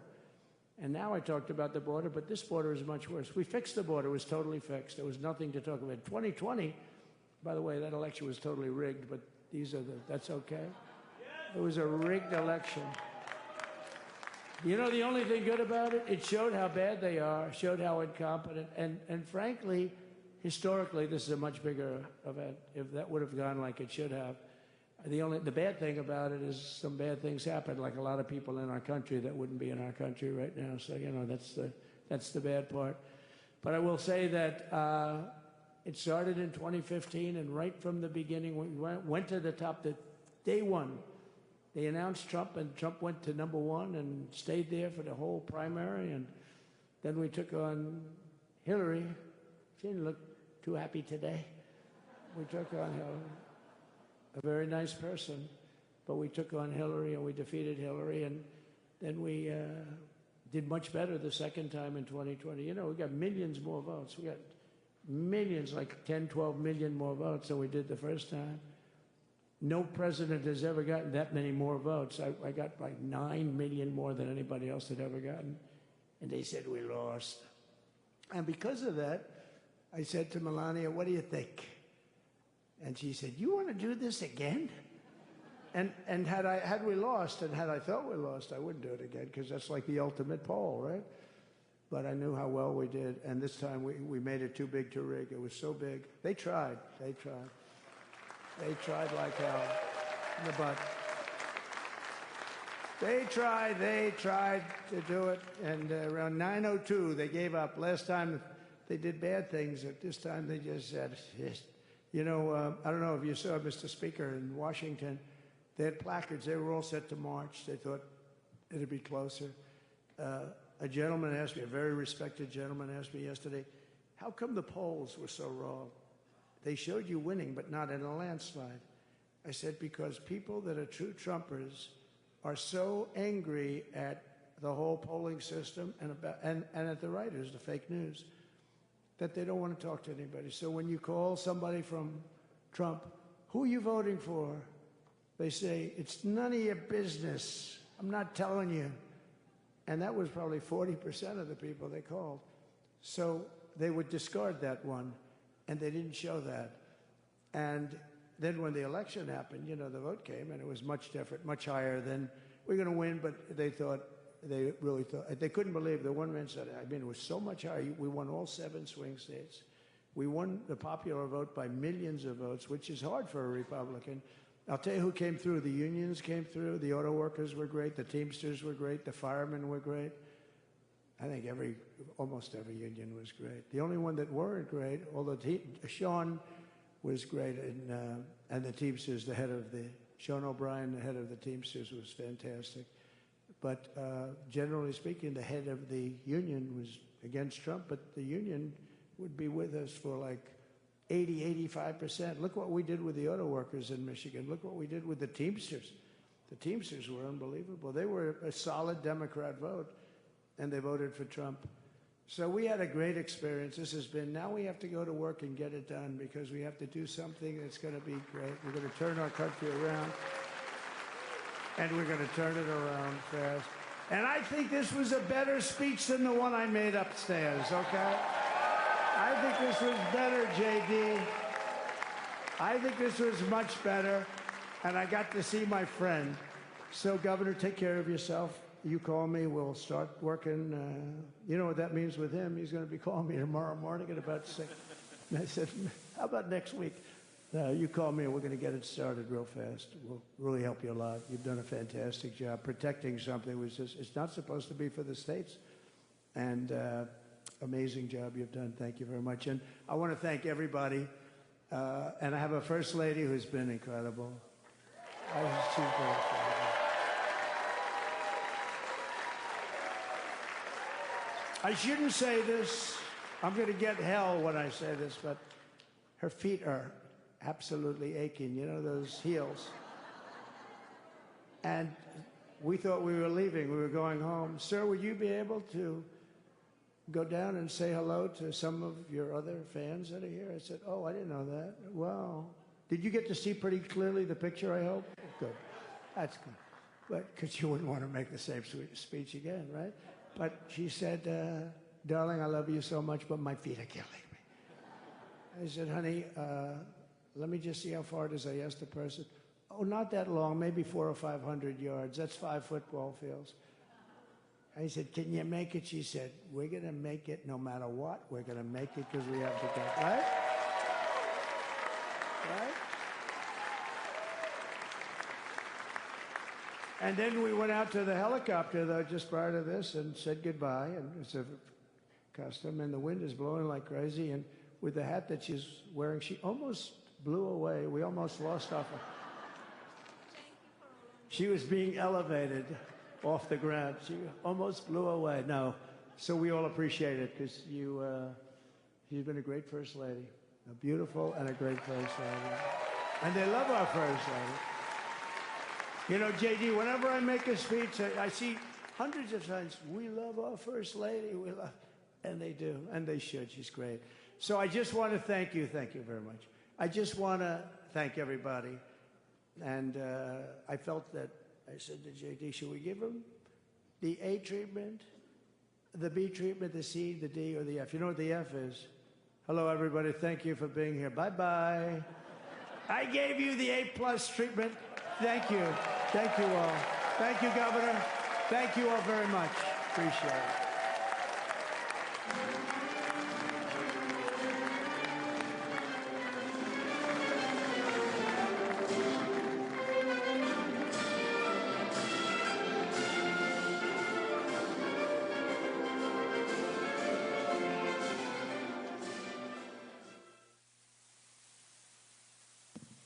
Ladies and gentlemen, please welcome to the stage, Peter Navarro.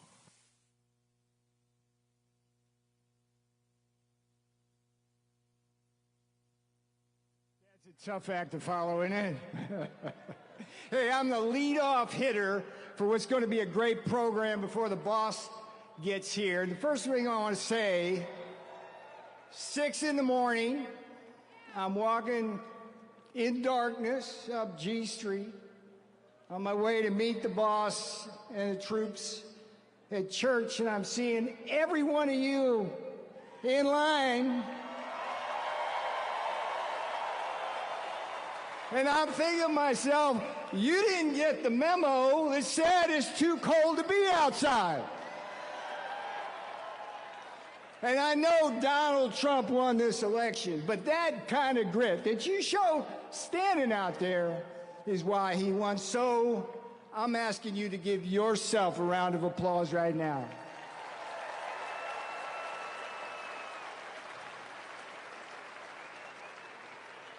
Now I'm going to be quick here because we got a bunch of folks coming. But I'm going to tell you a little story, and it's called James Brown. James Brown meets Ronald Reagan in Trumpland. And it starts like this. Once upon a time, when I was a high school senior, back here in Washington, I got to check off the first thing on my bucket list which was go to a James Brown concert at the Howard Theater. Anybody here, D.C., know the Howard Theater? It's long gone. Beautiful place. James Brown, you know as the King of Soul, but he was also called the hardest working man in show business.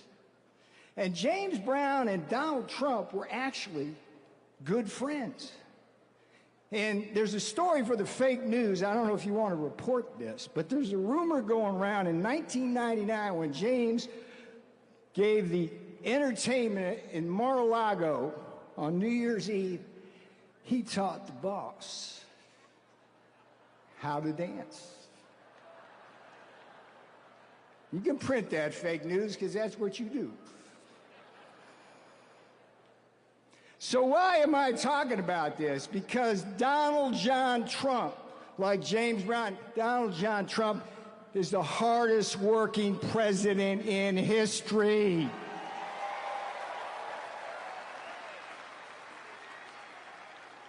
And today he starts working for you.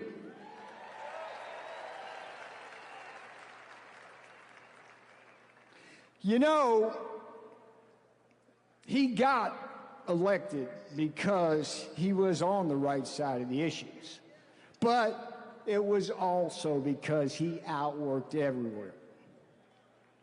Now, where does Ronald Reagan come into it? Ronald Reagan said, personnel is policy and good personnel is good policy. Donald Trump is the spear, but he has assembled a beautiful team to do everything he wants to get done.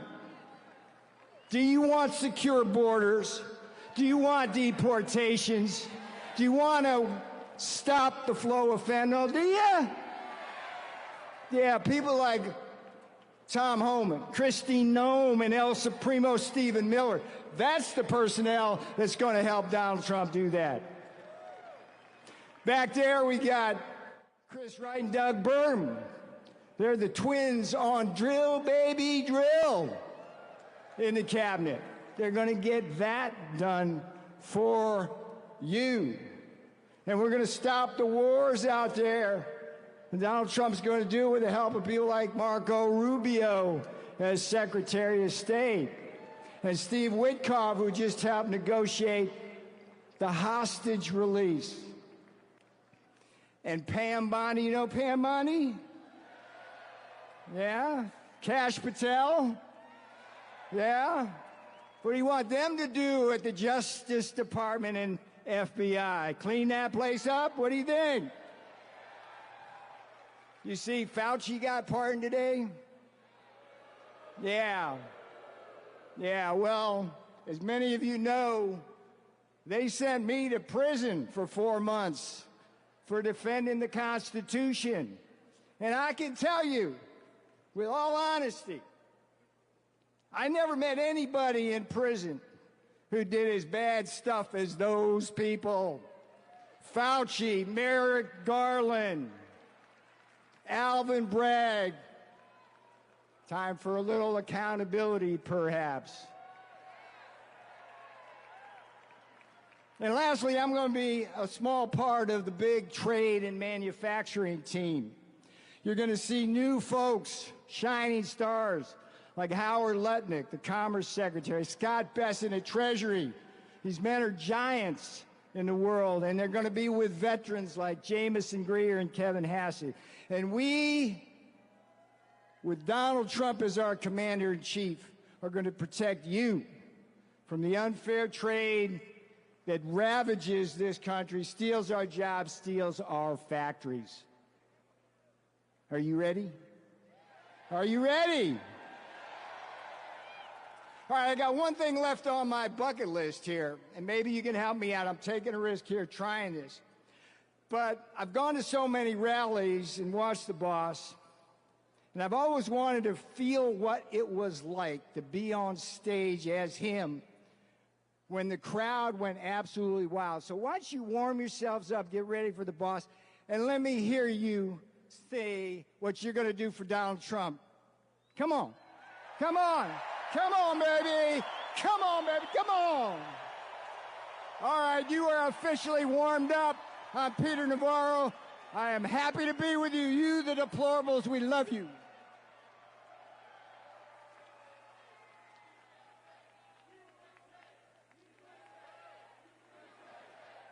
Ladies and gentlemen, please welcome to the stage, Kellyanne Conway.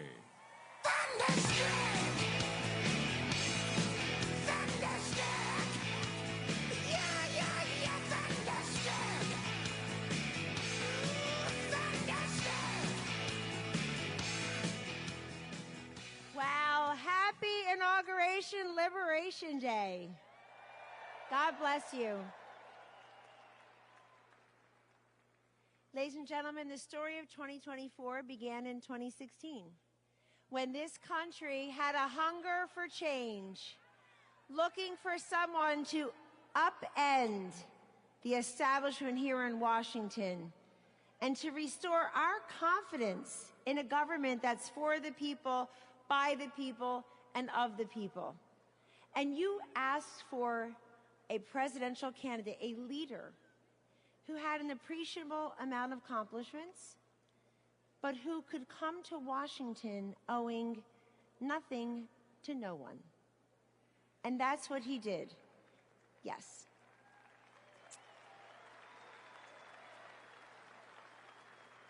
President Trump is a metaphor for this country's greatness, defying the odds, pushing back on the naysayers, confounding the critics, and not backing down, never surrendering. But the story of 2016 and 2024 is not just about Donald J. Trump. It's about you. You answered the call. You showed up. You spoke up. You stood up. And you put up. And he will be here soon to thank you. But I wanted to come here today to tell you that I don't believe what they say about books and movies, that the sequel is often not as good as the original. I think this sequel is going to be kick-ass better than the original. Yeah. One of the best things President Trump has done, and there are so many, is change the conversation, change the culture, and just change the way people look at politics. And the reason he did that was in 2016, he saw everywhere he went, the crowds would get larger, the passion would intensify, the red hats would grow in number, and the throngs of people who would come the night before, the day before, the morning of, just to be a part, not of a conventional political campaign, but a true movement of men and women and children from across this great nation who wanted to be there and be part of something bigger than all of us, to stand up and say, this is our country, that's, we kneel for the Lord, we stand for the flag, we don't confuse the two, and we're here because we believe in those three words that President Trump said every time. Secure the border, respect law enforcement, cut your taxes, repeal, replace Obamacare, get rid of Common Core. And yes, and this time, in 2024, you were there again. But so were so many Americans who had never voted or had never voted Republican. That's the magic of Donald Trump. President Trump, thank you. President Trump has done away with all these acronyms: CRT, BLM, ESG, DEI. Ladies and gentlemen, the acronym of the day of the term is USA. USA. You got it.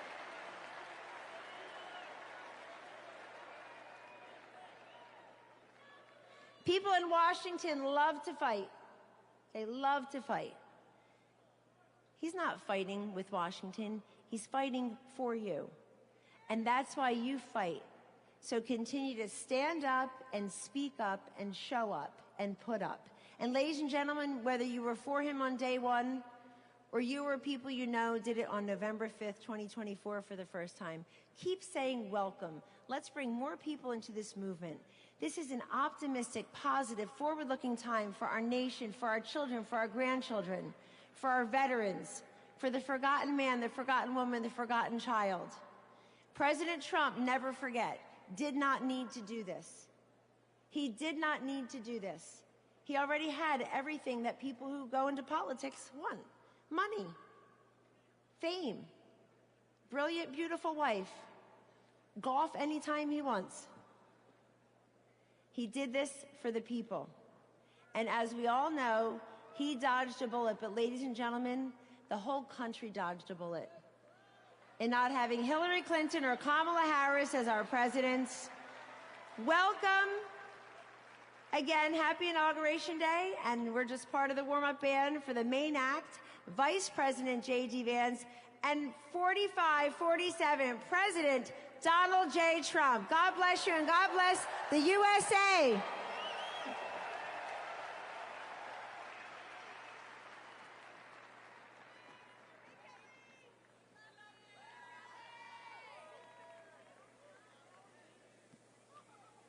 Ladies and gentlemen, please welcome to the stage Congressman Dr. Ronnie Jackson.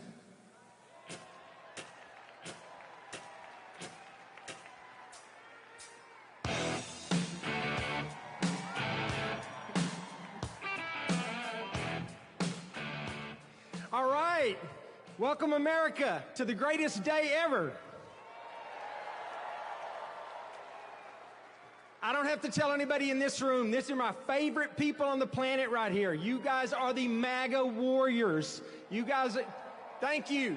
Thank you for everything you do. Well, I also don't have to tell you there's a new sheriff in town, right? Donald J. Trump was right about everything. Everything.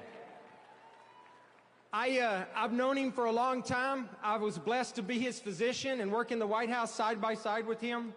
I was blessed enough to be with him on January 20, 2017, 8 years ago. I spent the day with him. I watched him give his inaugural address. And I'll tell you, I was extraordinarily blessed to have just come from the Capitol, where I had one of the most satisfying 2 hours of my entire life, when I get to listen to President Trump talk about how horrible this country has been treated, and all of us have been treated, and the horrible things that have been done to all of us this last administration for the last 4 years, and how he was going to fix it all, and he did it right there with Hillary Clinton, Joe Biden, Jill Biden, and everybody else, Kamala Harris. They had to sit there and listen to it, and I loved it. Loved it.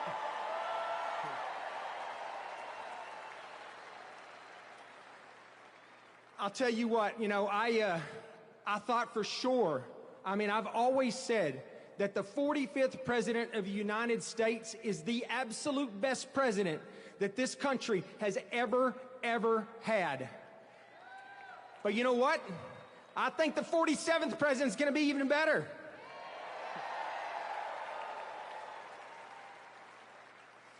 We are in for a change. This is a great day. How many of you out there think this is one of the best days of your entire life? Absolutely it is. We had one chance to get this country back. We were headed down a path of destruction that we would never, ever recover from. I promise you. And we have been given a second chance in the form of Donald J. Trump. He's here, he's back, and he's going to fix what's broken. We're going to get our border back. We're going to stop the illegal immigrants and the cartels that have laid devastation to this country. We're going to lock them up. We're going to get rid of them. We're going to get our economy back. We're going to get our military back. We're going to get our federal government back. We're taking it all back.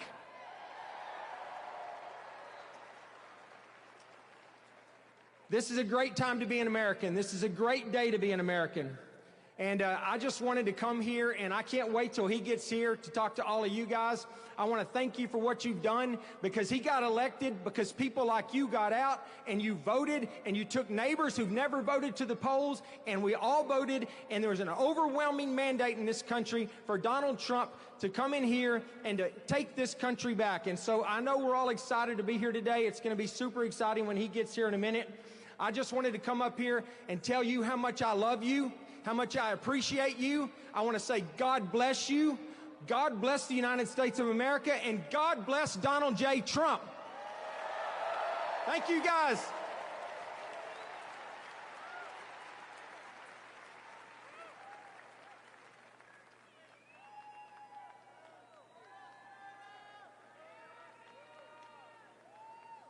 Ladies and gentlemen, please welcome to the stage Governor Sarah Huckabee Sanders.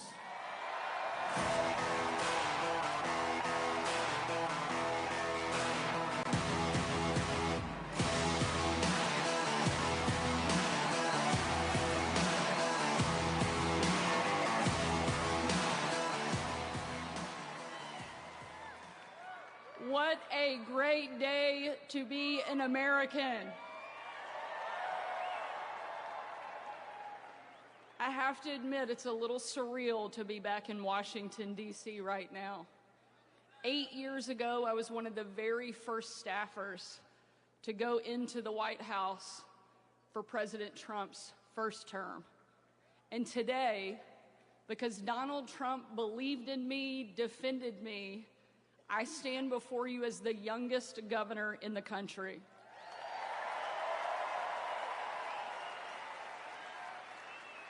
More importantly, I stand here as someone who absolutely loves this country and is so thankful we finally have a president that is back in the White House that will fight for each one of us.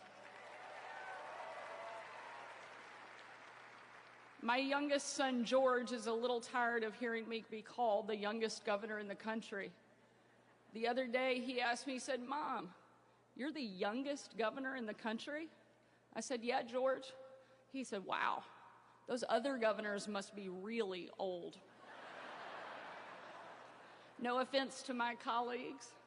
Whether you think I'm too young or you think they're too old, Republican governors have been holding the line while we waited on Donald Trump to get back to the White House.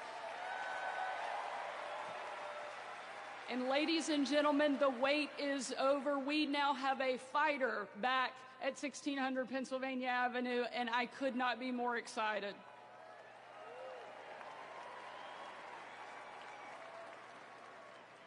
The reason I'm so excited to see Donald Trump back in the White House is because I know he's a president who absolutely loves America.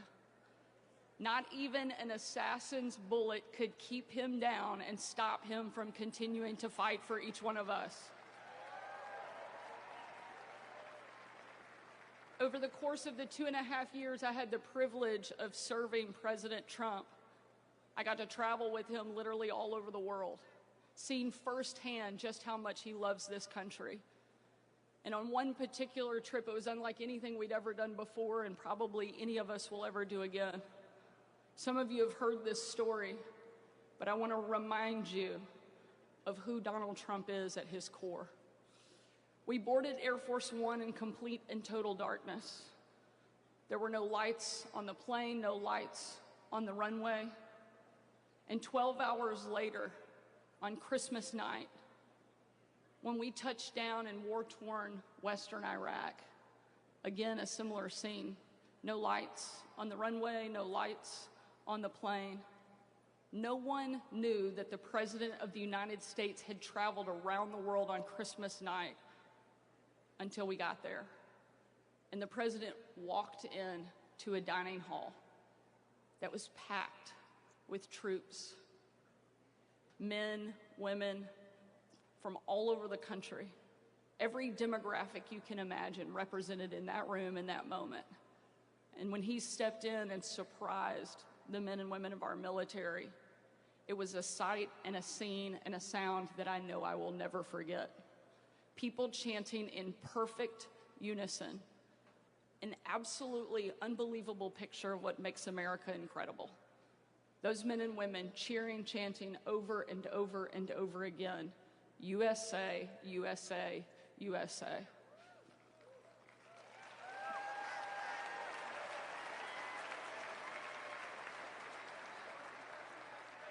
And there was a young soldier in the back of the room, and he said, "Mr. President, I re-enlisted in the military because of you." And the President said, without missing a beat, "And son, I am here because of you." We finally have a president who will stand up for our country and that will protect and fight for the men and women who wear the uniform and give us the freedom so we easily enjoy.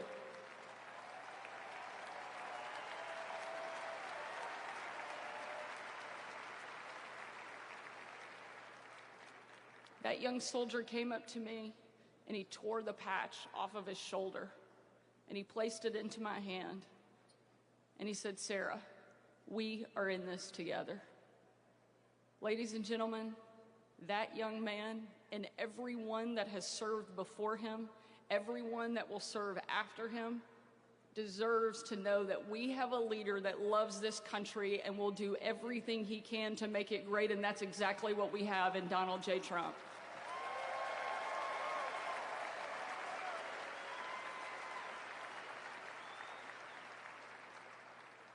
I've had the opportunity to stand behind a microphone and defend and celebrate this president many times.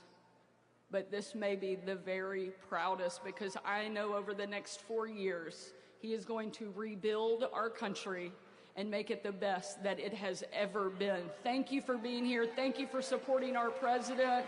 Let's get to work. Thank you so much, and God bless you.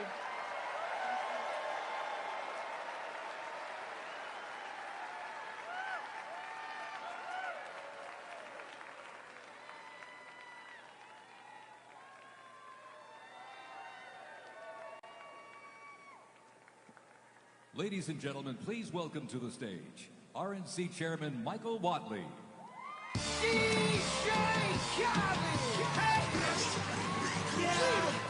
All I do is win, win, win, no matter what.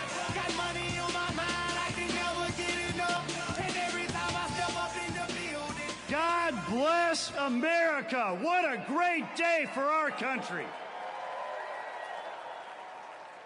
You know, a few months ago, Donald Trump and I got on a plane in Palm Beach at 6 a.m. We flew to Phoenix. We did a rally with Charlie Kirk and the Turning Point guys. We got back on the plane. We flew up to San Francisco. Had a huge dinner there, about an hour-long motorcade back. And we're flying down from San Francisco to Los Angeles. It's about 12:30 p.m. Pacific time, 3:30 a.m. Eastern time. Donald Trump has been on a plane for 21 and a half hours. And he looks over at me and he says, "Hey, Michael, pretty cool, huh?" Pretty cool. You know, about 9.5 years ago, he came down the escalator in New York City. And to everybody's shock and dismay, he said, "I am going to make America great again." We are going to rebuild our southern border. We are going to restore our economy. We are going to keep our communities safe. And we're going to make sure that America is strong enough to protect our interests and our allies around the world. And I can say that over the last year, as we have taken that message to Detroit, to Philadelphia, to New York, to Milwaukee, to San Francisco, and everywhere in between, that man, our president, has never wavered. And here we are today, and at 12:01, right up the street, he put his hand on a Bible and he swore an oath to make America great again.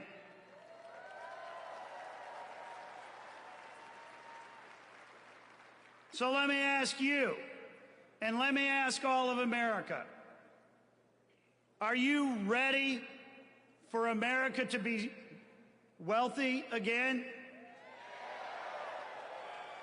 Are you ready for America to be safe again?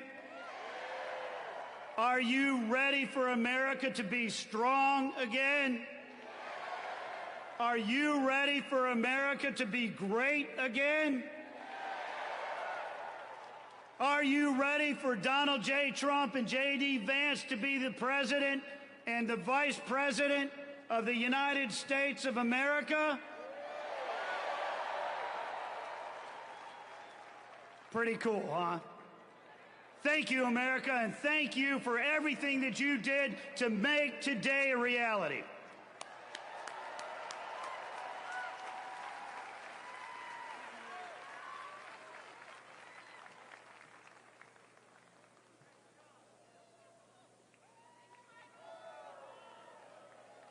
Ladies and gentlemen, please welcome to the stage Congressman Byron Donalds.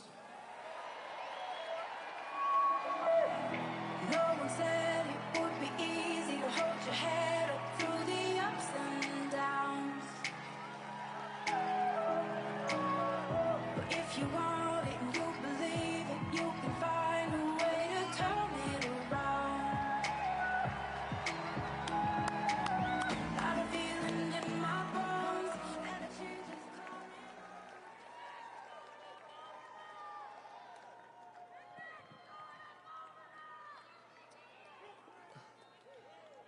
Whew. Whether it was Georgia, North Carolina, Wisconsin, Pennsylvania, Michigan, Arizona, or Nevada, we swept them all, and Donald Trump is President of the United States. For years, they said it wasn't going to happen. For years, they said, no, no, no, it's going to be the left's way. But it was the American people who looked the craziness of the left in the eye and said, we need common sense. We need real vision. We need a country that is going to be preeminent above all others. And we need the American people to be put first. And all of you in this arena and around this country made sure Donald Trump is the 47th president of the United States.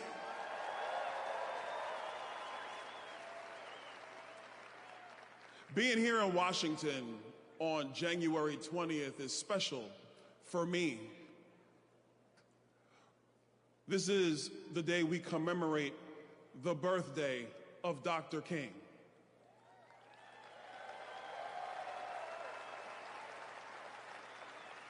And as I was sitting in the Capitol Rotunda, as I was watching Donald Trump give the best speech ever at a presidential inauguration,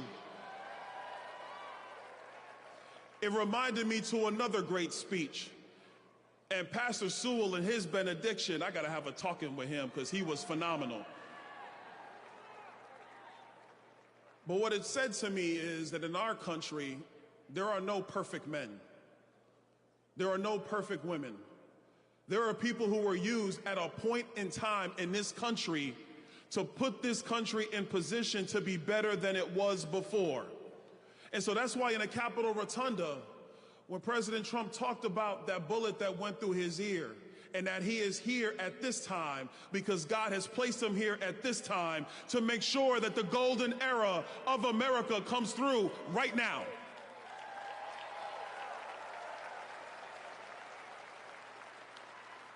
So yes, we are going to make sure that we get your prices under control and we have a great economy. Yes, we're going to get out of stupid wars and dumb conflicts, and we're going to have peace through strength. Yes, our soldiers are going to be focused on their core mission, and that is to kill the enemy and to come home.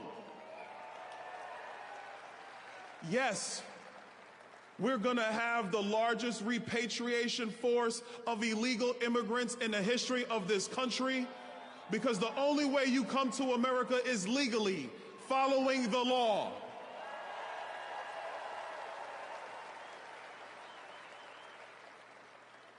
All of those promises and more, they're going to be kept starting today at that very desk over there.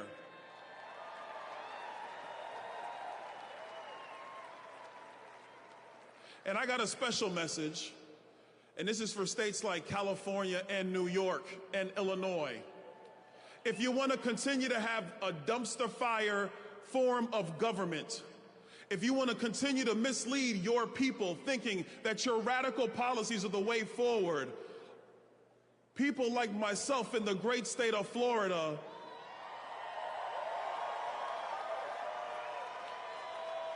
and Tennessee and Texas and the administration of Donald J. Trump, we are going to show you what true governance is. We are going to show you what true leadership is. And we are going to show the people in your states that they don't have to live with Gavin Newsom. They can have a Republican again in the state of California.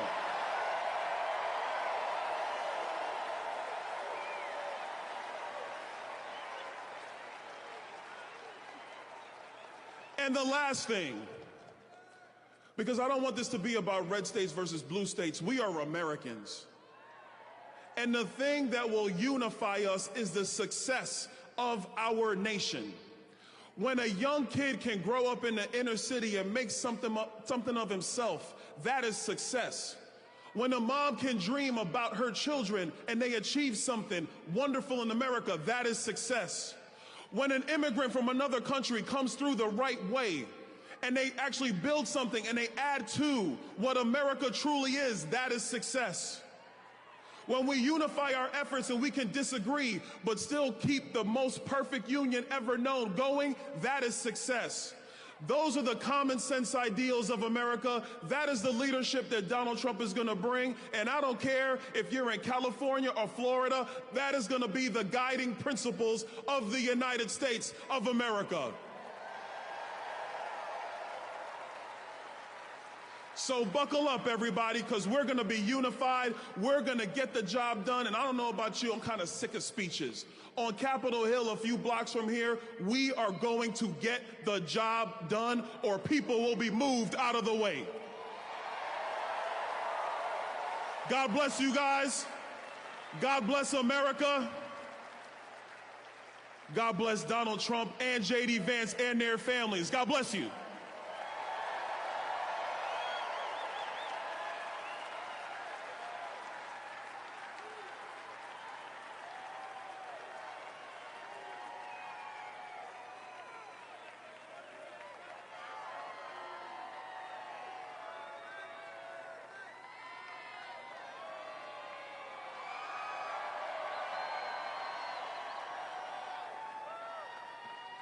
Ladies and gentlemen, please welcome to the stage, Charlie Kirk.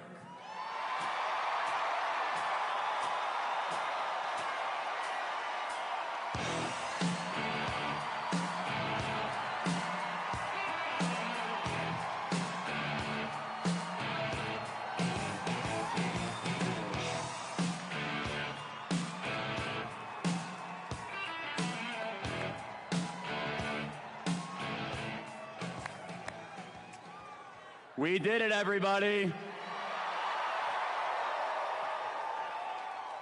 It is hard to believe, almost surreal. For those of you that have always had the president's back throughout these last couple of years, when we were at our darkest moment 4 years ago, this is your victory. For those of you that refused to waver, when they tried to throw our amazing patriots in federal prison, when they tried to silence this movement, for those of you that never wavered, this is your victory.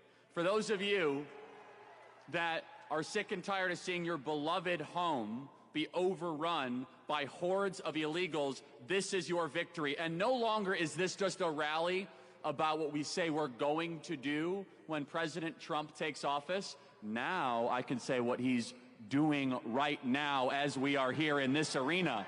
As we are here right now, President Donald Trump is signing executive order after executive order, 200 executive actions and orders today, some of which include drill, baby, drill, curb inflation, national emergency on the southern border, and my favorite, that God created man and woman. There are no other genders besides that.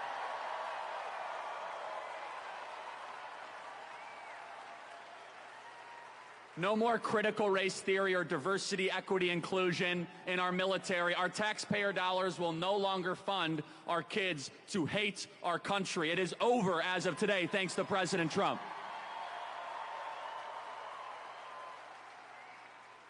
And what you saw from President Trump today, which, by the way, I believe was the best inaugural address in American history.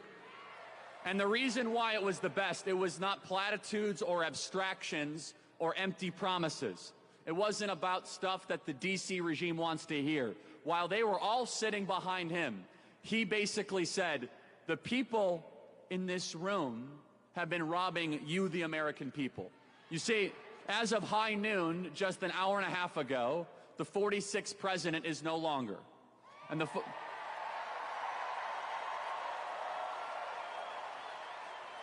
and you might think it was Joe Biden, but it really was a bunch of White House staffers that you've never heard of before. Their term is over. It will go 45 Trump, a bunch of White House staffers, 47 Trump. That is how the succession will go.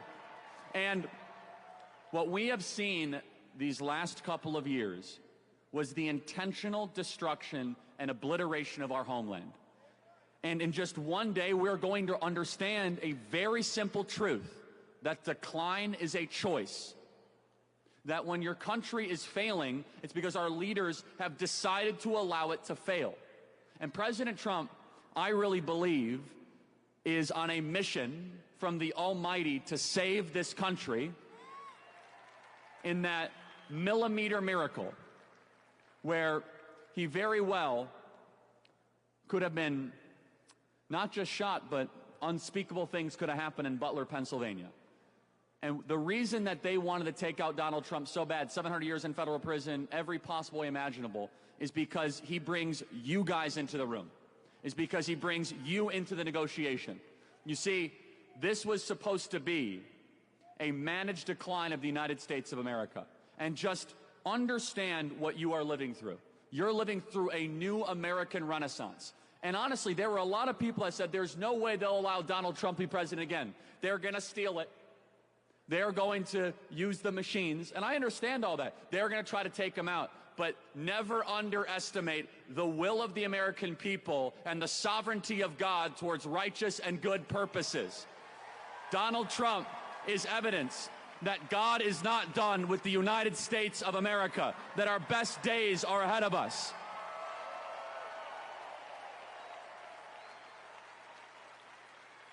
And our marching orders are very simple. Right now, the southern border is being secured and it is being militarized. There are no more illegal entries allowed in the United States of America right now. It is right now. Right now, the invasion is over. It is over.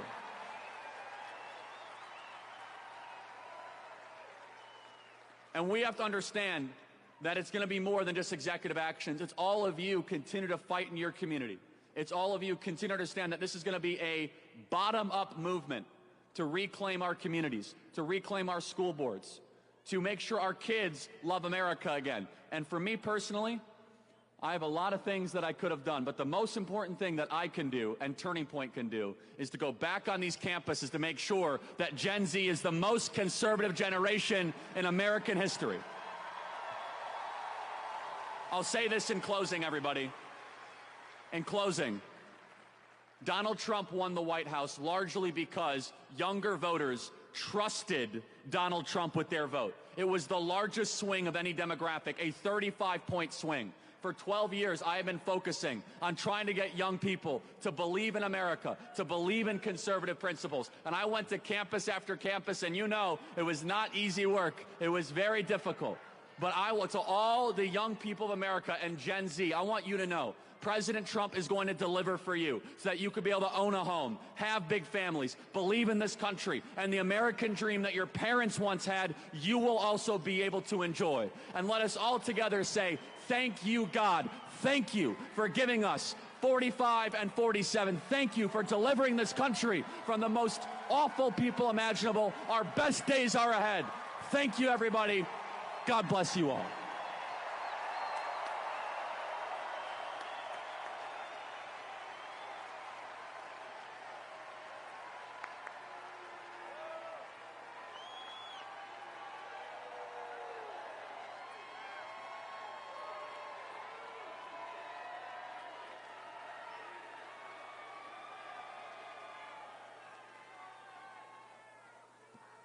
Ladies and gentlemen, please welcome to the stage the next Secretary of Commerce, Howard Lutnick. All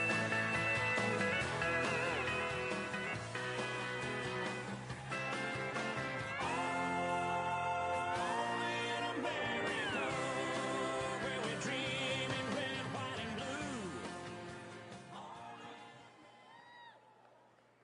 Good afternoon on the greatest inauguration day ever.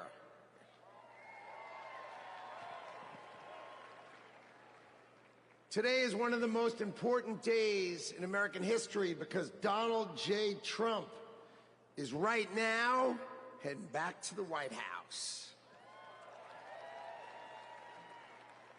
I could not be prouder to be standing before you because 77 million Americans voted for Donald Trump to make sure that it is always America first. So I want to tell you some stories because no president, Donald Trump is now the oldest president to take office, but no president has ever had his work ethic, his energy, or his intuition. So when the president sees a problem, he calls it out. You know it, right? He's the one who said fake news. He's the one who said the swamp. He's the one who said the deep state. We've all heard him say it, and now we all know it's true. And his intuition is always right, so he starts talking about bad trade deals. That's what he thinks. So let me tell you a story about the last day on the campaign trail. So I went to meet the president in North Carolina, okay? He gets up in the morning at 8 o'clock. We get in the motorcade. He gives a speech.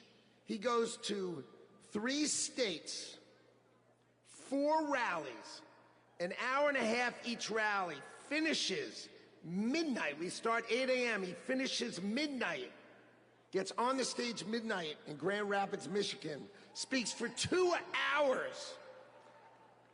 2 hours, never takes a nap. And when he's on the stage, he's never taken a sip of water. The man is power. He is power.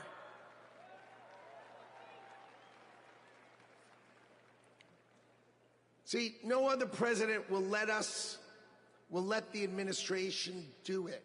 He's going to help us fix America. So, I've never been in politics before. I spent my life working and building companies, and I worked hard to build a life that really it's only possible in America. But on September 11th, when we saw our darkest day, it changed my life forever. See, my company was located on the 101st to the 105th floors of the World Trade Center. We lost 658 of our 960 New York-based employees. My younger brother Gary got killed. He was 36. My best friend Doug, 39. 658 of my friends and colleagues got killed. So 9/11 could have broken us, but we Americans, we're strong. We don't break. So my employees and I, we dedicated ourselves to rebuilding the company so we could take care of the 658 families that we lost.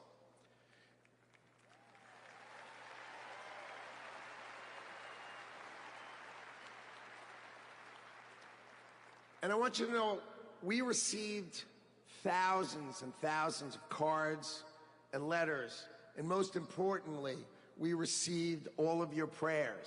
And that mattered to us and helped carry us through. So the events of September 11th, they instilled in me a sense of community and dedication for the country. So when the president asked me to join him in his administration, I jumped at the chance. So I was the co-chair of the transition team, which helped pick for the president, helped sort of set him up so he could pick all the nominees. And then I'm really proud to tell you that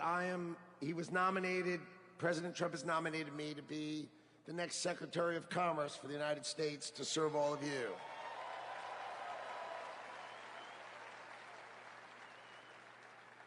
So let's talk about commerce. You see, we plan to end the decades of policies that threw American workers to the wolves, Factories were closed, jobs were lost, wages decreased. We left Americans out in the cold while country after country of this world took us to the cleaners and made money off of us. And that is going to end today.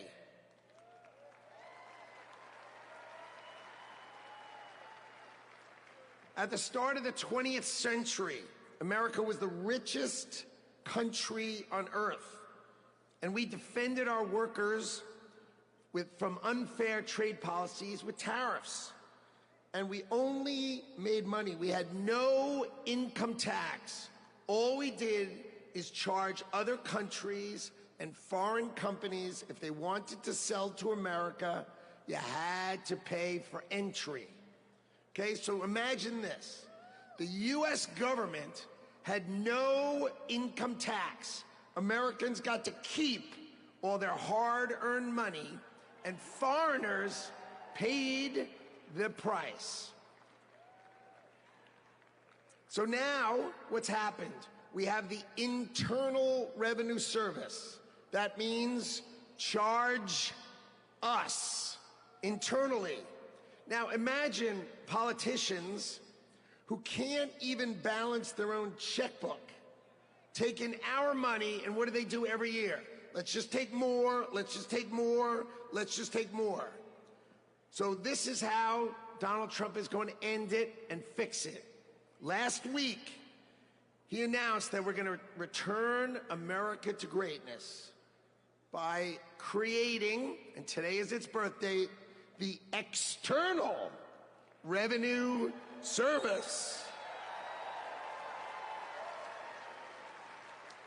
So if you're always wondering, is some bureaucrat going to cut your benefits?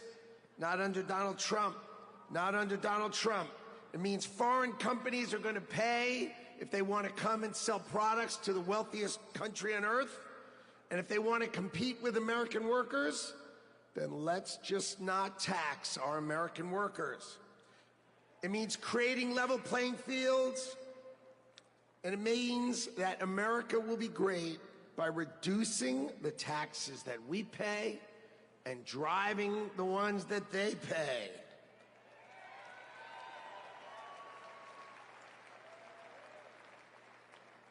So what that means is the External Revenue Service will put up tariffs or walls that protect you. And that means if these companies don't want to pay, there's only one thing they can do. Build their factories in America, hire Americans with great high-paying jobs. Let's double the size of our unions in America, but not just by adding more and more great-paying jobs. That's our objective. So today is the beginning of celebrating the return of common sense and ending the decades of disrespecting the American worker and the disrespect and unfair treatment of our workers. Today, Donald Trump returns to the White House and prosperity returns to America. Thank you all. And I love today. What a day.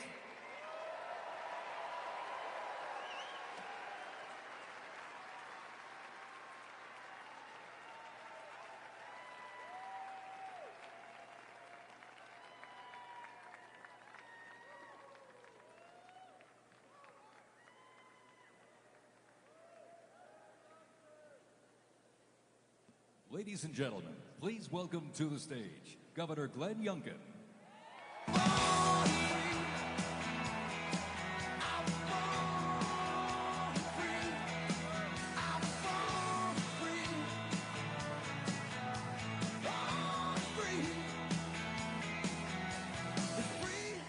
Thank you. Well, come on now. Can't you feel it? The American spirit is alive and well.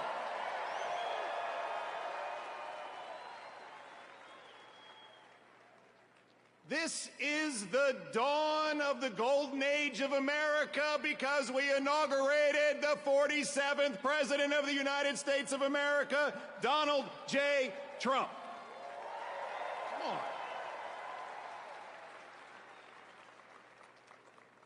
What a day to be in Washington, D.C. You know, I live right across the river in Virginia.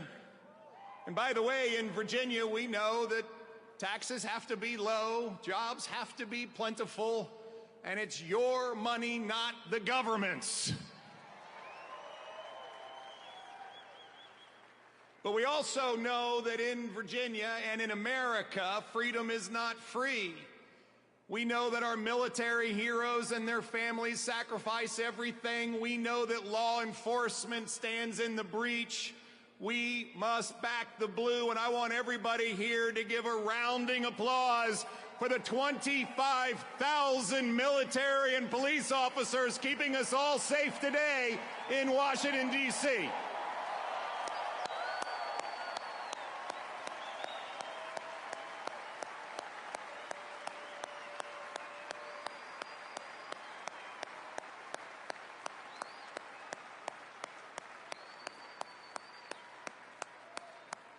God bless America.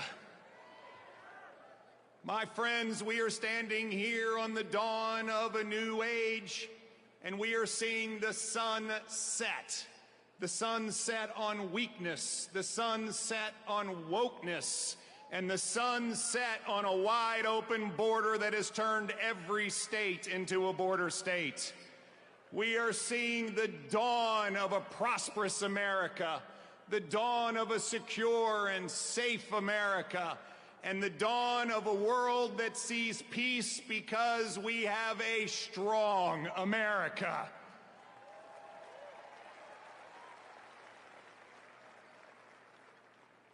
Our new president, Donald J. Trump, has never, ever lost faith in America. They tried to take him down legally. They tried to put him in jail. They tried to even assassinate him.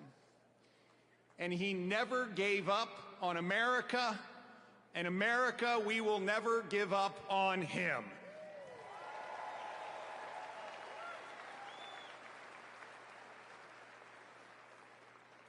And as we stand here on this dawn of the next golden age in America, we all have a responsibility. It is our responsibility to stand every day in support of this administration, to do everything that we possibly can do for America's success. President Trump deeply believes this, and both he and J.D. Vance have already gone to work. He is signing executive orders. He is closing the border. He is bringing down inflation. He is stepping into the breach. Ladies and gentlemen, it is time for America to be prosperous again. It is time for America to be safe again. It is time for America to be strong again. And it is time for America to be great again.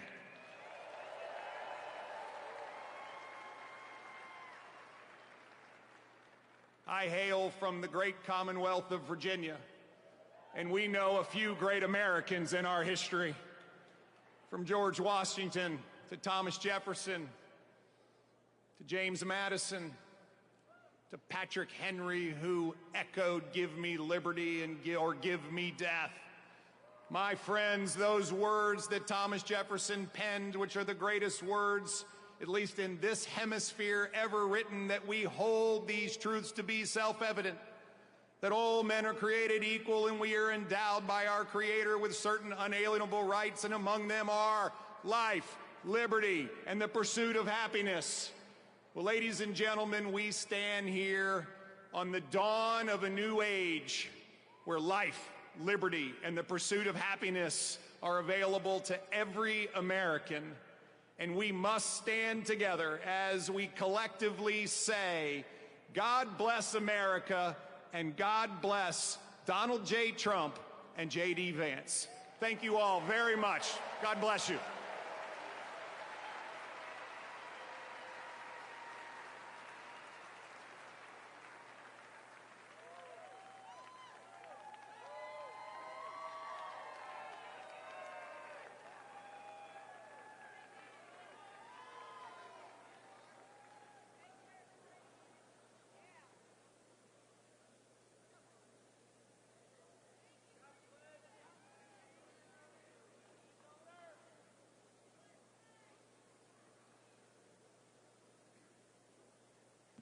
Ladies and gentlemen, please welcome to the stage, Mr. Elon Musk.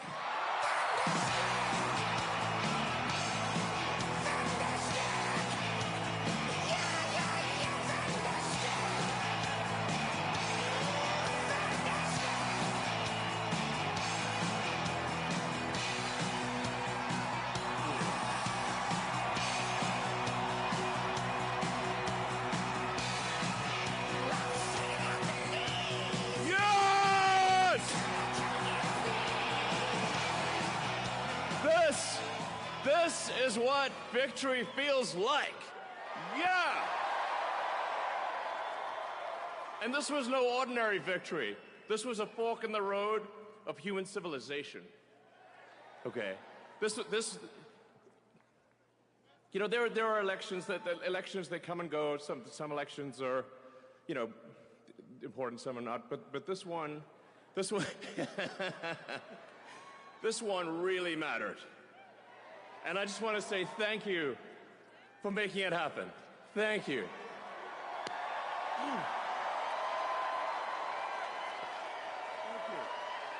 My heart goes out to you. It is thanks to you that the future of civilization is assured. Thanks to you. We're going to have safe cities, finally, safe cities. Secure borders, sensible spending, basic stuff.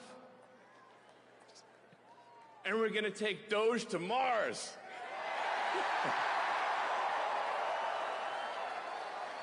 I mean, can you imagine how awesome it will be to have American astronauts plant the flag on another planet for the first time? Bam! Bam! Yeah! How inspiring would that be? You know, there's always problems in life. You know, there's this problem, solve that problem. But you know, there need to be things that inspire you. There need to be things that make you glad to wake up in the morning and say, I'm looking forward to the future. Yeah. And I love you guys.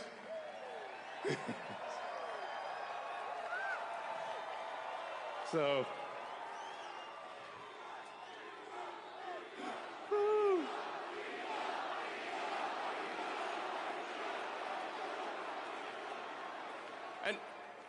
and let me tell you, I'm gonna work my ass off for you guys. So, I really will. I really will. So, and yeah, but I'm super fired up for the future. It's going to be very exciting. As the president said, we're going to have a golden age. It's going to be fantastic.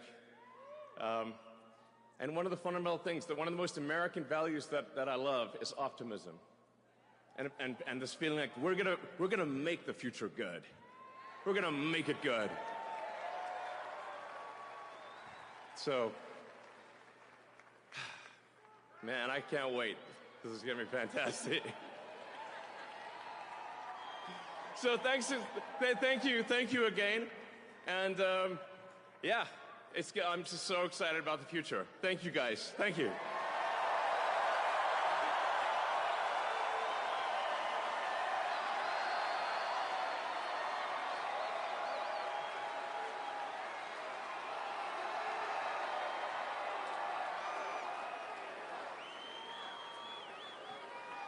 Ladies and gentlemen, please welcome to the stage, Kash Patel.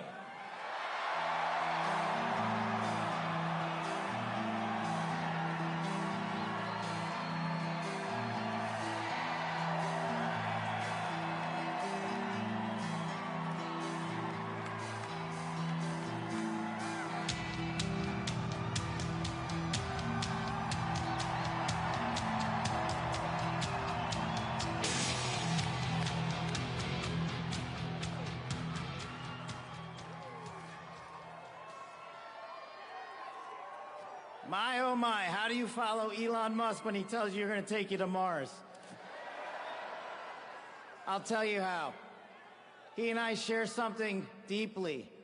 We love the American dream. And we have been given a gift by God today to usher in a new dynasty because we just inaugurated Donald J. Trump as our 47th president. And we just inaugurated J.D. Vance as our Vice President of the United States. And we did that because the American dream is alive and well, because you chose that our dream can be the dream for our children and the dream for our world. And we are at a crossroads here in America, but our future is bright because you had the courage to stand for your convictions.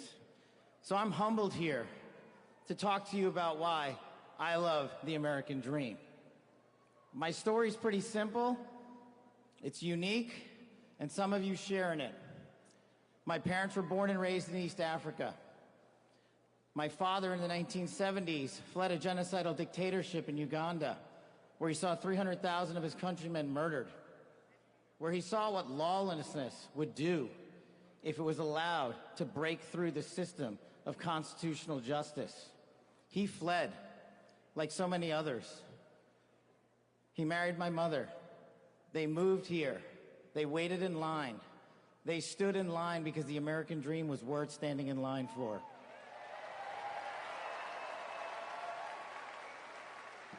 That dream is woven into the fabric of this nation, and our immigration policy is the greatest policy in the world. And now that we have Donald J. Trump and J.D. Vance, it will become the greatest policy in the world again.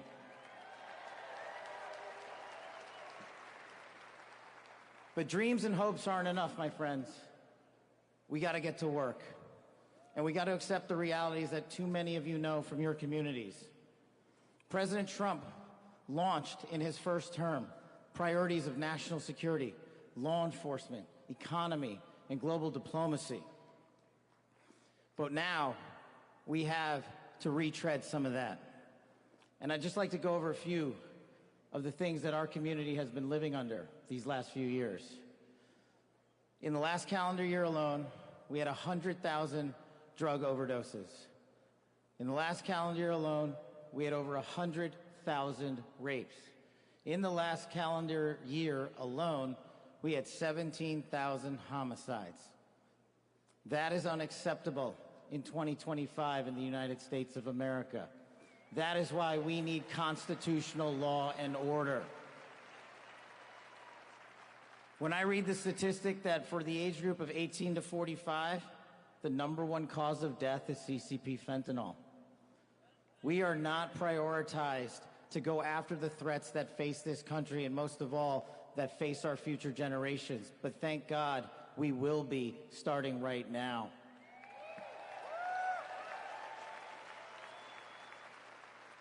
President Trump and J.D. Vance's leadership and administration will usher in the priorities that I cherished during my 16 years in government service. That we will always, always honor the men and women who wear the cloth of our nation and stand on that wall and tell you nothing's getting by them tonight. And so to them, thank you.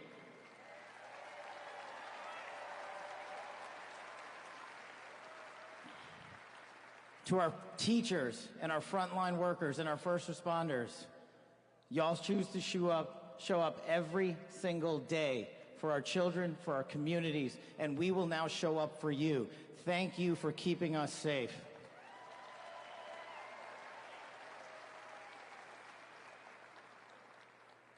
To the men and women in law enforcement, and maybe I'm biased on this one. Our police officers, our sheriffs, our federal agents are some of the greatest warriors that God has ever created. And we will put them first because they have our backs, and now we will have your backs.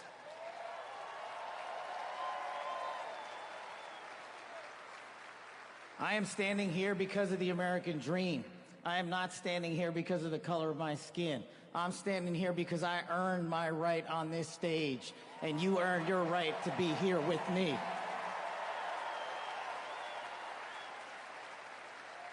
And I promise you this, with every fiber of my being, that our law enforcement, that our teachers, that our first responders, that our veterans, that our men and women in uniform who dare to serve this country and put themselves below the rest of our needs will be reprioritized to the top of the heap because they are standing on that wall, and we will not let that light go dark on them.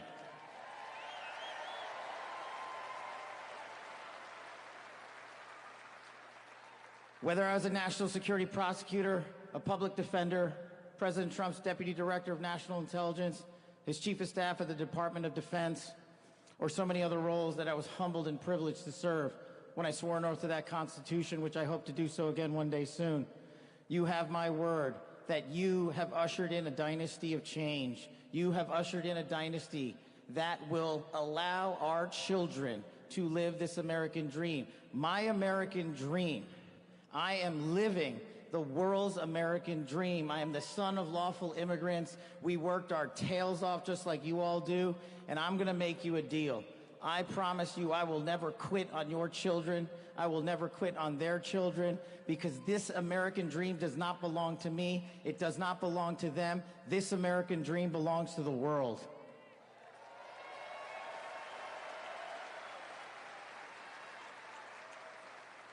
So in closing, I just want to tell you this.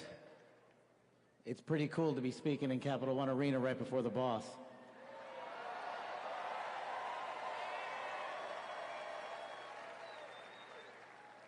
You've inspired me beyond words. Your love, your devotion, your commitment to our country, everywhere I go, shows us that we are not only the beacon of hope, but we are the land of constitutional justice. We are the land under Donald J. Trump and J.D. Vance, where we are going to end the two-tier system of justice. We are going to remove the weaponization of the intelligence community for political purposes. And we are going to put the men and women of America first.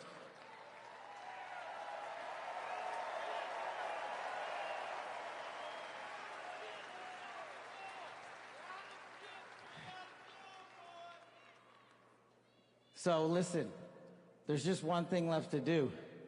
We all got work to do. We've got the greatest president and the greatest vice president in the history of the world. And so I just need you all to do a little bit more.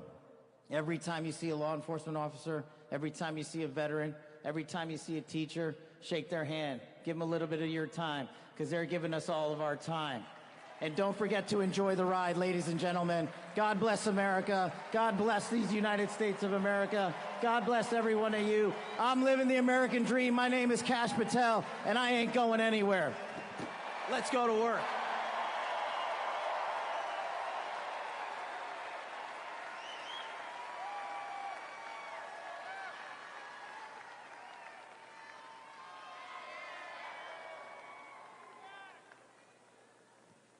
Ladies and gentlemen, please welcome to the stage, Dan Scavino.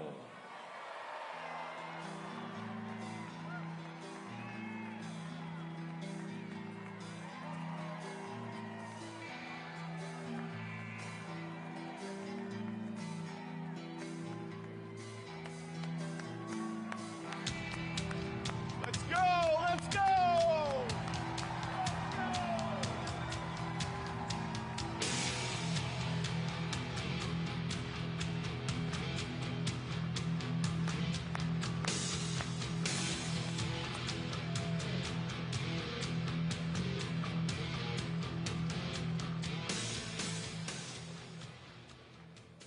Hello, Patriots. How's everybody doing this evening? We're back!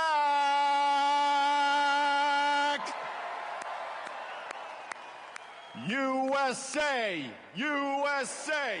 USA! USA! USA! USA! USA! The 45th and the 47th President of the United States of America will be here shortly. He's down at the Capitol. He'll be in a little while. He'll be here. They asked me to come out and say a few words and say hello to you great American patriots that came from all over the country. Thank you for being here today.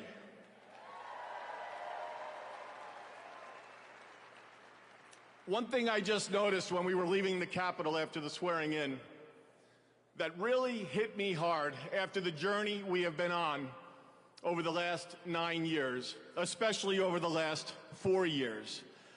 It really hit me when they took the presidential seal right here and put it on front of the podium for when the president gets here. President Trump often says to us on Team Trump over the years, "You're so lucky that I took you on this journey." In the good times and the bad times, no matter what would be happening, we'd be sitting on Trump Force One, Air Force One, in the Oval Office, at Mar-a-Lago, no matter where it may be. Good times, bad times.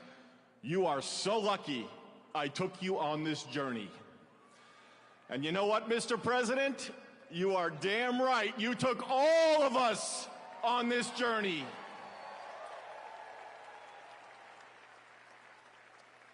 There's been a lot of stops along the way from 2016 when we started back in 2015 with a small campaign team flying around the country, doing rallies, small team, 6, 7, maybe 8 people.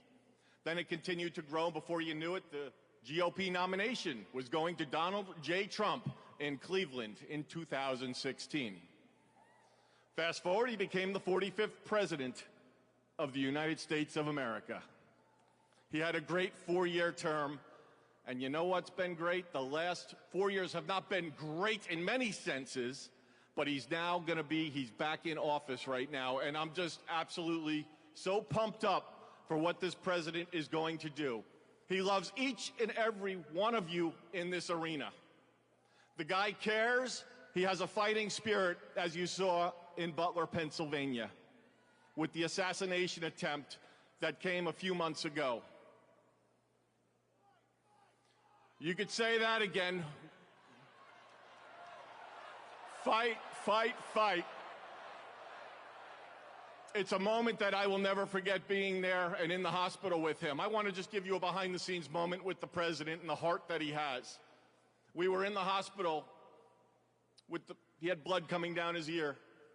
He wanted to know how his staff was. Myself and Susie were with him, and Stephen Chung and Walt, and even the Secret Service. How are you guys doing? The guy just got shot in the damn head, and he's worried about us. Are you guys okay? He's on the phone with his family. Showed him a picture, the iconic photo of his fist raised in the air. Told him it was from Doug Mills from the New York Times, a great photographer. He looked at the picture. He's staring at the picture, one of the most historical photos of all time. There'll never be anything like it. He said, "Call Doug and see if he's doing okay." That's the attitude he had in that hospital.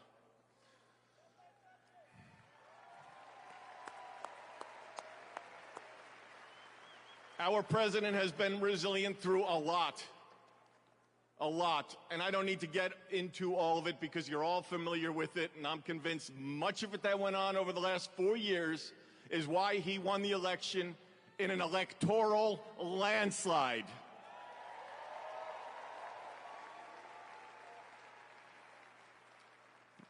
In Butler, Pennsylvania, when he got up and he raised that fist and he shouted, "Fight." He will do that for every one of you, for the United States of America. He will always put America first, without question. He loves what he does. He's got a great administration and a great team behind him. What a journey. McDonald's, drive-through window, garbage trucks showing up at a rally, and him on the plane putting on his orange vest. Sir, are you going to take that off? I'm going to the rally in my orange vest. The guy is 1 in a trillion. There will never be anybody like this man again. Enjoy this moment. Enjoy this movement. And together, we will continue to fight, fight, fight, put America first, and make America great again. God bless everybody here. We love you. Thank you.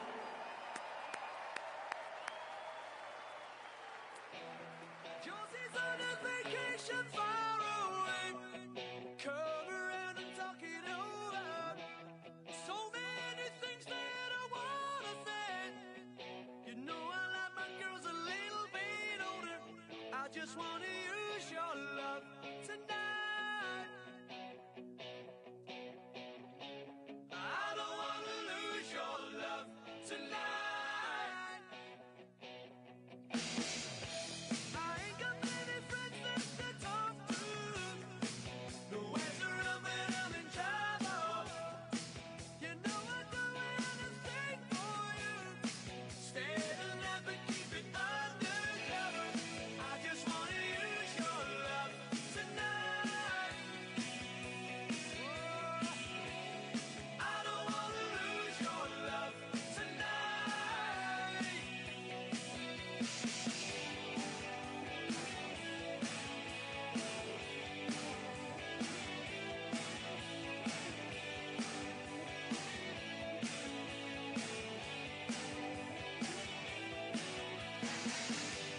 Trying to stop my hands from shaking. Something in my mind's not making sense. It's been a while since we were all alone. You can hide the way I'm feeling. As you're leaving, please once you close the door. And don't forget what I told you. Just 'cause you're under don't mean I'm wrong. Another shoulder to cry upon. I just wanna use your love tonight. Yeah, I don't wanna lose your love tonight. Yeah, I just wanna use your love tonight. I don't wanna lose your love tonight. I just wanna use your love tonight. I don't wanna lose your love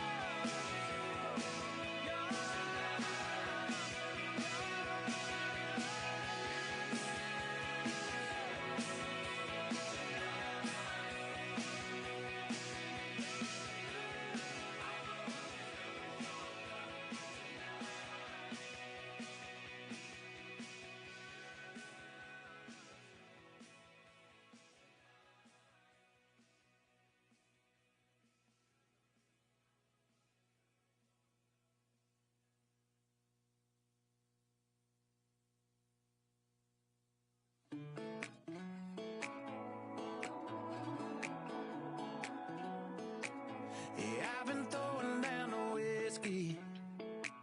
I ought to get my money back. And someone said it drowns a memory. Oh, but it ain't doing jack. Yeah, I've been sipping, I've been buzzing, shooting doubles like it's nothing. All but nothing makes you go away. I need something you prove. Something stronger than I'm used to. Yeah, I've been pulling 92 hard and feel like nothing's gonna cut it. That's the hard truth. Yeah, I need something you prove. Oh, I need something you prove. Put 'em up till they shutting 'em down, yeah. You never ain't out of brand, yeah. Don't matter what time, what town, I can't get you gone. Turn the bar, yeah, upside down. Just looking for something that does it. I give 'em all my money. Ain't nobody selling nothing you prove. Something stronger than I'm used to. Yeah, I've been pulling 92 hard and feel like nothing's gonna cut it. That's the hard truth. Yeah, I need something you prove. Oh, I need something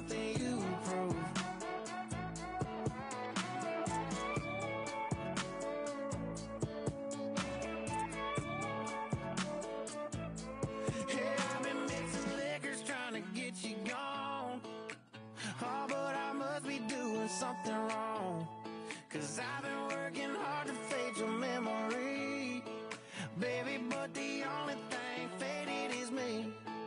I need something you prove, something stronger than I'm used to.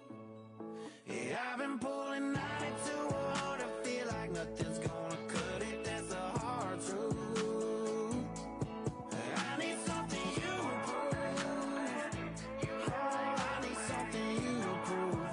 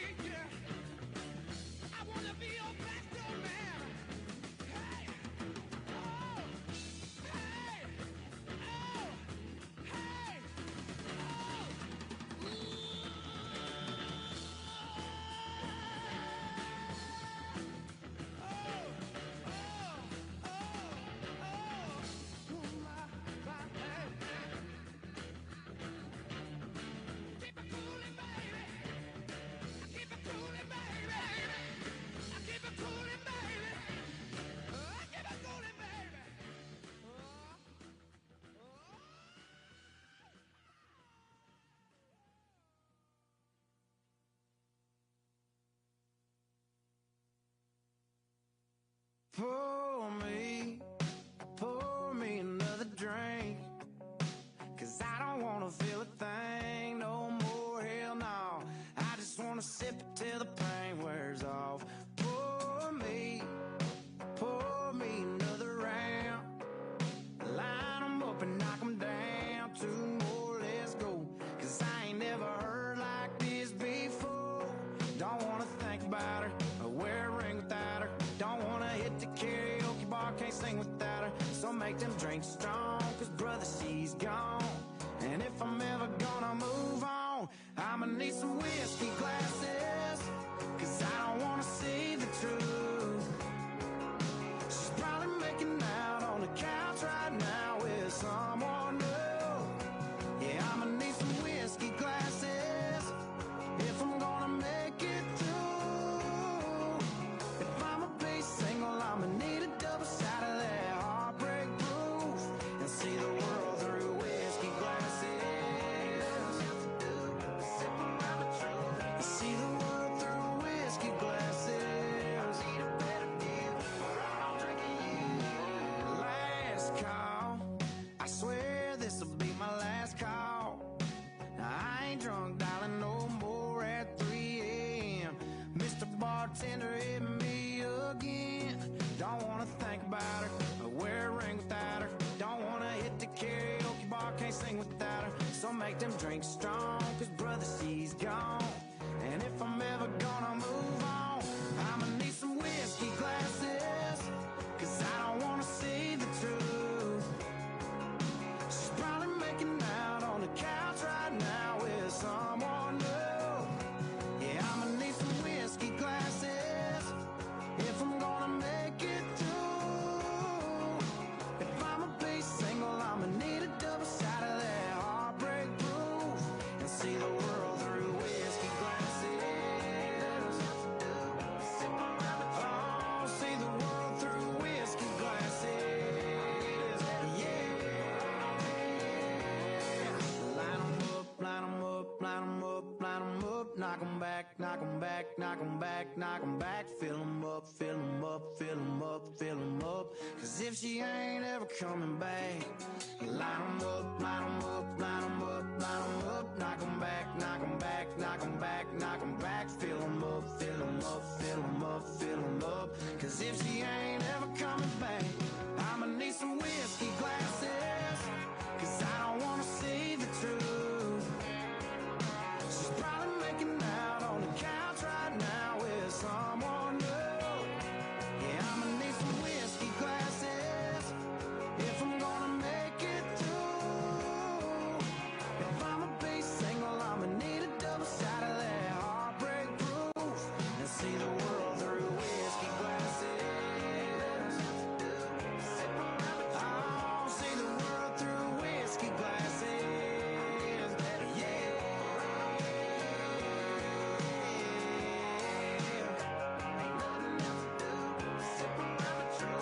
See the world through whiskey glasses.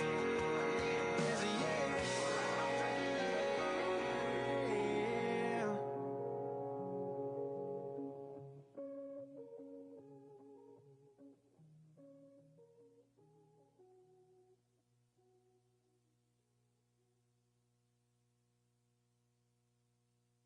Sunday morning, man, she woke up fighting mad,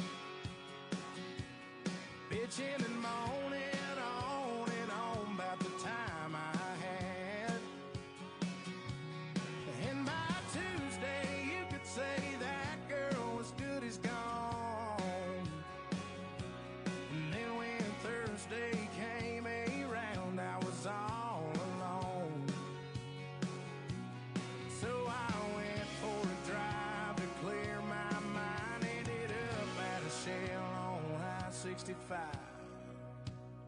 Then I won $100 on a scratch-off ticket. Bought 2 12-packs and a tank of gas with it.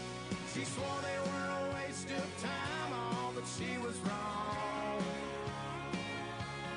I was caller number 5 on the radio station. Won a 4-day, 3-night beach vacation.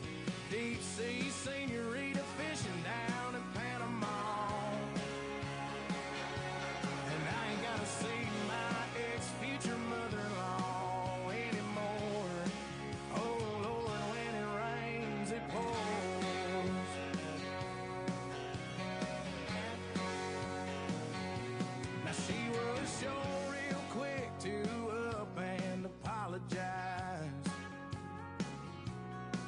when she heard about my newfound luck on that FM dial.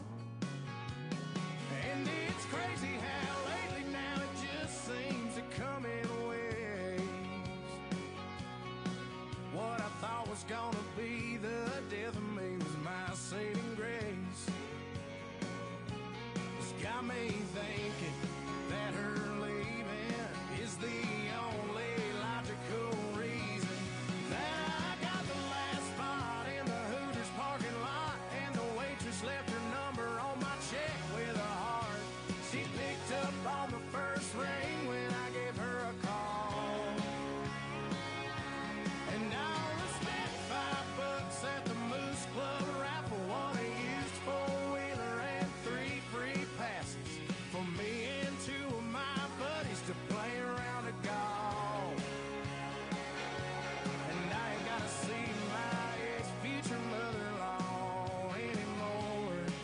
Oh Lord, when it rains it pours, when it rains it pours. I've been on one hell of a redneck road for 3 weeks now, and it all started on the day that she walked out. Then I won $100 on a scratch-off ticket, bought 2 12-packs and a tank of gas with it. She swore they were a waste of time, all, but she was wrong. And I was caller number 5 on the radio station, won a 4-day, 3-night beach vacation, deep sea senorita fishing down in Panama. And I ain't gotta see my ex-future mother-in-law anymore. Oh Lord, when it rains it pours.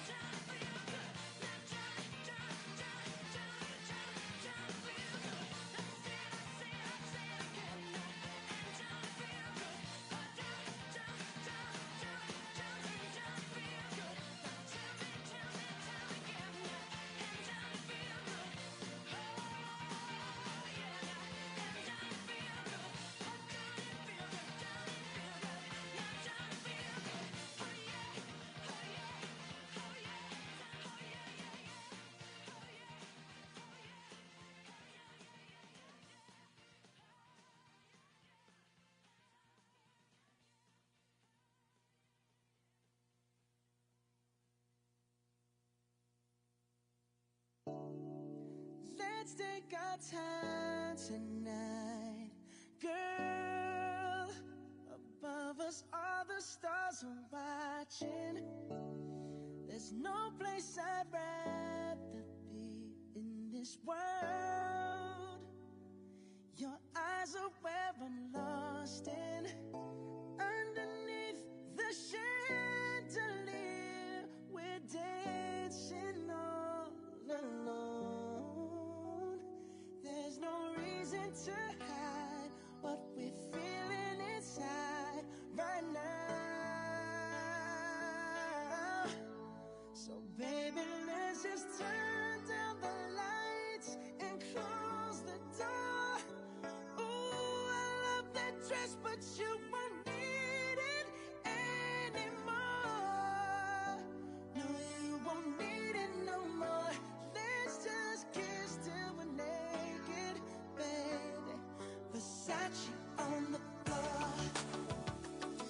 Ooh, take it off for me, for me, for me, for me now, girl. Versace on the floor. Ooh, take it off for me, for me, for me, for me now, girl.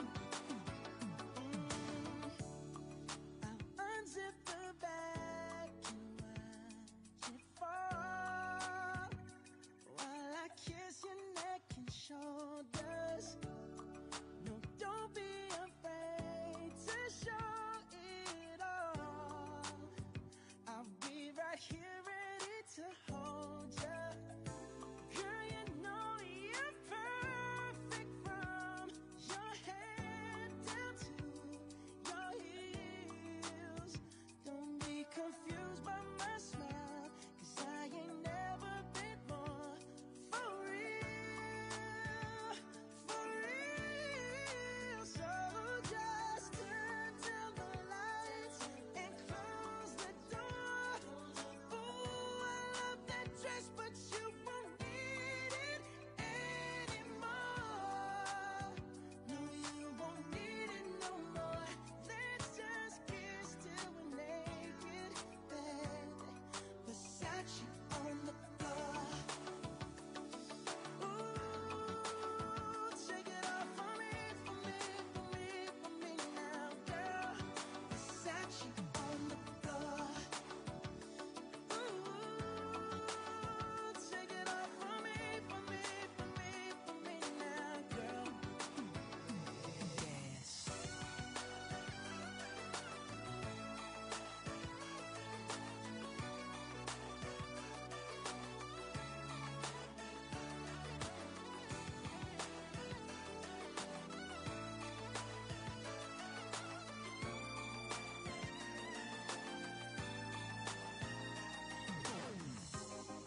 It's warming up, can you feel it? It's warming up, can you feel it?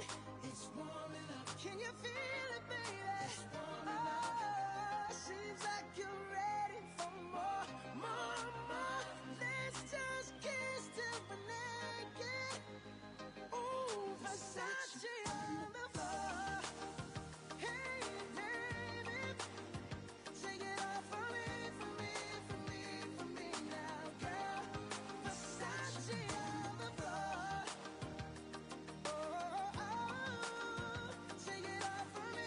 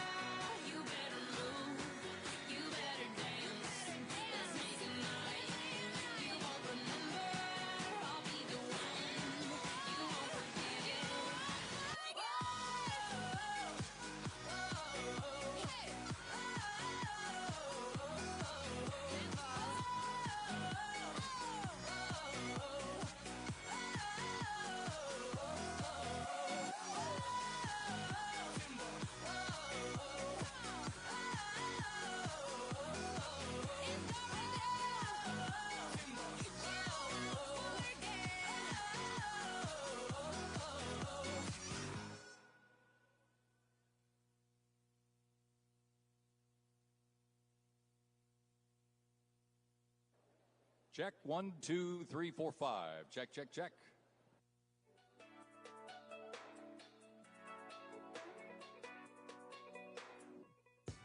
I know he hurt you, made you scared of love, too scared to love. He didn't deserve you, 'cause your precious heart is a precious heart. He didn't know what he had, and thank God. Oh, and it's gonna take just a little time, but you're gonna see that I was born to love you. What if I fall? I won't let you fall. What if I cry? I'll never make you cry. And if I get scared, I'll hold you tighter. When they try to get to you, baby, I'll be the fighter. What if I fall? I won't let you fall. What if I cry? I promise I'll never make you cry. And if I get scared, I'll hold you tighter. When they try to get to you, baby, I'll be the fighter. Look in the mirror, you're beautiful, so beautiful. I'm here to remind you, you're my only one. Let me be the one to heal all the pain that it put you through, with love like you never knew. Just let me show you. What if I fall? I won't let you fall. What if I cry? I'll never make you cry. And if I get scared, I'll hold you tighter. When they try to get to you, baby, I'll be the fighter. What if I fall? I won't let you fall. What if I cry? I promise I'll never make you cry. And if I get scared, I'll hold you tighter. When they try to get to you, baby, I'll be the fighter. I wanna believe that you got me, baby. I swear I do, from now into the next life. I wanna love, wanna give you all my heart. What if I fall? I won't let you fall. What if I cry? I'll never make you cry. And if I get scared, I'll hold you tighter. When they try to get to you, baby, I'll be the fighter. What if I fall? I won't let you fall. What if I cry? I promise I'll never make you cry. And if I get scared, I'll hold you tighter. When they try to get to you, baby, I'll be the fighter. What if I fall? What if I cry? And if I get scared, I'll hold you tighter. When they try to get to you,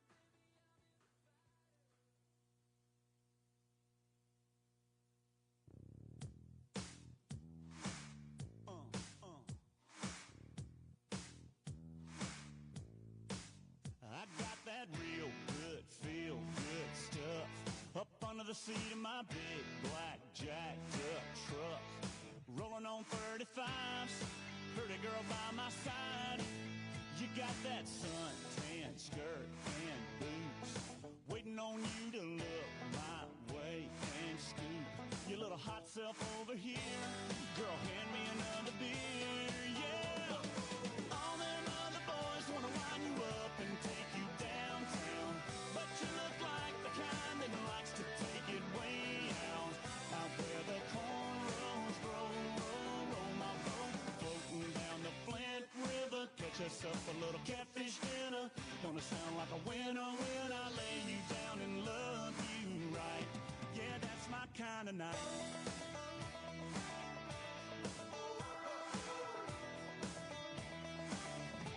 Might sit down on my diamond plate tailgate, put in my country ride, hip hop mixtape. Little Conway, little T-Pain, might just make it rain. You can hang your t-shirt on a limb, hit that banking weekend, ease on in. Soak us up a little moonlight, you know I know what you like, yeah. All them other boys wanna line you up and take you downtown, but you look like the kind that likes to take it way out. Out where the cornrows grow, roll my boat, floating down the Flint River. Catch us up a little catfish dinner. Gonna sound like a winner when I lay you down and love you right.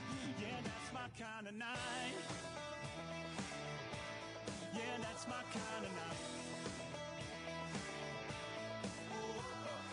My kind of, your kind is this kind of night. We dance in the dark and your lips land on mine. Oh, gonna get our love on. Oh, time to get our buzz on. All them other boys wanna wind you up and take you downtown, but you look like the kind that likes to take it way out. Out where the cornrows grow, roll my boat, floating down the Flint River. Catch yourself a little catfish dinner. Don't it sound like a winner when I lay you down and love you right? Yeah, that's my kind of night. Yeah, that's my kind of night. That's my kind of night. Yeah, that's my kind of night. Come on. 1, 2, 3.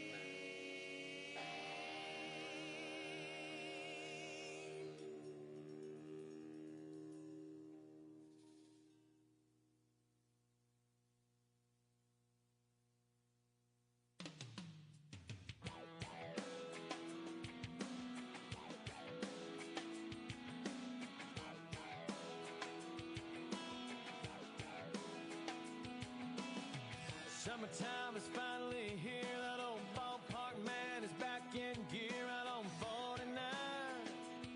Man, I can see the lights. School's out and the nights roll in, man. Just like a long lost friend you ain't seen in a while. You can't help but smile. And it's 2 bare feet on the dashboard. Young love and an old Ford. Cheap shades and a tattoo and a yoo-hoo bottle on the floorboard. Perfect song on the radio. Sing along, cause it's one we know. It's a smile, it's a kiss, it's a sip of wine. It's summertime, sweet summertime.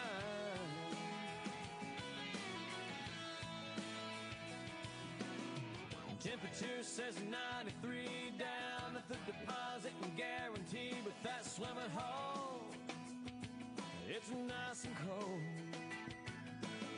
Bikini bottoms underneath, but the boys' hearts still skip a beat when them girls shimmy off them old cutoffs.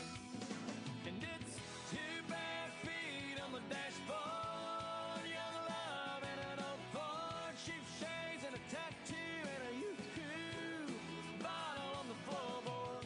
Perfect song on the radio. Sing along, cause it's one we know. It's a smile, it's a kiss, it's a sip of wine. It's summertime, sweet summertime.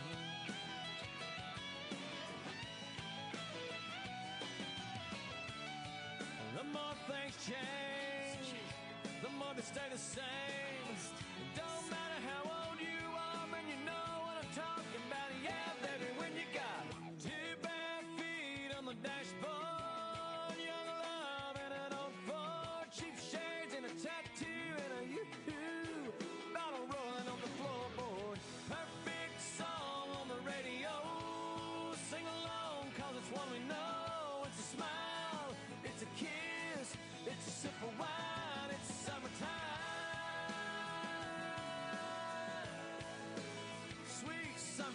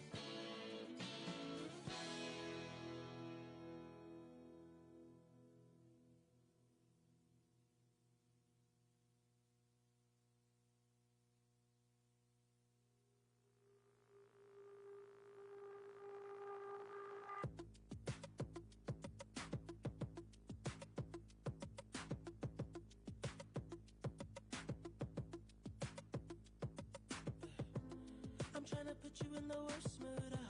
P1 cleaner than your church shoes. Really .2 just to hurt you. All red lamb just to tease you. None of these toys on lease to. Made your whole year in a week too. Yeah, main bitch out of your league too. Side bitch out of your league too. House so empty, need a centerpiece. 20 racks of table come from ebony. Cut that ivory into skinny pieces. Then she clean up with her face, but I love my baby. You talking money, need a hearing aid. You talking about me, I don't see a shade. Switch on my side, I take any lane. Switch on my core if I kill any pain. Look what you done. I'm a motherfucking star boy. Look what you done. I'm a motherfucking star boy. Every day a nigga try to test me, Every day a nigga try to end me, Pull off in that roadster SV, Pockets overweight, getting hefty, Coming for the king, that's a far cry. I come alive in the prime time, The competition, I don't really listen. I'm in the blue moon, song, bomb a new edition. House so empty, need a centerpiece. 20 racks of table come from ebony. Cut that ivory into skinny pieces. Then she clean up with her face, but I love my baby. You talking money, need a hearing aid. You talking about me, I don't see a shade. Switch on my side, I take any lane. Switch on my core if I kill any pain. Look what you done. I'm a motherfucking star boy. Look what you done. I'm a motherfucking star boy. Let a nigga Brad Pitt, legend of the fall, took the year like a bandit. Bought mama a crib and a brand new wagon. Now she hit the grocery shop looking lavish. Star Trek roof in the Wraith the Con. Girls get loose when they hear the song. 100 on the dash, get me close to God. We don't pray for love, we just pray for cause. House so empty, need a centerpiece. 20 racks of table come from ebony. Cut that ivory into skinny pieces. Then she clean up with her face, but I love my baby. You talking money, need a hearing aid. You talking about me, I don't see a shade. Switch on my side, I take any lane. Switch on my core if I kill any pain. Look what you done. I'm a motherfucking star boy. Look what you done. I'm a motherfucking star boy. Look what you done. I'm a motherfucking star boy. Look what you done. I'm a motherfucking star boy.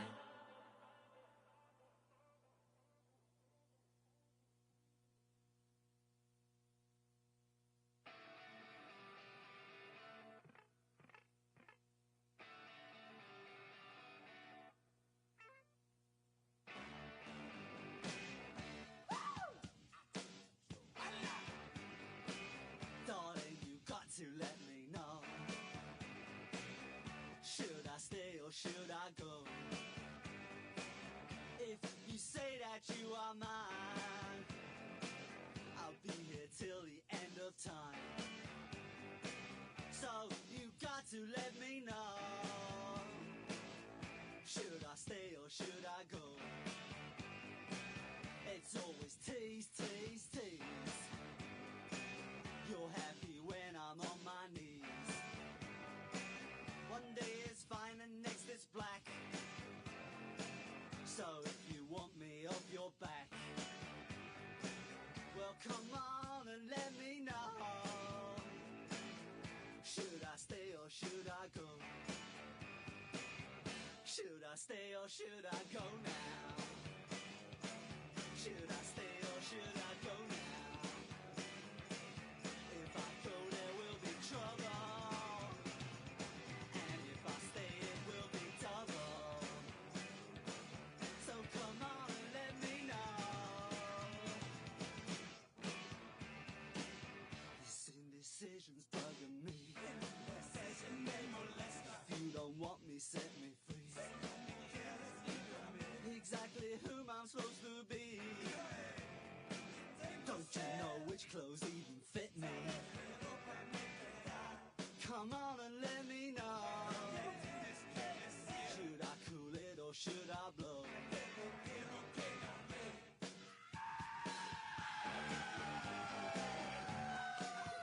Split.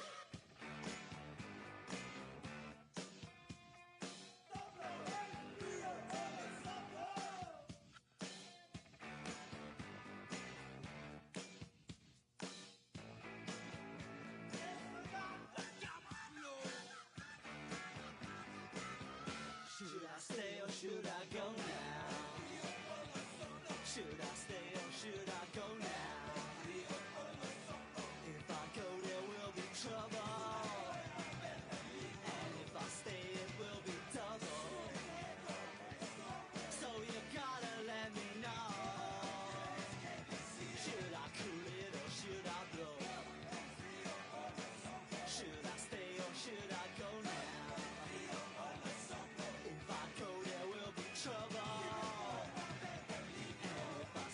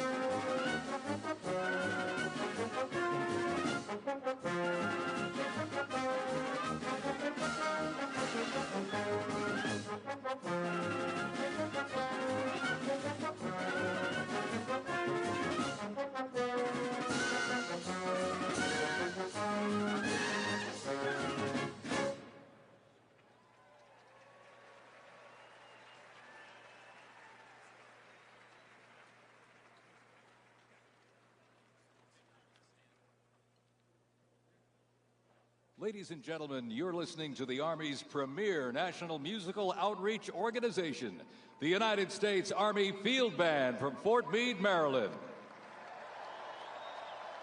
They are led by Commander and Conductor Lieutenant Colonel Domingo S. Robinson. The U.S. Army Field Band develops positive connections on behalf of the Army, the Department of Defense, and the United States through live music, multimedia performances, television productions, and emergent technologies, traveling thousands of miles annually across our nation and around the world, and appearing regularly on major television and streaming events. The Field Band proudly honors our soldiers and veterans while strengthening ties with communities worldwide.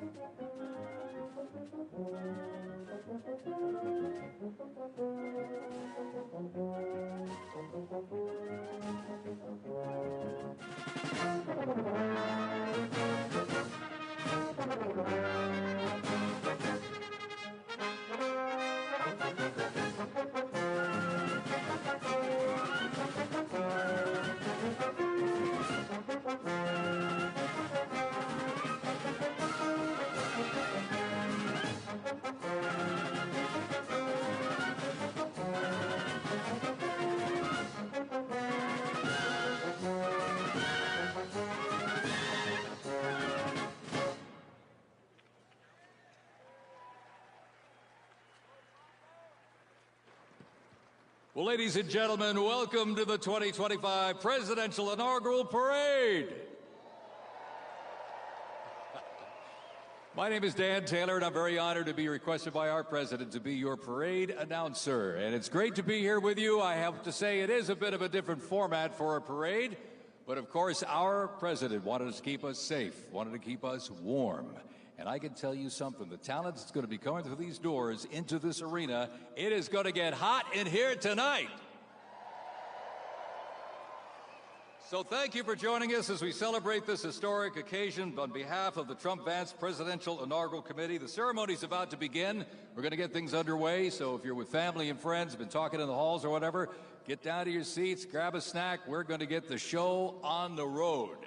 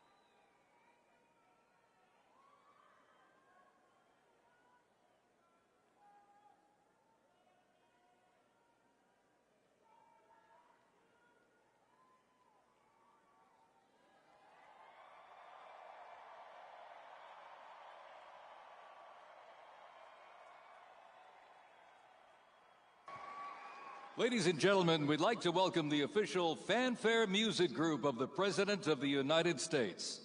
Under the direction of Major Aaron Morris, the U.S. Army Band Herald Trumpets performing their fanfare that's actually written for the 47th President of the United States. Listen to this, it's amazing. This is Brass and Glory.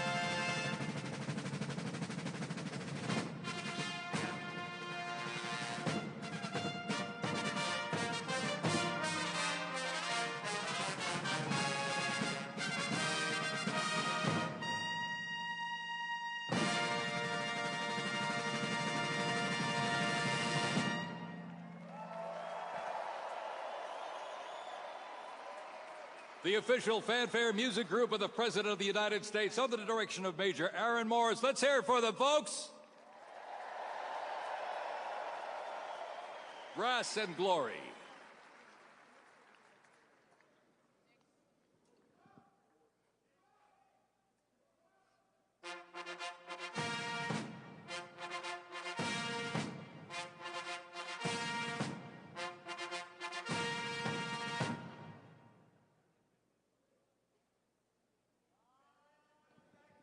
Ladies and gentlemen, please welcome the 50th Vice President of the United States of America, Vice President J.D. Vance, accompanied by the Second Lady, Mrs. Usha Vance.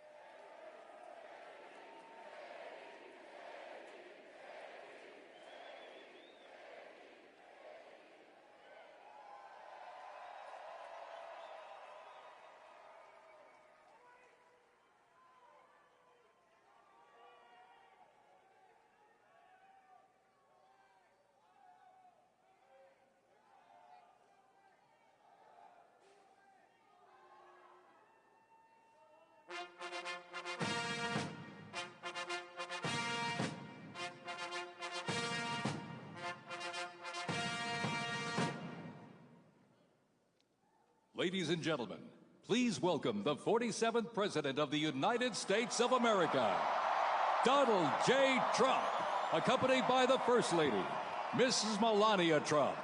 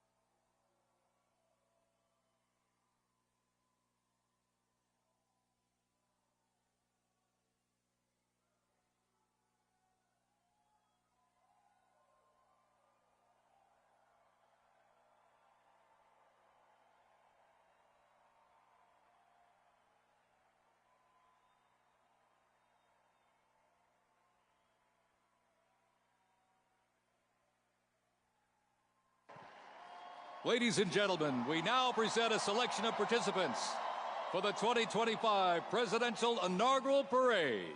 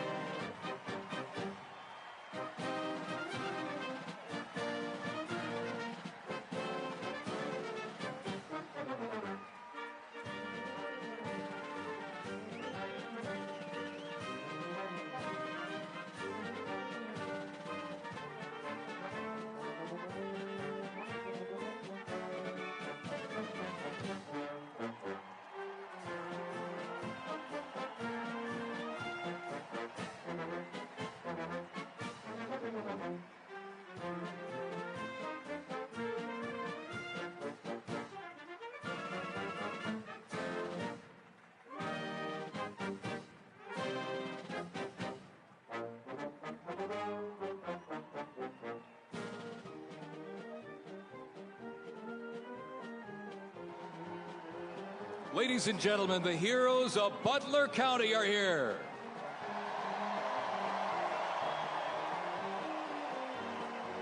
And they are here to pay homage to the life, selfless community service, and sacrifice of Corey Comparatori. Mr. Comparatori, a 10-year U.S. Army Reserve veteran and past fire chief to the Buffalo Township Volunteer Fire Company, who died during the assassination attempt on the life of President Trump in Butler, Pennsylvania, July 13th, 2024. Their formation consists of Pennsylvania State Police, local police, county sheriffs, emergency services unit, EMS, 911 radio dispatch, and hospital personnel, who all heroically stepped into action during the horrific attack. They are also paying tribute to the courageous service of first responders nationwide.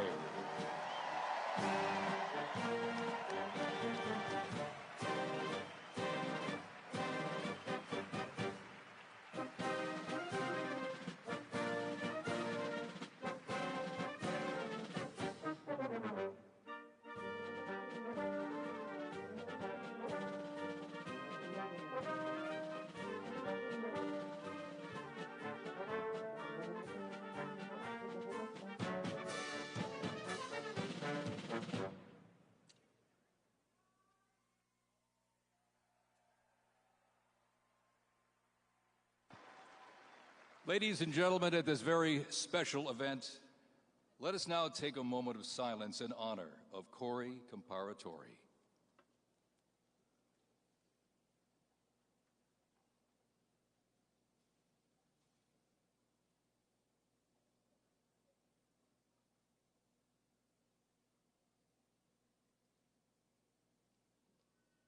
Thank you very much, ladies and gentlemen.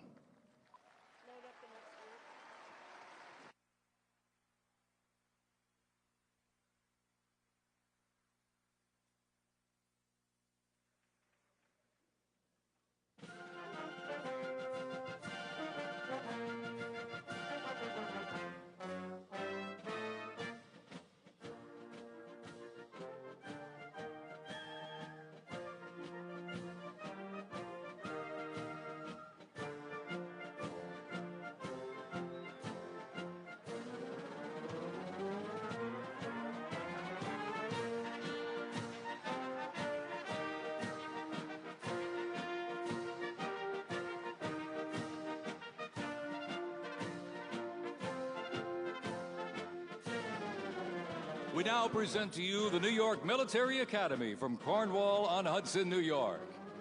New York Military Academy stands out due to its unique connection to the president himself. President Trump is a 1964 graduate and has been enshrined as one of our alumni of distinction. This historic academy has been named a Junior Reserve Officer Training Corps, that's JROTC, and are marching with their cadet dress uniforms. Look at these, all modeled after post-World War I General Blackjack Pershing's gray uniform.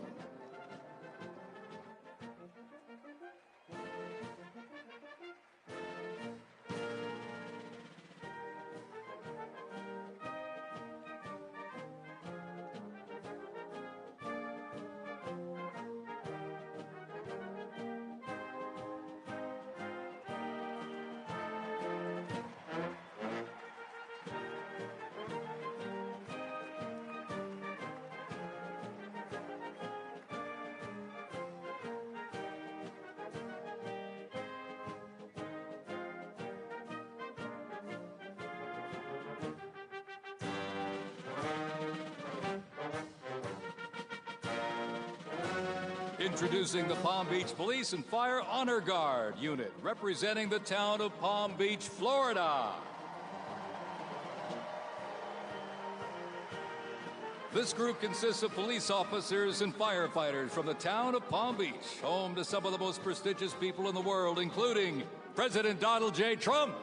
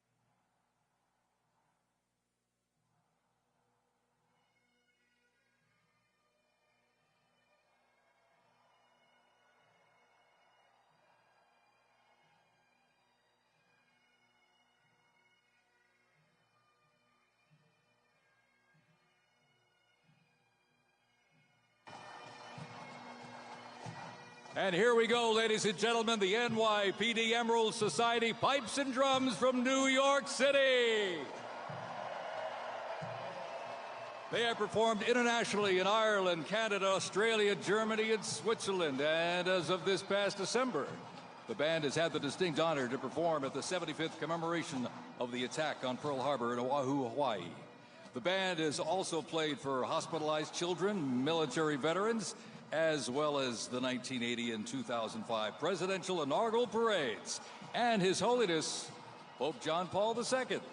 The NYPD Emerald Society Pipes and Drums formed way back in 1960. And you know, they are the oldest, largest police pipe band in the United States, comprised of all active and retired police officers of various ranks and assignments. Listen to those bagpipes. Let's hear it for them, folks.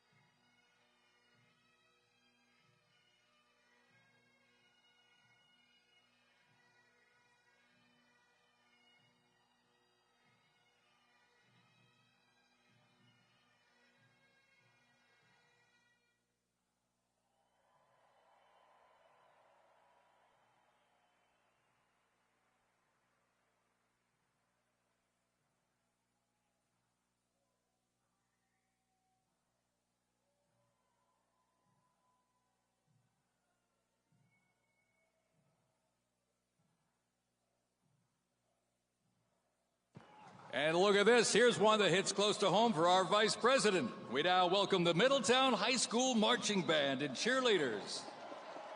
They're traveling all the way from Middletown, Ohio to proudly represent their school, our nation, and outstanding alumni, including our new Vice President of the United States, J.D. Vance.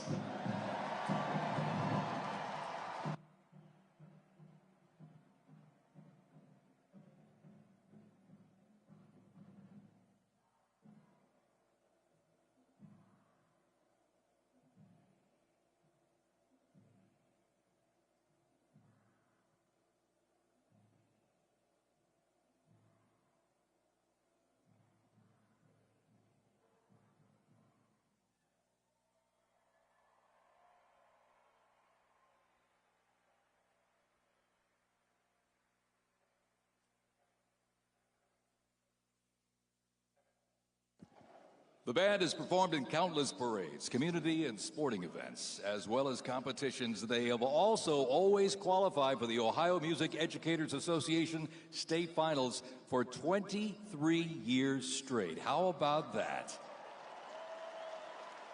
And have earned the highest rating in 18 of those appearances. Woo! And today they performed America's Sweet Land of Liberty.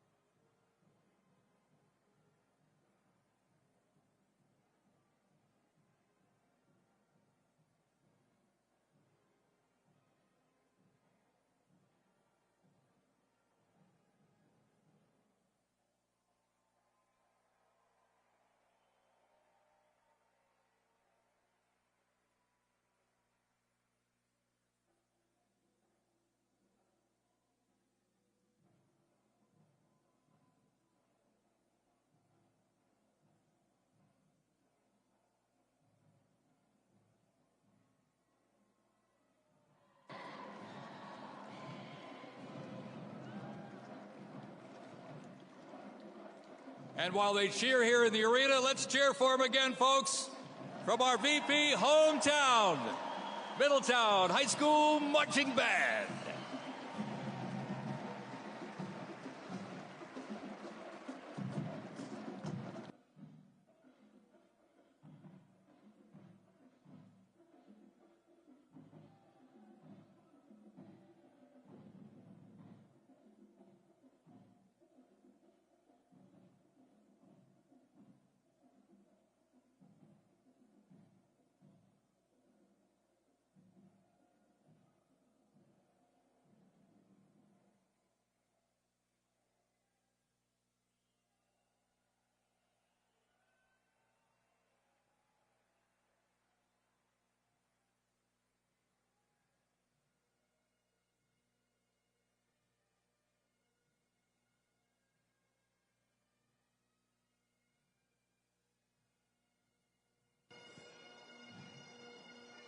Ladies and gentlemen, entering the arena right now, traveling from Boca Raton, Florida, the Florida Firefighters Pipes and Drums. And they are well seasoned when it comes to civic events. They've played and participated in parades, memorials, and other ceremonial events across both the United States and Europe. Today, they are wearing their most notable uniforms. What a great photo opportunity. Consisting of the Glengarry headgear and kilts. And they are proud to honor their fallen brothers and sisters each and every day.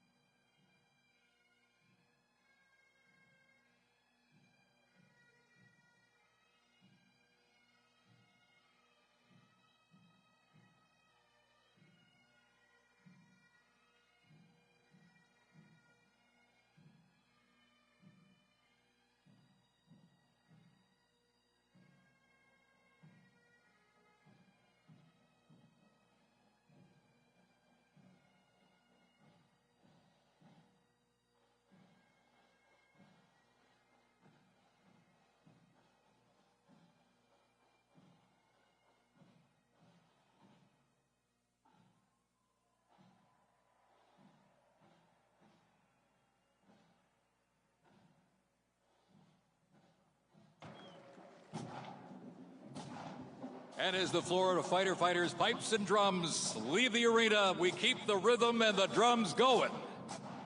Please welcome the Stewart's Creek High School Marching Band. Traveling all the way from Smyrna, Tennessee, they are proud to represent the volunteer state in the 2025 Presidential Inaugural Parade.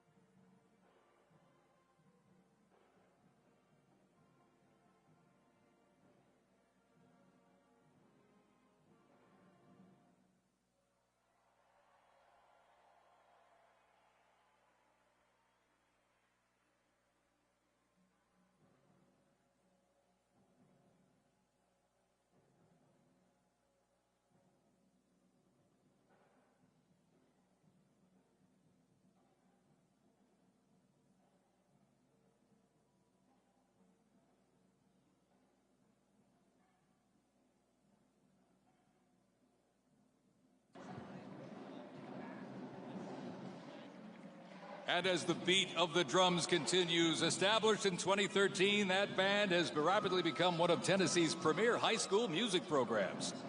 This band has participated in numerous civic events that honor significant moments in our nation's history, like the 75th anniversary of the attack on Pearl Harbor, Captain Jeff Kuss, United States Marine Corps Memorial Dedication, Chicago Thanksgiving Day Parade, and a Lincoln Memorial performance as well. The Stewart's Creek High School Marching Band, everybody. Make them feel welcome here in D.C.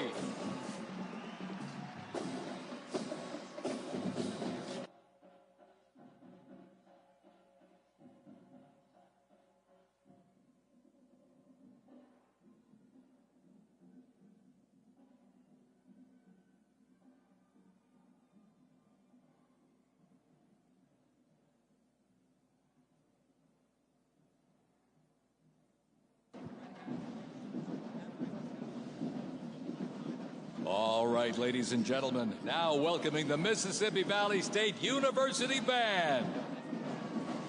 They're traveling all the way from Edabita, Mississippi. Look at this, gang. This is the Mean Green Marching Machine. They are proud to represent historically black colleges and universities at the 60th presidential inauguration.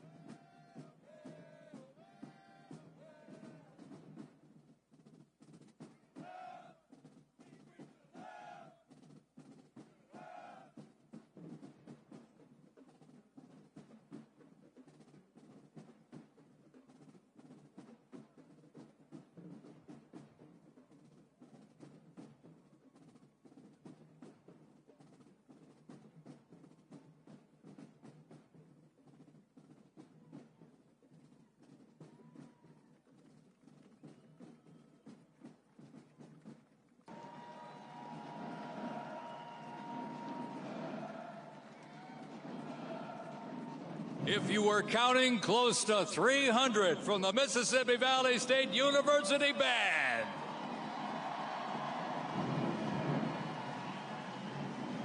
You know, since its founding, the band has consistently played a significant role at their university and across the United States. They have performed for athletic events, Mardi Gras parades, Rose Bowl parades, and many, many more. The Mississippi Valley State University Band takes great pride in presenting culturally diverse presentations for students, faculty, and the surrounding Mississippi communities. Take a look at that brass out there. Woo! That's just part of the big green marching machine. The Mean Green Marching Machine from Itta, Mississippi, ladies and gentlemen.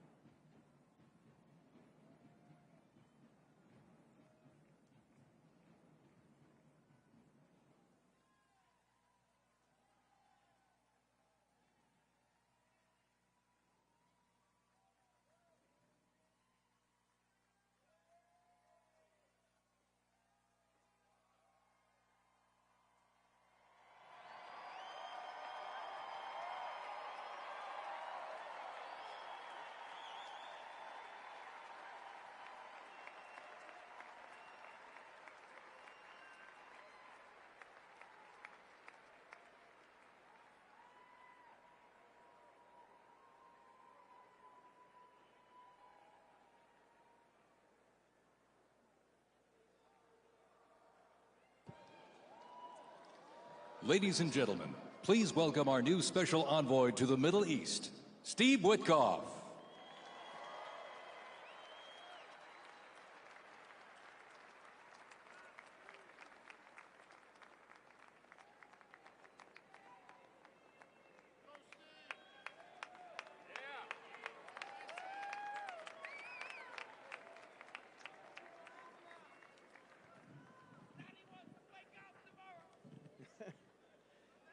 Good evening, everybody.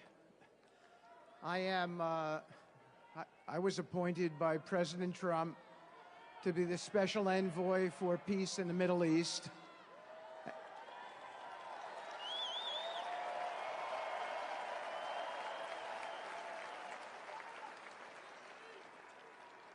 And I'd like to describe to you some of the things we're doing and how it informs on President Trump's policies.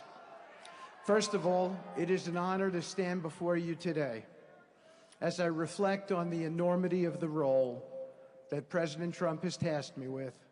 I am constantly reminded of the privilege it is to serve under the leadership of my boss, President Donald J. Trump.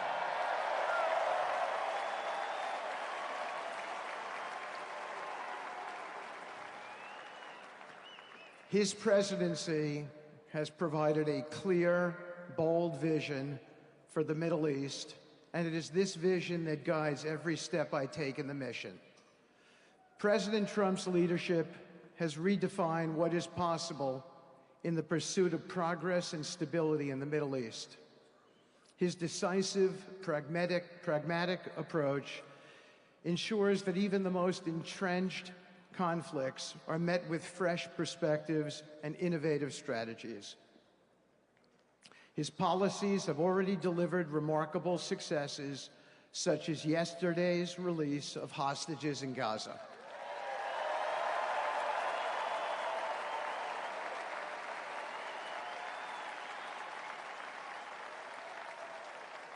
Thank you.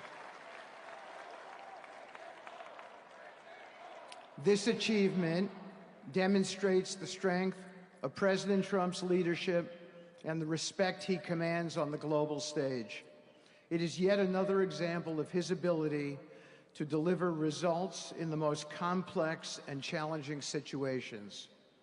The Abraham Accords, a testament to his vision and determination, have also brought historic progress to the region, transforming old rivalries into new alliances. These agreements are not merely symbolic. They represent a practical roadmap for peace, economic cooperation, and mutual respect across nations.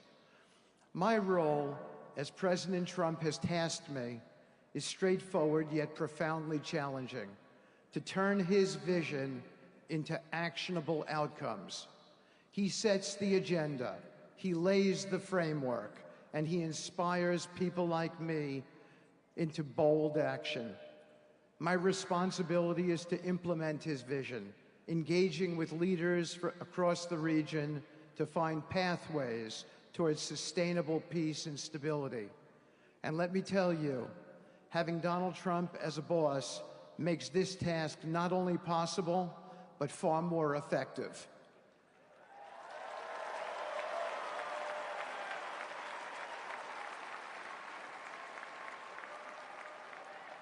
President Trump's reputation as a leader who delivers results resonates far beyond Washington.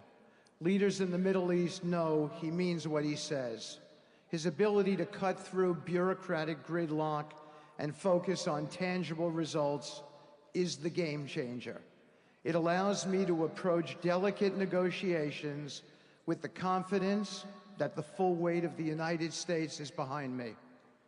The principles President Trump has laid out for our approach to the Middle East and foreign policy in general are fourfold, and they are clear. 1, respect for sovereignty. Every nation deserves the right to determine its own destiny, free from the interference of external powers. 2, economic prosperity as a bridge to stability. Through economic partnerships and investment, we can build a foundation for cooperation that transcends historical grievances. 3, courageous diplomacy. Real progress requires difficult conversations and bold decisions, and it is through these that trust is built and maintained. And finally, 4, reciprocity and accountability.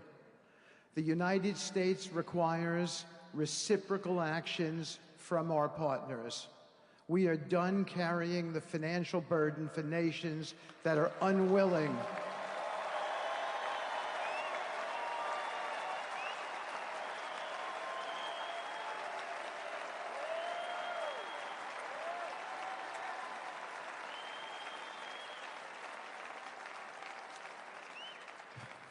We are done carrying the financial burden for nations that are unwilling to fund their own progress.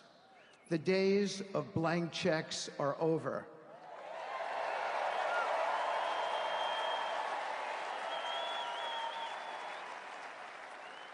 Partnerships under President Trump's leadership must be equitable, and contributions must reflect shared commitments to our goals. In my work, I've seen firsthand how these principles resonate. They provide a foundation that transcends politics and speaks to the shared humanity of all people in a region. Leaders across the Middle East recognize that this Trump administration is serious about results, not symbolic gestures, but real, meaningful progress that improves lives. Thank you.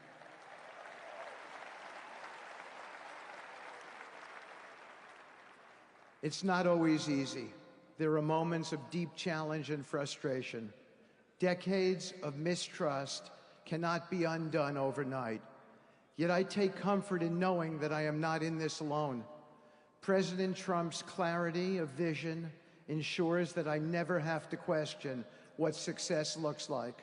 His leadership provides the confidence and direction necessary to navigate these complexities. As we move forward, my commitment is to continue the work of advancing President Trump's vision for the Middle East. Whether through expanding the Abraham Peace Accords, fostering economic development, or facilitating dialogue between long-standing adversaries, my focus remains on actionable results. Let me close by saying this: a stable and prosperous Middle East is not an unattainable dream. It is a goal within our reach, made possible by strong leadership and unwavering commitment. Under President Trump's guidance, we are proving that the impossible can become reality. Thank you, but I have one more thing to say. We have some special people for me to introduce you to tonight. President Trump has been talking to them as well. They are the families of hostages from Israel who have been in Gaza for the last year and a half. There are many of them here today. Several of the families have lost children and loved ones, and they're here because they're part of an effort to retrieve their bodies so they can be buried in a proper way. Several have children who are still in captivity. There is an American family here whose loved one is scheduled to come out in 14 days, and they're going to be meeting the president tonight. So let's give them all some love and a big hand. Come on up.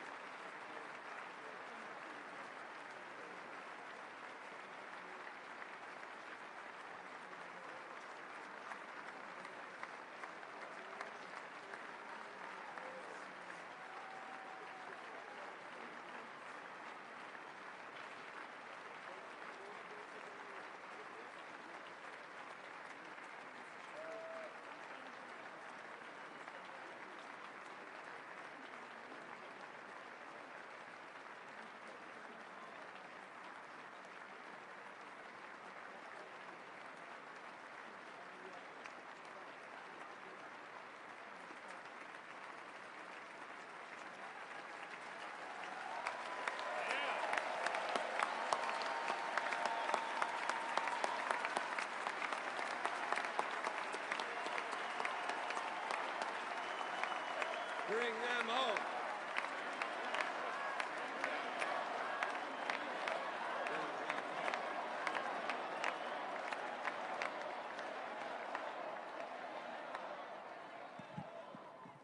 And now, I get to introduce my dear friend and the President of the United States, Donald J. Trump.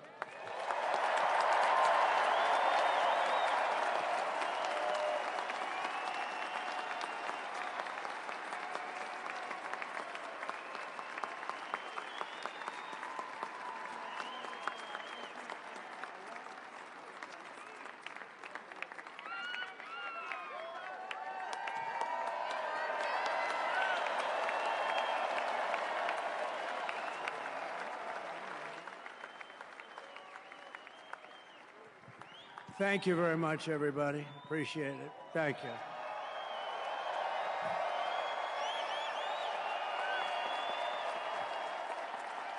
So now the work begins. We won, but now the work begins. We have to bring them home. And you know, tonight I'm going to be signing on the J6 hostages, pardons, to get them out.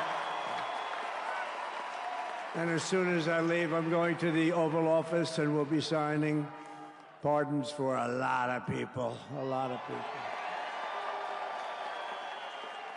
And thank you to Steve Witkoff. He's a great guy. He's a friend of mine. He's been a very successful man. He's a great negotiator. He's a wonderful guy. People love him. And he's got a tremendous power of persuasion. And that's what we need. We don't need stiffs. We don't need stiffs. We got a lot of stiffs. You just had a whole load of them. And to the former hostages with us today, welcome. Welcome home. Some of the folks are former hostages. Not a good situation. The three young ladies that came home yesterday, you saw that. They're more coming home every day now. They're coming home. But they were hurt. They were hurt. They were hurt. One had her head blown off, fingers on her hand, and her hand indeed was blown off. She was trying to defend herself from a bullet being fired. Do you believe this? A bullet knocked off her hand. I don't know. You look at it, it's a disgrace. We never stopped praying for you, and we're so glad that you're reunited with your friends and families, and God bless you all. And some of them are just saying, no, my son is gone. But please just bring home his body, right, Steve? Many of you have told me that your son is gone, but bring home his body. It should have never happened. 3 years, it's ridiculous. Should have never happened. Wouldn't have happened. I also want to express my tremendous gratitude to the hundreds of thousands of proud American patriots who came from all across the country to join us in this celebration. It's a celebration of a big win.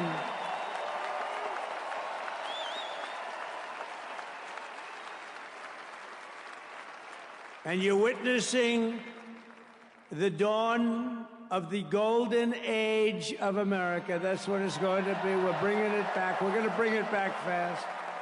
We're going to bring it back fast. Let us also thank the incredible service members, National Guardsmen, Police, Secret Service, and law enforcement personnel who are keeping us all safe, even though they are great people. New York's finest. I grew up with New York's finest, and we got to give them their authority back. You won't have any crime. There'll be no crime. You give them little authority back. The whole way they run things in this country now, it's disgraceful. But it's going to change rapidly. We're going to make our cities safe again, too. Even though we're indoors, we've had a magnificent inaugural parade. And let's give a big round of applause. They were great. To all of the incredible performers and hardworking men and women who made it possible. Those people, really talented, amazing people.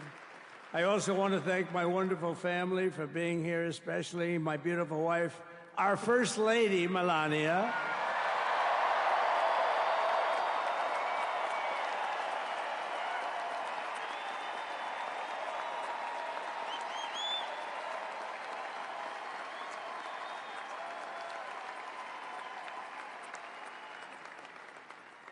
They love our First Lady. And also, J.D. How good has J.D. been? And his beautiful wife, Usha. How good is J.B.? J.D. has been great. He's another good negotiator, Steve. He's a great negotiator, too. We need negotiators in this country. But so many of the people on the stage behind, not only family members, as an example, Lara Trump, the wife of Eric. She was the head of the Republican Party, along with my friend Michael. Stand up, the two of you. What a job. What a job they did.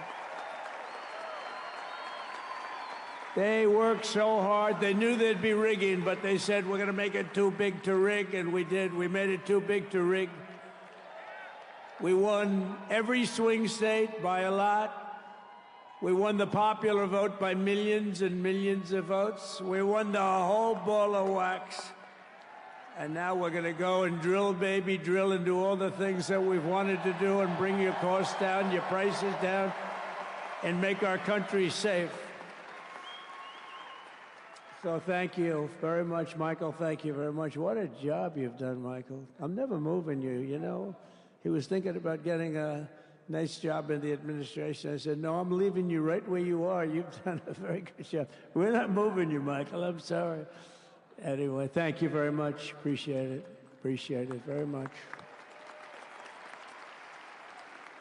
Right here with us also in the arena, I'm about to sign some very important executive orders of our new administration. Hey, Don, will you stand up, please? Don is another one. How about Don? This guy.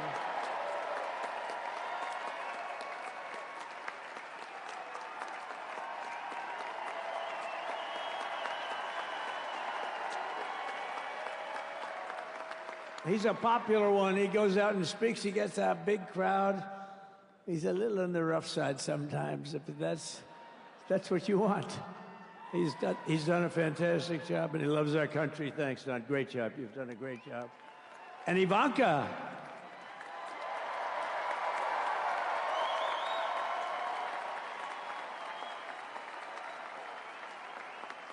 And, you know, Jared negotiated the Abraham Accords, which are the biggest, it's the biggest deal made in the Middle East in many, many years, and it's really something. Jared, stand up, Jared.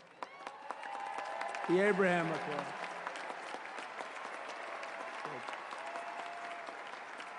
And Tiffany's going to have a little baby. And Michael.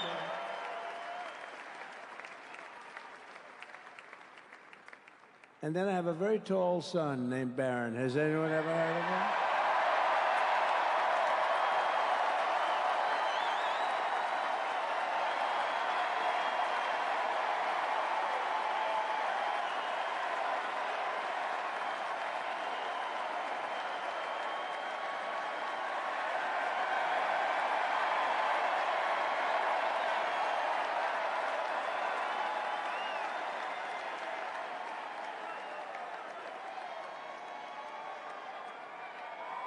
Thank you.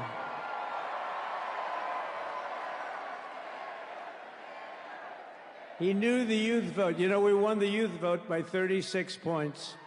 And he was saying, Dad, you got to go out and do this one or that one. And we did a lot of them. And he respects them all. He understood them very well. And he said, Dad, you got to go out, do Joe Rogan, do all these guys. And we did.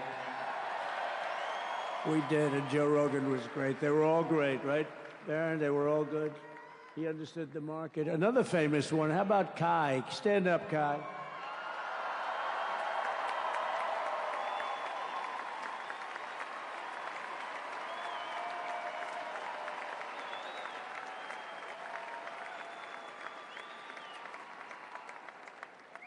Is that Byron Donalds back there? Stand up, Byron. Stand up. What a future this one has. What a future. That's great, Byron. Thank you very much. And how about Lutnick, Secretary of Commerce? He's going to take in more money. than any country has ever even thought about. He's going to take in some money. And we have many others. Look, I'm not going to go through it, but we're going to sign some orders right now, and that's really what I want to do. So we're going to sign executive orders. First, I'll revoke nearly 80 destructive and radical executive actions of the previous administration, one of the worst administrations in history. Maybe not one of them, the worst. Anybody that would allow millions of people to pour through our borders from jails, prisons, mental institutions, insane asylums, gang members to be taken off the streets of Venezuela and deposited in our country, and many, not just Venezuela. You know, crime in Venezuela is down 74% because they took their criminals and gave them to us through an open border policy of the previous administration. All over the world, they're emptying their prisons into our country. They're emptying their mental institutions into our country. It stops as of 1 o'clock this afternoon, okay? It stops.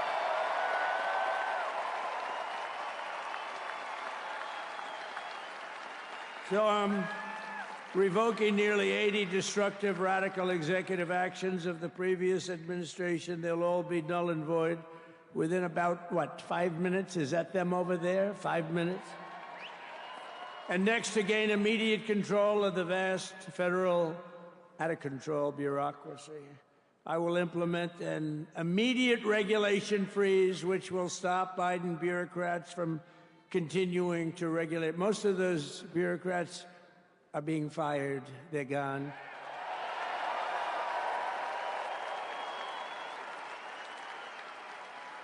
Should be all of them, but some sneak through, but we have to live with a couple, I guess. I'll also issue a temporary hiring freeze to ensure that we're only hiring competent people who are faithful to the American public. And we will pause the hiring of any new IRS agents. We will also require that federal workers must return to the office in person. And we're going to take the 88,000 people that they hired to go after you with guns. By the way, they're allowed to use guns and harass you like they were so many other people. Remember this. Okay, remember? Do you remember a little statement about tips? Does anybody remember that little statement? I think we won Nevada because of that statement. But they went out and harassed you over the tips. In other words, we are restoring control of our government to the people. We're going to take those 88,000. Let's see if they'd like to work on the border, because that's where we want them, really.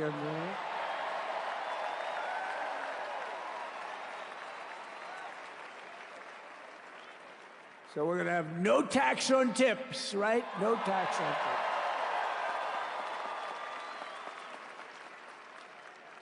And we may have, like the Speaker of the House, is he here? He's done such a good job. Is Mike here? He's around here someplace. I saw him just a little while ago. Hello, fellas. Look at you guys. Yeah, I know it. He's great. He's doing great. They're all doing good. The Republican Party has never been unified like it is right now. They want to save our country. And we're going to more than save it. We're going to make it greater than it's ever been before by a lot.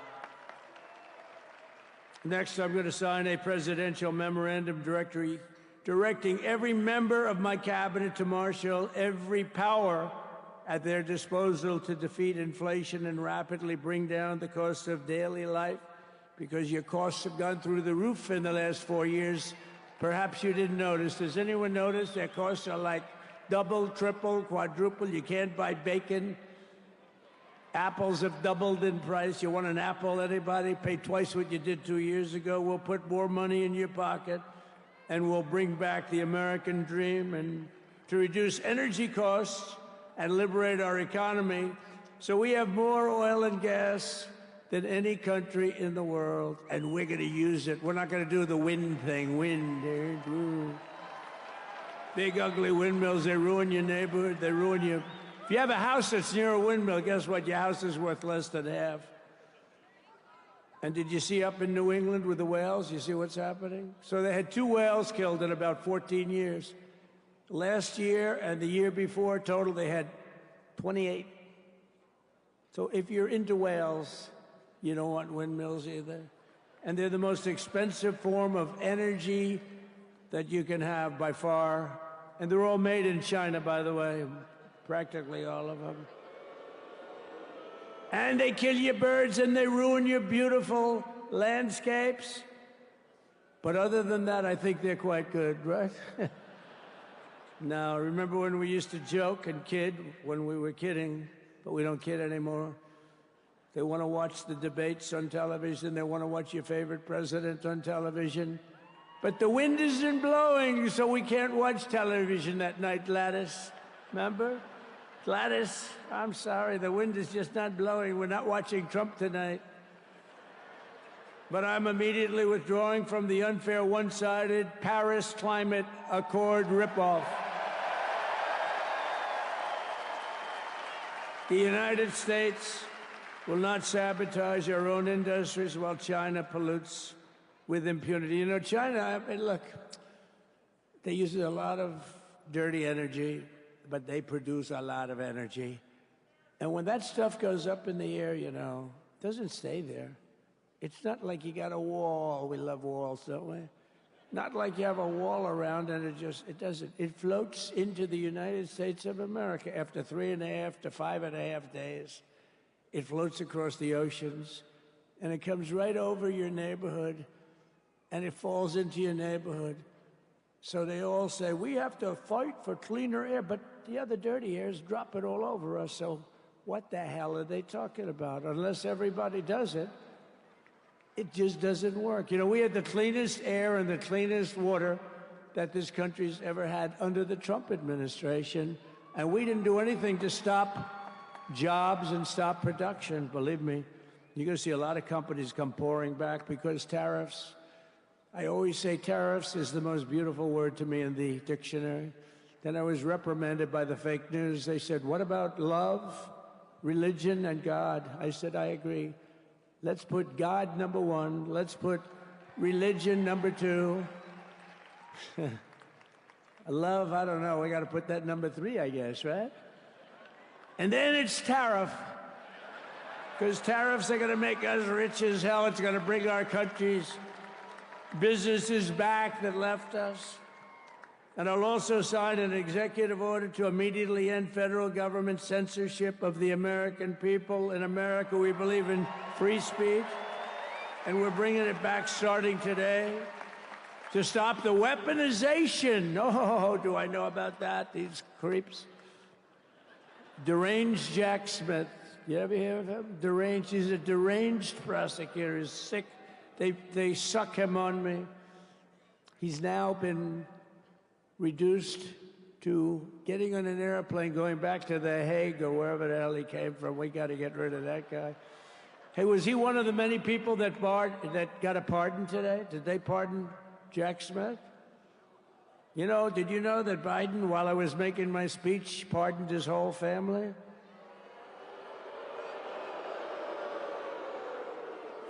The brother, the whole deal was pardoned.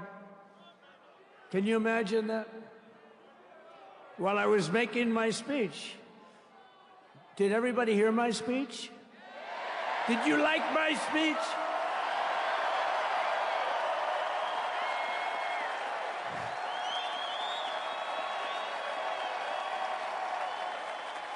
Thank you. I mean, the only thing wrong with it is I had a lot of tough things to say, and I have some great people that work for me. Sir, this is such a great speech. It's so unifying. Don't talk about Biden with his pardons of his family. We want a unified country. They said, don't talk about the J6 hostages that you're going to be releasing today. Sir, don't put that in your speech, please. I said, but I want to put it in my speech. I said, sir, it won't be unified like it is. It's so beautiful the way it is. And it is getting great reviews. You know, if I put things like that in, I'll get terrible reviews. One little paragraph that's a little bit wrong, the fake news goes crazy, right? So I said, all right, I won't put it in my speech, but you know what? I'm speaking in front of a hell of a lot of people at a place called Capital One Arena, and I'll talk about it there. So we're going to be going over the beautiful Oval Office, one of the great offices in history. Even if it wasn't beautiful, it's the Oval Office, but it is beautiful. And we love the Oval Office. It all starts with the wars start and end there. Everything starts and ends at the Oval Office. We love it. But we're going to go to the Oval Office. We're going to release our great hostages that didn't do, for the most part, they didn't do stuff wrong. You take a look at what went on, and look what happens in other parts of the country. In Portland, where they kill people, they destroy the city, nothing happens to them. In Seattle, where they took over a big chunk of the city, nothing happened. Minneapolis, where they burned down the city, nothing happened. Essentially, nothing happened. All they want to do is go after the J6 hostages. A 76-year-old grandmother was arrested the other day because she was looking, I think because she was looking at the Capitol or something like that. No, we're not going to put up with that crap anymore.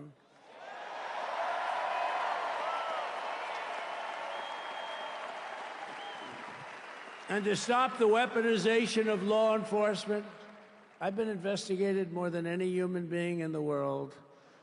I believe I have the all-time record. Every day a subpoena. Every single day would get subpoenas. I was more than any person. Alphonse Capone, remember I used to talk about it?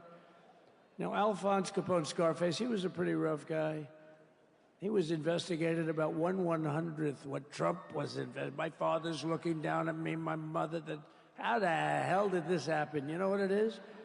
They investigated their political opponent, the opponent of Biden, and then ultimately Kamala. Has anyone ever heard of Kamala?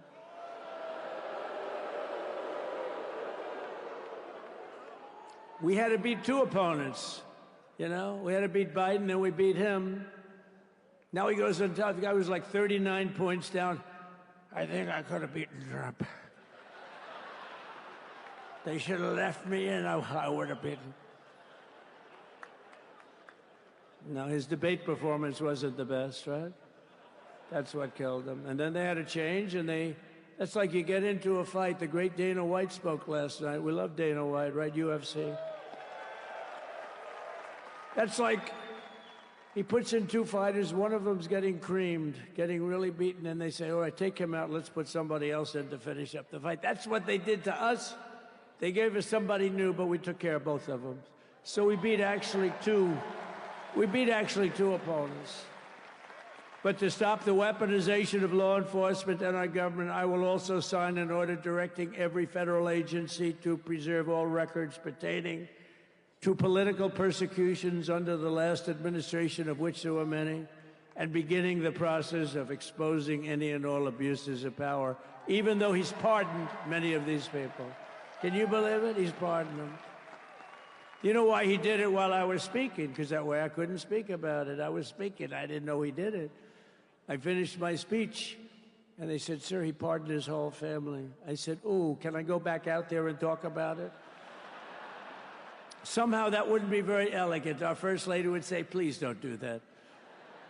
But we have plenty of time to talk about it, and we will. We're doing all of this on our very first day in office. You know, don't forget, we've been in this position, really, where we won the primaries in record time. We were the fastest win of a primary ever in political history, which is a very nice thing. It's nice to know. Well, the second election was rigged, so we knew we were doing well. And if it wasn't, you know what? If it wasn't, I would have never run. But the third one was just a monster. Boy, was that a big one, huh? That was a big one. On the second one, we got like 10 or 12 million votes more than the first one. How about that? We did great on the first one. We did much better on the second one. But bad did we do well on the third one. So we're gonna have some fun. It's very simple. We're gonna make our country great. We're gonna make our country great again. We're gonna make America great again. How good a name is MAGA, though, right? you know? I was going to say, keep America great, but unfortunately it wasn't great. Can't say keep it great. It will be great again, but CAG, keep America great, CAG, I don't think it's ever going to replace MAGA. Does anybody like CAG? I don't think so.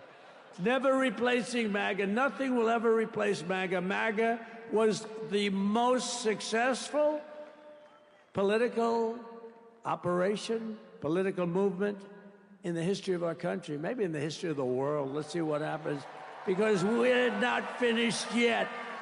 We're not finished yet. We got a long way to go. But we're doing this on the very first day in office, and in just a few moments, I'm not only signing the release of the J6 hostages, I'm signing other things that you're going to love. Oh, you're going to be happy reading newspapers tomorrow, and the next day, and the next day, and the next day. So I just want to thank, I mean, look at this place. It's full to the rafters. You don't have any. Look at those people up there. You don't have any empty seats. And by the way, the Capital One owners, they are so good. We got to root for their teams because they have been so great to MAGA, to us. And I just want to thank Ted and everybody. You guys have been fantastic. And the ice hockey team's doing great. Ovechkin's pretty good, right? They're doing great. So I want to thank them, Capital One arena owners. They have been absolutely fantastic. And thank you once again to everyone. And I can only tell you, you're going to be very happy. You're going to watch a lot of good things happen. We got to stop some wars that are happening and going on. Some stupid things are happening. The war with Ukraine would have never happened, and it has. As you know, Israel would have never been hit on October 7th, and none of you would be up here. None of you would even know anything about this tragedy that you're going through right now. But Iran was broke. Anybody that bought oil from Iran, they couldn't do any business with us. You're not going to do business with America. China passed. Everybody passed. They were broke. They didn't have money for Hamas. They didn't have money for Hezbollah. And your sons would be alive, and they certainly wouldn't be incarcerated like they are. It's a shame, but we're getting a lot of people out in a short period of time. So I'm going to go right over to here, and I'm going to sign in front of you. Is that okay? Good.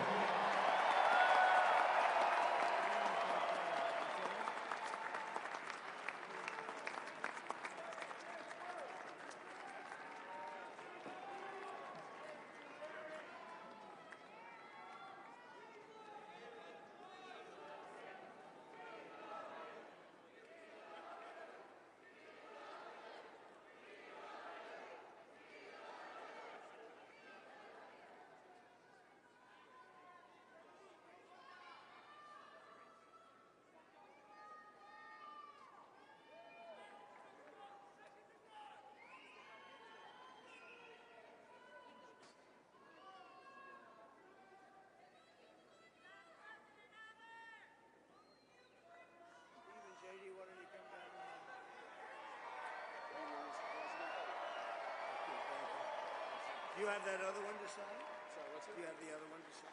We don't have it over here yet, sir. We'll have it for you back to you. The first is the rescissions of 78 Biden-era EOs and presidential memoranda. You want to call it up? You want to say it? You want to say it? Oh, if you want me to, sir. Why don't you say what I'm signing? Sure. The first item that President Trump is signing is the rescission of 78 Biden-era executive actions, executive orders, presidential memoranda, and others.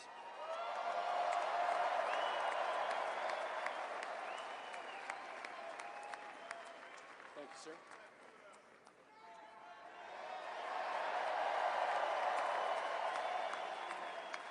Thank you. The second item, President Trump, is a regulatory freeze, as you announced in your speech, preventing bureaucrats from issuing any more regulations until we have full control of this, the government and this administration.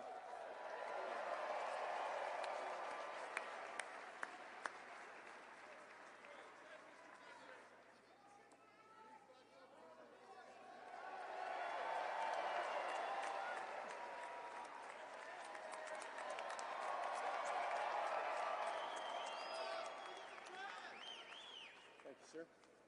Sir, can I have a pen? The next item, sir, is a freeze on all federal hiring, excepting the military and a number of other excluded categories, again, until full control of the government is achieved and we understand the objectives of government going forward.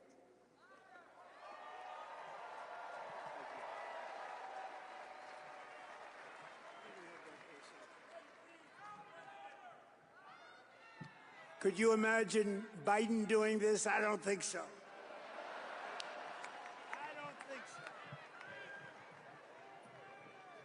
Sir, the next item, as you announced in your speech, is a requirement that federal workers return to full-time in-person work immediately.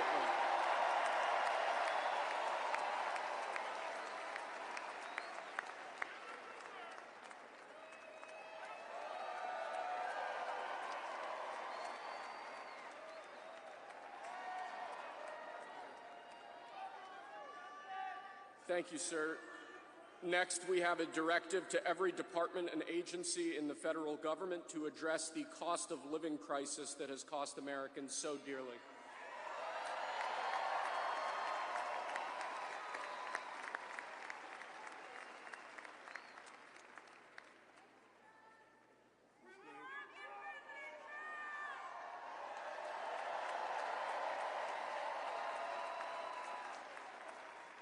Thank you, sir. The next item here is the withdrawal from the Paris Climate Treaty.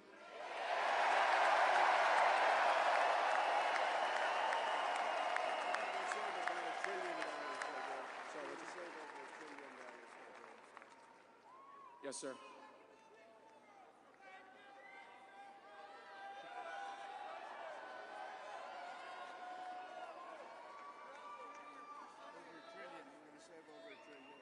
We're going to save over $1 trillion by withdrawing from that treaty.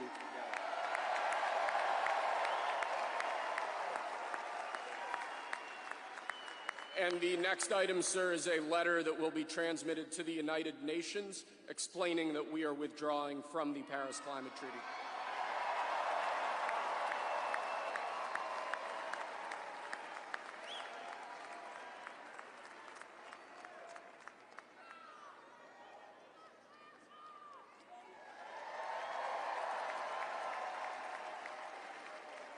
Thank you, sir. This next item is a directive to the federal government ordering the restoration of freedom of speech and preventing government censorship of free speech going forward.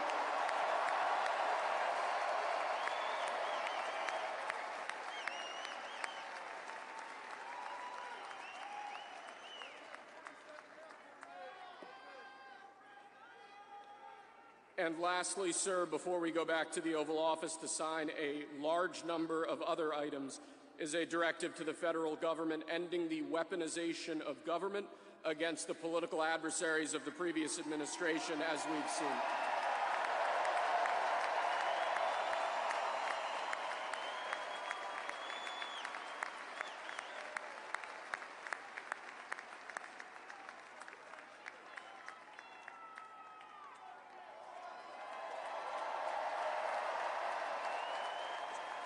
Thank you very much, sir.